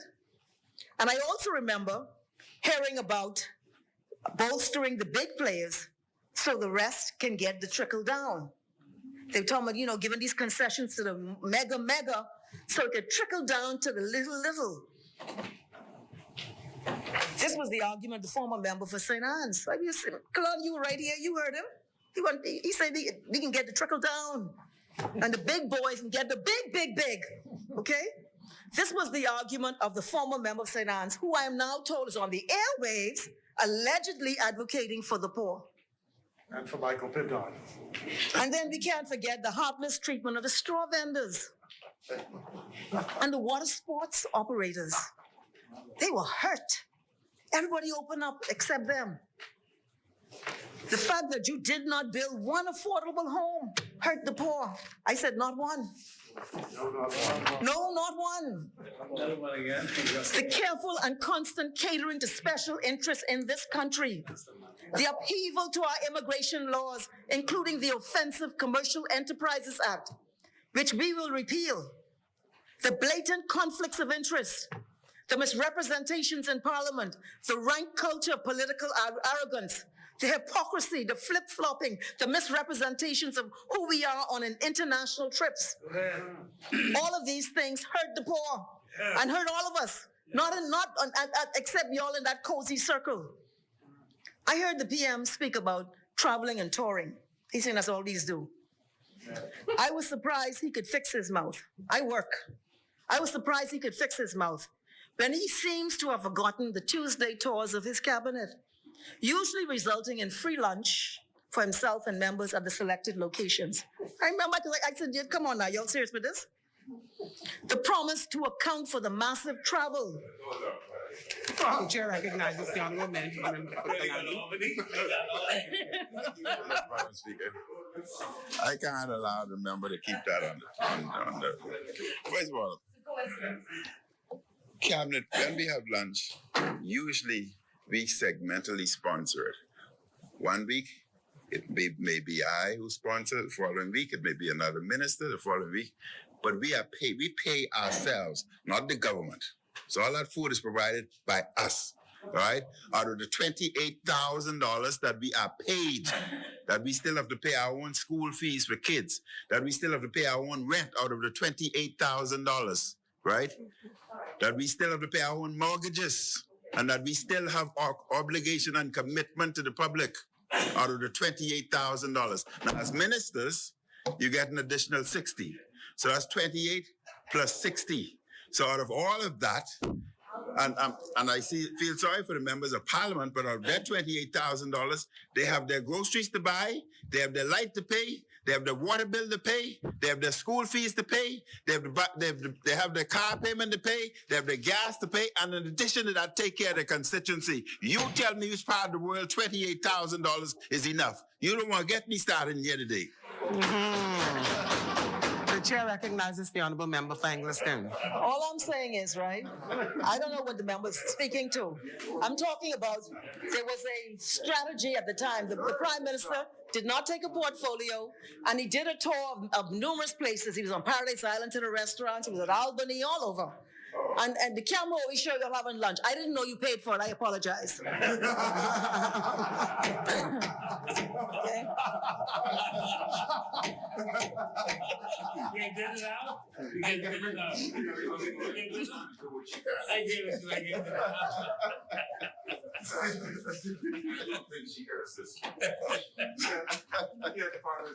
Wow. But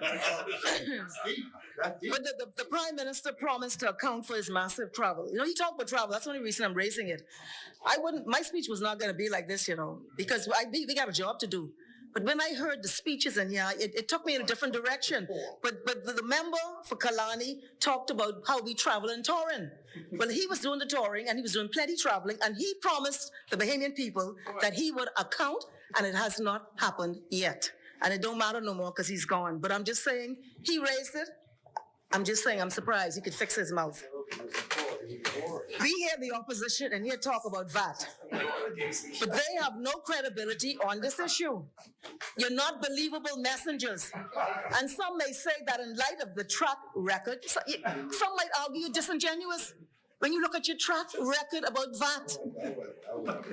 The grocery bags unpacked in here, in my view, make a mockery of the suffering of our people, mostly happening under their watch. It is interesting that they make the case for corned beef, but they don't make the case for true structural reform to improve the lot of our people, decent housing, and enhanced social safety net. They forget that they increased VAT and cut back on social assistance and drove up the cost of a living and made the lives of Bahamians Horrendous. Yes. And it's clear now that the Over the Hill project was to a large extent a political farce and was never really intended to be a program of true reform for the alleviation of poverty. The chair recognizes the member for East Grand Bahama. Madam Speaker, the acting Prime Minister and other things, and again continues to repeat this about decreasing social assistance. And we have to, on every occasion, refute that the F&M administration, no administration has provided more social assistance to this country than the F&M administration. After Dorian and after COVID, record numbers of social assistance was provided for food assistance. Record numbers of assistance were provided for small business assistance, for home repair assistance. Record numbers, Madam Speaker. So on every occasion she says that it was decreased, we must remind them that it was this government that provided record numbers of assistance. Speaker, Thank you, Honourable the member keeps, I don't know if he's deliberately muddying the water. Dorian and COVID, I'm talking about VAT. When you introduced VAT, you reduced social assistance in certain categories. When you have a hurricane and a pandemic, I expect you to do more. It would be obscene that you don't do more. If it was us, we'd do more and probably more. So I did not say anything about Dorian and COVID. I am speaking about VAT and your policies. Madam Speaker, they have no credibility. This has nothing to do with Dorian and COVID-19, but it's everything to do with the perverse policies of the F&M administration. F&M policies, including the exemptions, have had the effect, the same exemptions on breadbasket items, have had the effect of further distorting the tax system in this country, such that a recent IMF report strongly suggested that an increase in VAT to 15% would be necessary to stabilize our situation. Now, the member for Kalani claims he never heard of such a thing. And I find that startling, but I accept what he says. But I find it surprising. But the fact that their whole management of this issue became so out of whack that the recommendation was that we should go to 15%. And part of that out of whack was the exemption, because and the increase. It was this combined potion of poor decision making that made it worse for the Bahamian people. I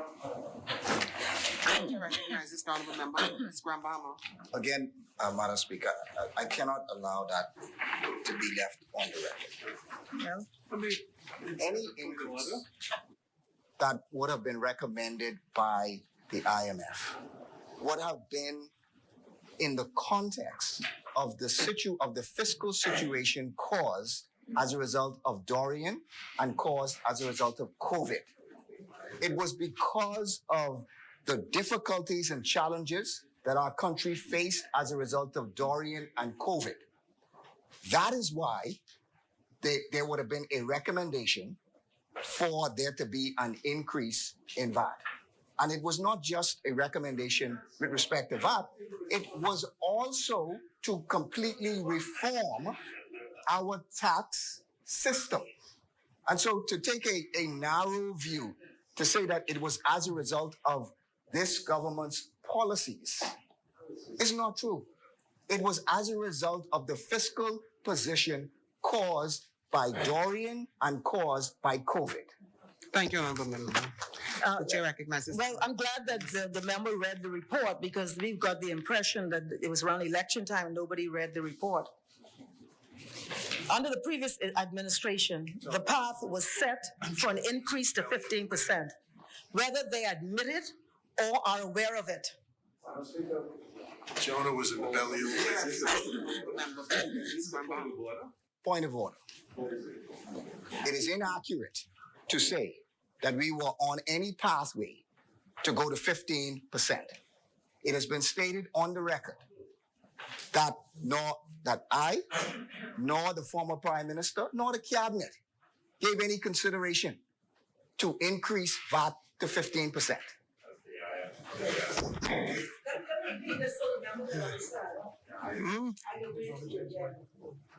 The path was set for an increase up to 15%. Whether you admit it or not or are aware of it, the numbers were analyzed and it became clear that to retain the zero ratings was unsustainable from a revenue perspective. The chair recognizes the honorable member for East Grand Bahama. It is inaccurate to say that any pathway was set. If she is speaking about the pathway of government, then only the government could set the pathway. And we are saying, we are categorically denying that there was ever any pathway to put the country in a position to increase VAT to 15%. We are categorically denying that. Madam Speaker, the only thing I will say is chair that recognizes him. I think that let's put it like this.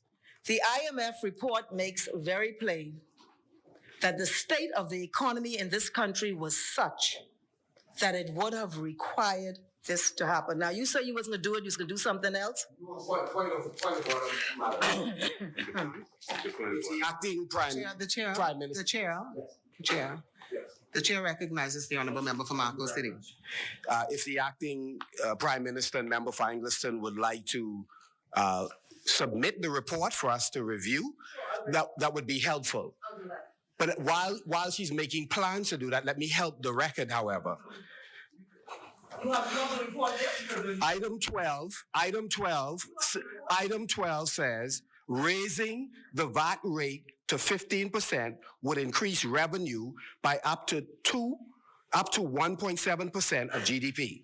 It reads, the estimate was derived using data on household consumption for 2018-2019 and the estimate C efficiency for the same year. It is an upper bound estimate because it does not incorporate behavioral effects or changes to the VAT base since 2018-2019. Overall, based on the international comparison and the need for mobilizing revenues, there is room to increase the VAT rate potentially to the regional average of 15%. However, a holistic view of the tax system is required to determine the exact increase in VAT rate. For example, there is a scope to lower the import duties and increase the VAT to enhance efficiency, as discussed in paragraph that goes on. So there is no reference to what has been mentioned about conditions in the country that I'm aware of. Now, if there is a report that put all of this in context, fine. The 15% apparently came out of looking at what a regional average is. So the insinuations by the member for Angleton appear on the surface of it to be inaccurate, but it would be wonderful if she could then bring the report. You've been reading from something and you really should lay it so that we can have a look at what you say that says. So I'll invite the member to lay that. He shouldn't read from it and not lay it. What are you reading from? I don't intend to lay it. You are referencing a report. You are referencing. You don't intend to lay it. I don't, but I intend to help the public understand that what you're representing is. There Sorry. are two members on the floor. Honorable member, I'm asking for Sorry, my clarification. please, madam. What document were you quoting from, please? Reviewing tax policy of the Bahamas. And I believe the government has multiple copies of it at the Ministry of Finance. No, sorry, Madam President. What I'm doing is helping us in our debate. In other words, an assertion has been made. Would you allow me to complete, and then I'd yield, and you can then. I just want to complete the point. An assertion has been made that conditions in the country were such as a result of our actions or inaction, hence the 15% discussion ensued. All we're saying is we have not seen anything to support that assertion. And if there is something, the member for Angleton should then lay that particular thing. That's the only point. I mean, I see the circumvention of what you've been asked to do, which to lay that thing you just read from to support what you say. You say you're not going to do it, no problem. I would ask the House to disregard every single word that has been uttered. But the member for East Grand Bahama himself said it was the conditions at the time. Now, he says it was Dorian and COVID, but he says it was directly related to the conditions at the time in the country, not some academic exercise about VAT and the regional thing that's you seek to advance in this parliament. The chair recognizes the honorable member for East Grand Bahama. Keep disturbing me, man. I don't want it to be on the record as though what I said was in any way inconsistent with what the member from Marco City said. In fact, I was indicating that what the member for Angliston said was completely wrong. She was the one who said that it was as a result of actions that this government took that caused the recommendation. And what we were saying was, whatever the IMF's indication was in terms of their recommendation was as a result of what was taking place on the ground in the economy as a result of COVID and as a result of Dorian. So what I said was completely consistent with what the member from Marco City said. Say so, okay? I'd like to finish my presentation. There's been a lot of interruptions and some of it really going nowhere fast. So just give me an opportunity to finish what I'm saying, please. A lot of heat. Heat and no light. Madam Speaker, this supplementary budget was designed to strike a necessary balance between responding to the needs of Bahamians and restoring the fiscal health of our nation. Unlike the last administration, our approach is anchored by expert advice and empirical evidence. Madam Speaker, in the last election, we promised the Bahamian people a new day. We promised to break away from the perverse and dysfunctional policies of the last FNM administration. But we have never veered from the commitment of taking our people all the way. I just want to speak briefly. I hear this thing about reduction in education.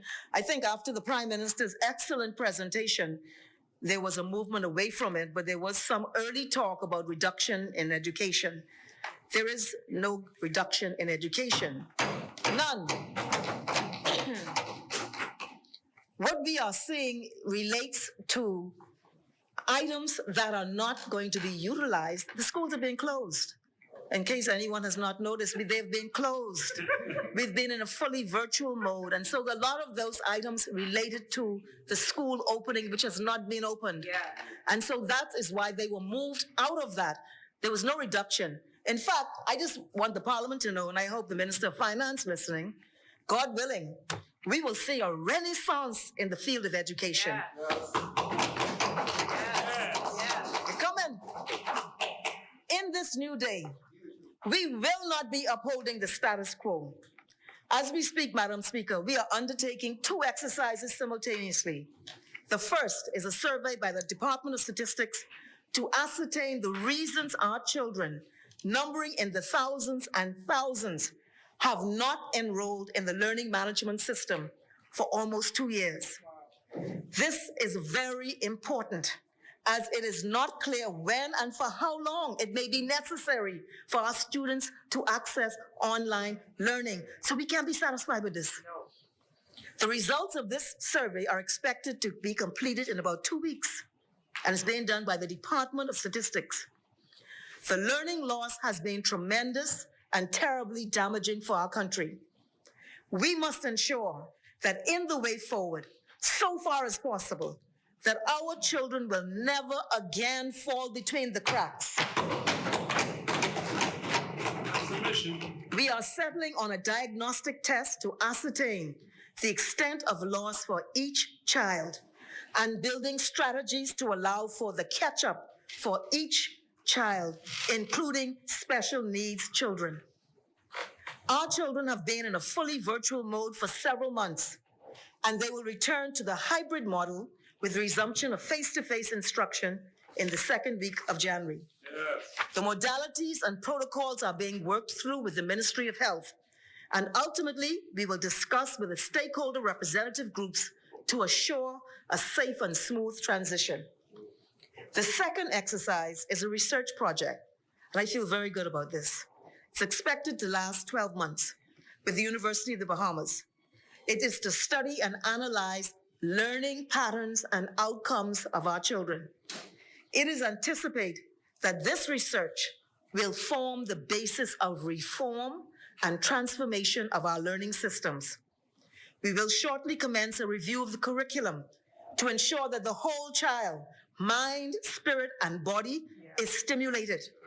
This will include an enhanced technical and vocational curriculum, an apprenticeship program, a renewed focus on the performing arts, and a revitalized physical education and sporting programs, in addition to the academic subjects, concentrating on the core excellence of literacy and numeracy, and a revised history syllabus.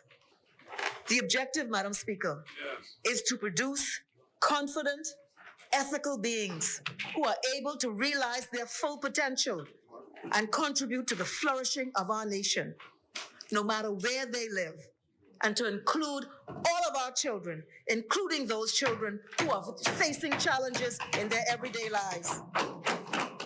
Madam Speaker, this is how you fundamentally help the poor. Education is the great equalizer. It is a new day, and we must get back on track to take our people all the way.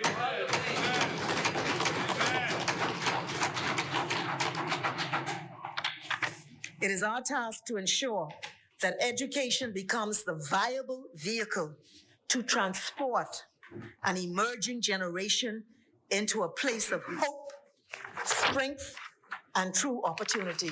I thank you, Madam Speaker.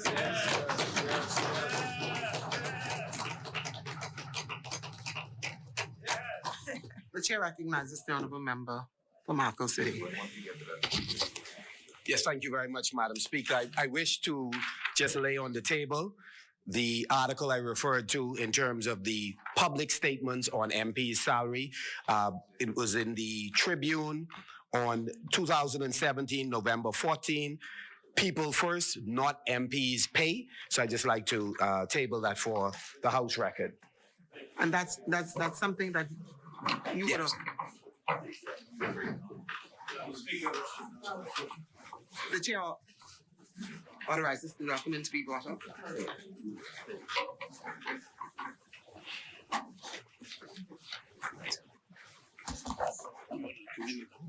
Yeah, move the question now, be put.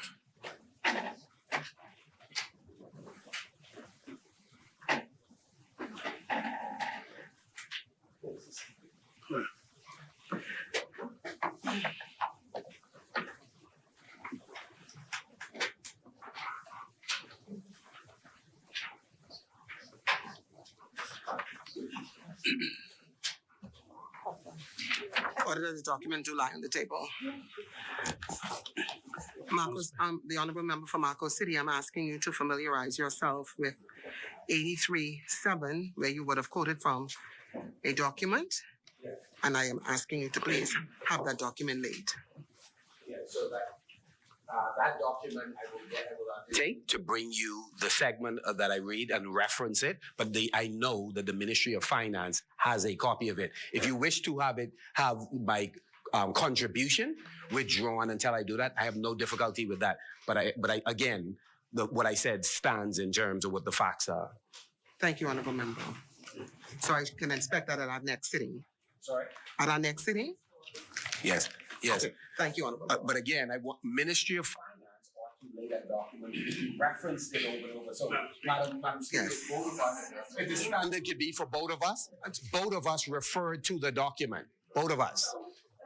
No, but I'm just asking you because you quoted from it to please provide. So did the acting prime minister as well, quoted from the document as well. She referred to it, yes. She did reference it. So, but you quoted. But I'm just asking if we could just simply have it, and so it could be laid. I'd like for both of us to bring it. Oh, how wonderful it would be for both Oh, of us to wonderful have it would it. be. Yes, Chair correct. just wants So to just come have back. also bring the document.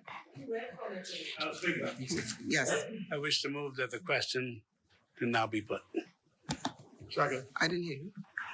I move that the question be put. Second. It has been moved and seconded that the following bill be read a second time and committed.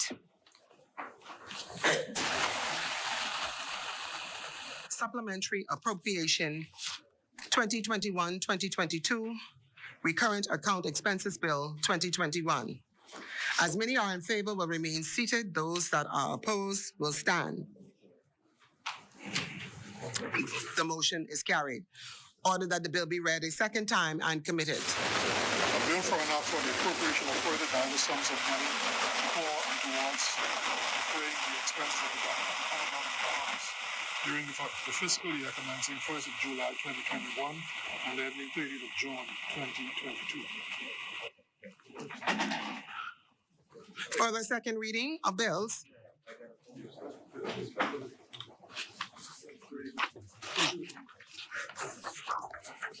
Madam Speaker, I move that the question now be put on the second bill pertaining to supplement appropriation.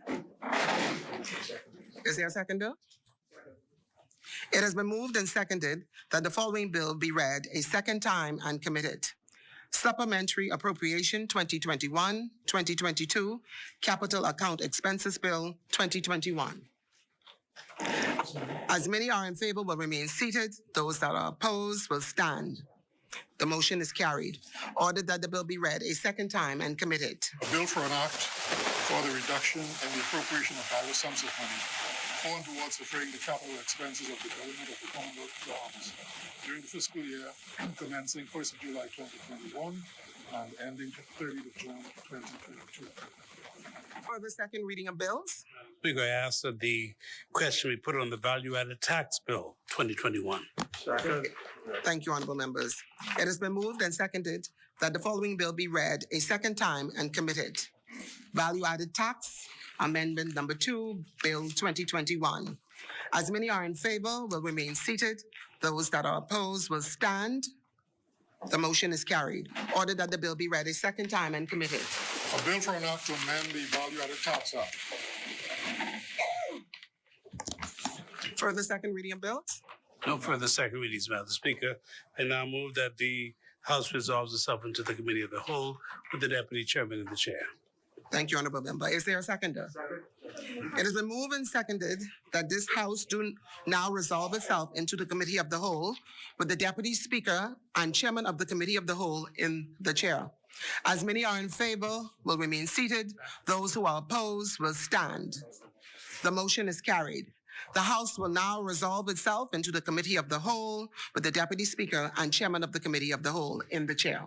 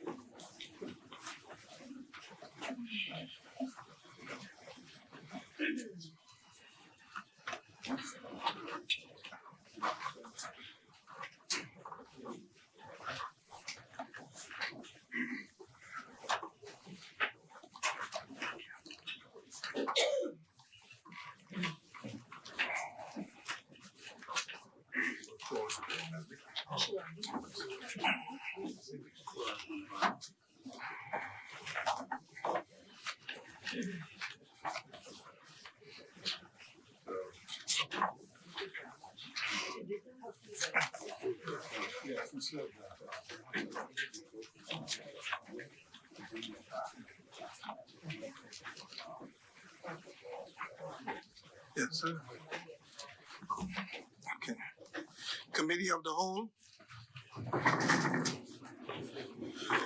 Mr. Deputy Chairman, I wish to move the Bill, the Value Added Tax Amendment Bill 2021. Short title.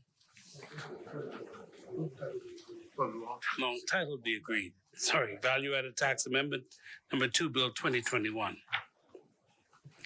Is there a seconder? Thank you, honorable members. It has been moved and seconded that the long title of the bill be agreed. As many are in favor will remain seated. Those who are opposed will stand. The motion is agreed. The long title is agreed.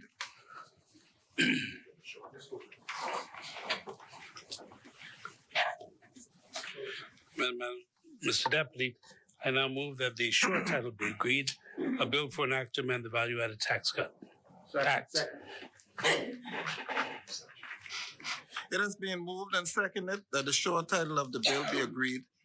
As many are in favor will remain seated. Those opposed will stand. Y'all are seeking to amend 3, is it? 3, so you do just clause 2. The short title is agreed. Clauses 1 and 2. Madam, Mr. Deputy, I now move that clauses 1 and 2 be agreed. Second. It has been moved and seconded that the bill be agreed. As many are in favor, clauses 1 and 2 of the bill be agreed. As many are in favor will remain seated. Those opposed will stand. Clause 1 and 2 is agreed. Mr. Deputy, I now move that clause number 3 be agreed. Second.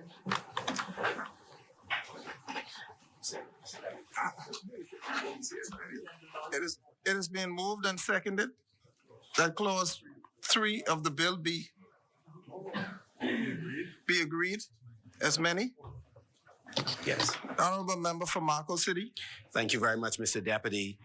I move that the clause 3A of the bill be amended by the deletion of numerals 7 and 8. If I may obtain a seconder.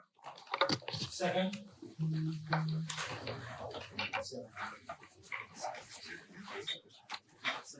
Yes, I did.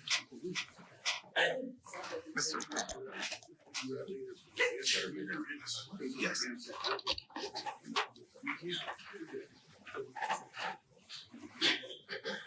It is being moved and seconded that clause 3 be amended as read. As many as are in favor, remain seated. Those who oppose will stand. Count it carefully just to make sure the number.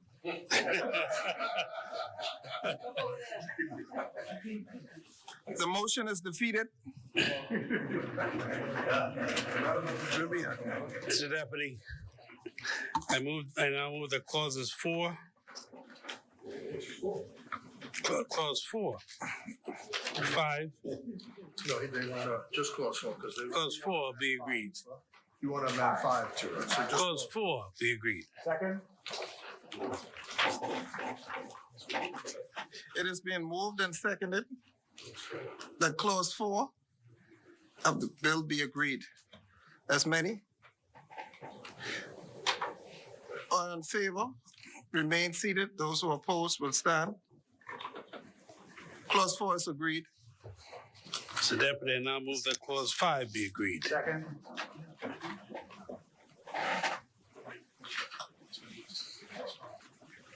It has been moved and seconded that clause 5 be agreed.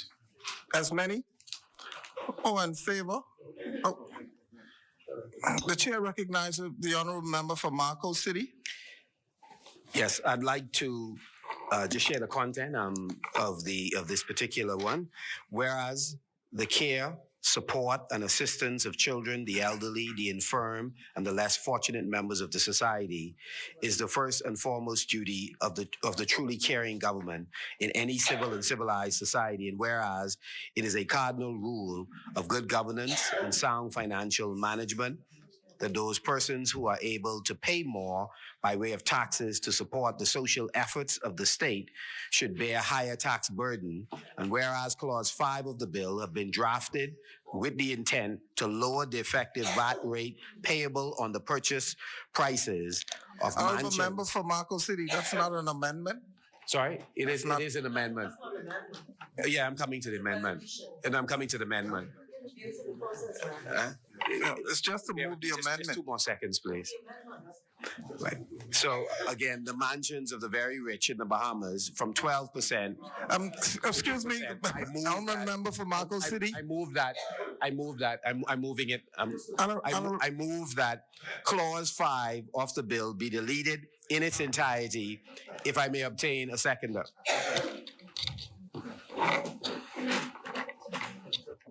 It's been moved and seconded that Clause 5 of the bill be deleted. As many who are in favor remain seated. Those who are opposed will stand.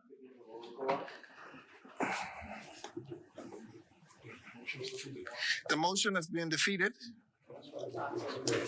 Huh? Clause 5 of the bill is agreed. So Deputy, I now move that Clause 6 of the bill be agreed. Second. Mr. Forbes.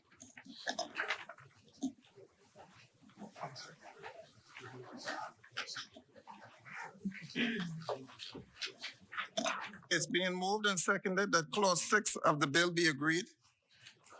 As many who are in favor will remain seated. Those who are opposed will stand.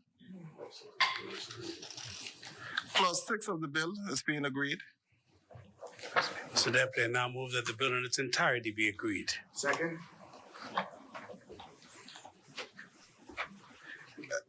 It has been moved and seconded that the bill in its entirety be agreed.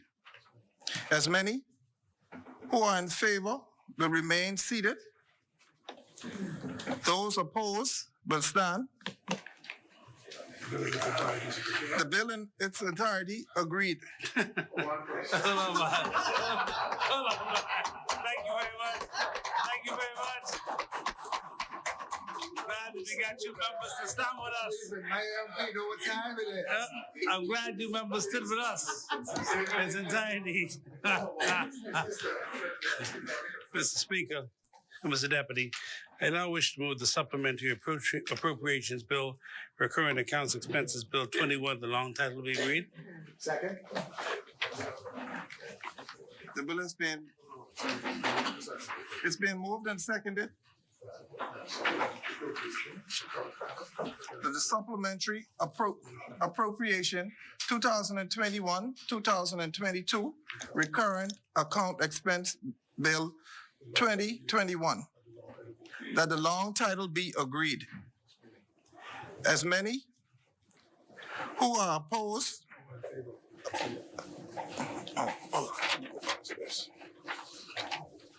as many are in favor, remain seated. Those who are opposed will stand. The long title is agreed.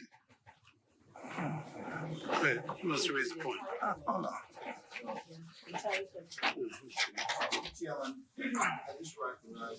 Now, I think a point of clarification, not on this bill, but on the previous VAT bill. We voted on the amendments for Clause 3 and Clause 5, which were voted down. Did we actually vote in favor of Clause 3 and Clause 5? Yes, you did. You did. I know we voted on the bill in its entirety. Yes, you did. You did. But usually you would vote for the clauses themselves, even if the amendment is defeated. No. I yield. If the clerk is fine with it, I yield. No, I understand. I understand what happened. We gonna stop. Fully understand. St. Anne's voted against the bill, but we all voted together. We are one.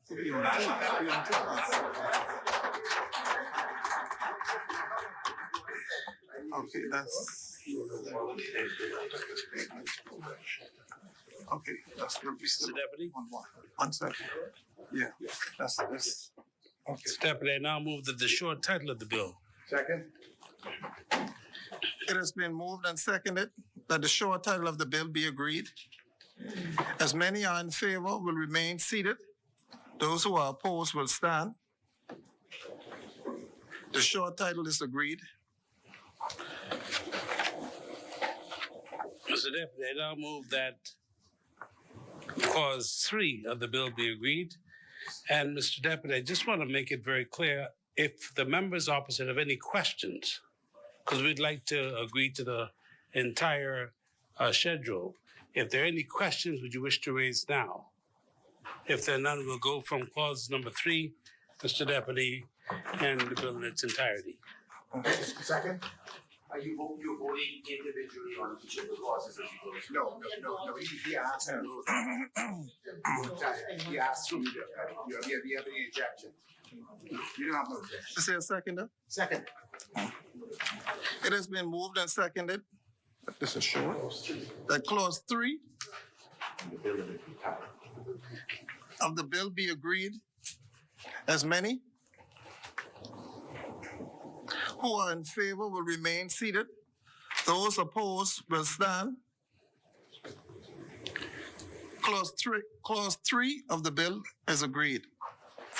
Mr. Deputy, I now move that the bill in its entirety be agreed. Second. Oh, sorry. I move that the schedule be agreed. Second. It has been moved and seconded that the schedule be agreed. As many are in favor will remain seated. Those opposed will stand. The schedule is agreed. Mr. Deputy, I now move that the entire bill be agreed. Second. It's been moved and seconded that the bill in its entirety be agreed. As many are in favor will remain seated. Those opposed will stand. The bill in its entirety is agreed.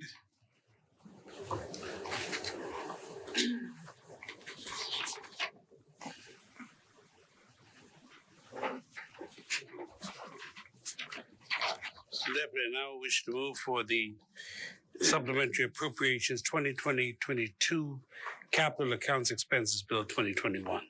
The long title be agreed. Second. It has been moved and seconded that the long title of the bill be agreed. As many are in favor will remain seated. Those opposed will stand. The long title of the bill is agreed. Mr. Deputy, I move that clause number 2 of the bill be agreed. Second. The short title be agreed. Second. It is being moved and seconded that the short title of the bill be agreed. As many are in favor will remain seated. Those opposed will stand. The short title is agreed. Mr. Deputy, I now move that clause number 2 of the bill be agreed. Second. It has been moved and seconded that clause 2 of the bill be agreed. As many are in favor will remain seated. Those opposed will stand. Clause 2 of the bill is agreed. Mr. Deputy, I now move that schedule section 2 of the capital expenditure be agreed. Second. It's been moved and seconded that the schedule be agreed. As many are in favor will remain seated. Those opposed will stand. The schedule is agreed. So therefore, I now move that the bill in its entirety be agreed. Second. It is being moved and seconded that the bill in its entirety be agreed. As many are in favor will remain seated. Those opposed will stand. The bill in its entirety is agreed.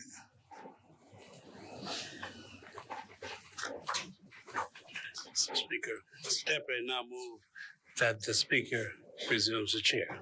Second. It's been moved and seconded that the Speaker do now take the chair. As many are in favor will remain seated. Those who are opposed will stand. The Speaker will now take the chair. Okay, I gotta read. Yeah, I look at it. Yeah, number one. Yeah, I gotta write it. Oh, right there.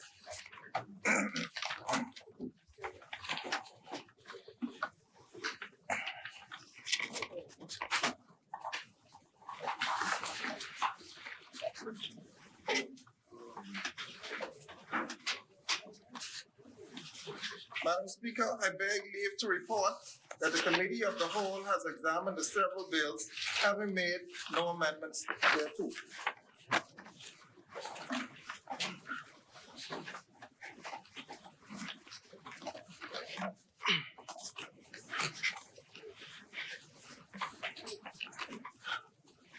Honorable members, the Deputy Speaker and Chairman of the Committee of the Whole has reported that the committee has examined the bill and having made no amendments thereto.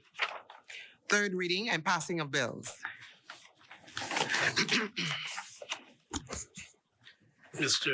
Madam Speaker, I wish now to move for the third reading and passing of the Value-Added Tax Amendment Bill 2021. Is there a seconder? I move that the following bill be read a third time and passed. Supplementary.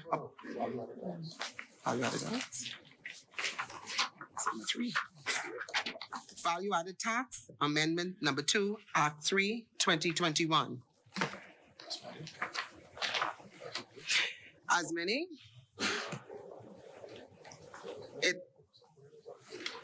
It has been moved and seconded that the following bill be read a third time and passed. As many that are in favor will remain seated. Those that are opposed will stand. Ordered that the bill be read a third time and passed. A bill for an act to amend the Value-Added Tax Act. For the third reading of bills.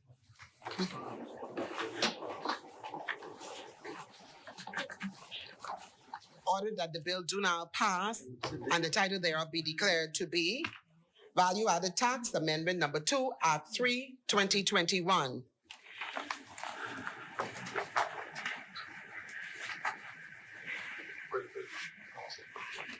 For the third reading of bills. Madam Speaker, I now move for the third reading and passing of the Supplementary Appropriations 2021-2022 Recurrent Accounts Expenses Bill 2021. Second. Thank you, honorable members. Ordered that the bill, it has been moved and seconded that the following bill be read a third time and pass. As many are in favor will remain seated. Those that are opposed will stand. Ordered that the bill be read a third time and passed. A bill for an act for the appropriation of further diverse sums of money for and towards defraying the expenses of the government of the Commonwealth of Bahamas during the fiscal year commencing 1st of July 2021 and ending 30th of June 2022. Thank you. Ordered that this bill do now pass and the title thereof be declared Supplementary Appropriation 2021-2022 Recurrent Account Expenses Act 2021. For the third reading of bills. Madam Speaker, I wish to move for the third reading and passing of the Supplementary Appropriations 2021-2022 Capital Accounts Expenses Bill 2021. Is there a seconder? Second. Thank you. It has been moved and seconded that the following bill be read a third time and passed. As many are in favor will remain seated. Those that are opposed will stand. Order that the bill be read a third time and passed. Bill for an act for the reduction in the appropriation of diverse sums of money foreign towards defraying the capital expenses of the government of the Commonwealth of Bahamas during the fiscal year commencing 1st of July 2021 and ending 30th of June 2022. Ordered that this bill do now pass and the title thereof declared to be Supplementary Appropriation 2021-2022 Capital Account Expense Act 2021. Further third reading of bills. No further third readings, Madam Speaker. Order that the clerk do take the bills passed by this House today to the Honorable Senate for their deliberation and to desire their concurrence.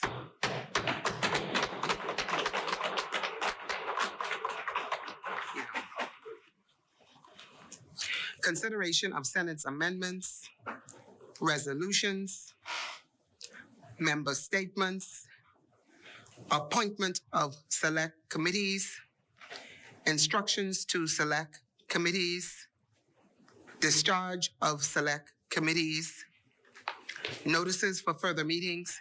The chair recognizes the honorable member. Madam Speaker, I wish to renew all notices in the name of the government.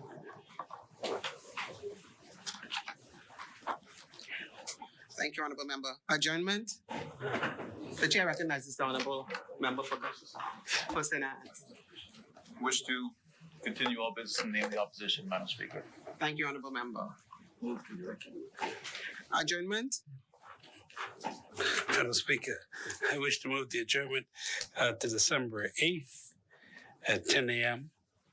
in the year 2021. Is there a seconder? Second. It has been moved and seconded that the business of this House be adjourned to 10 a.m., 8th December 2021. All those in favor will remain seated. Those opposed will stand. The motion is carried. Final adjournment. Madam Speaker, I now move for the House to be adjourned to December 8th at 10 a.m. December 2021. The business of this House is adjourned to December 8th, 2021 at 10 a.m.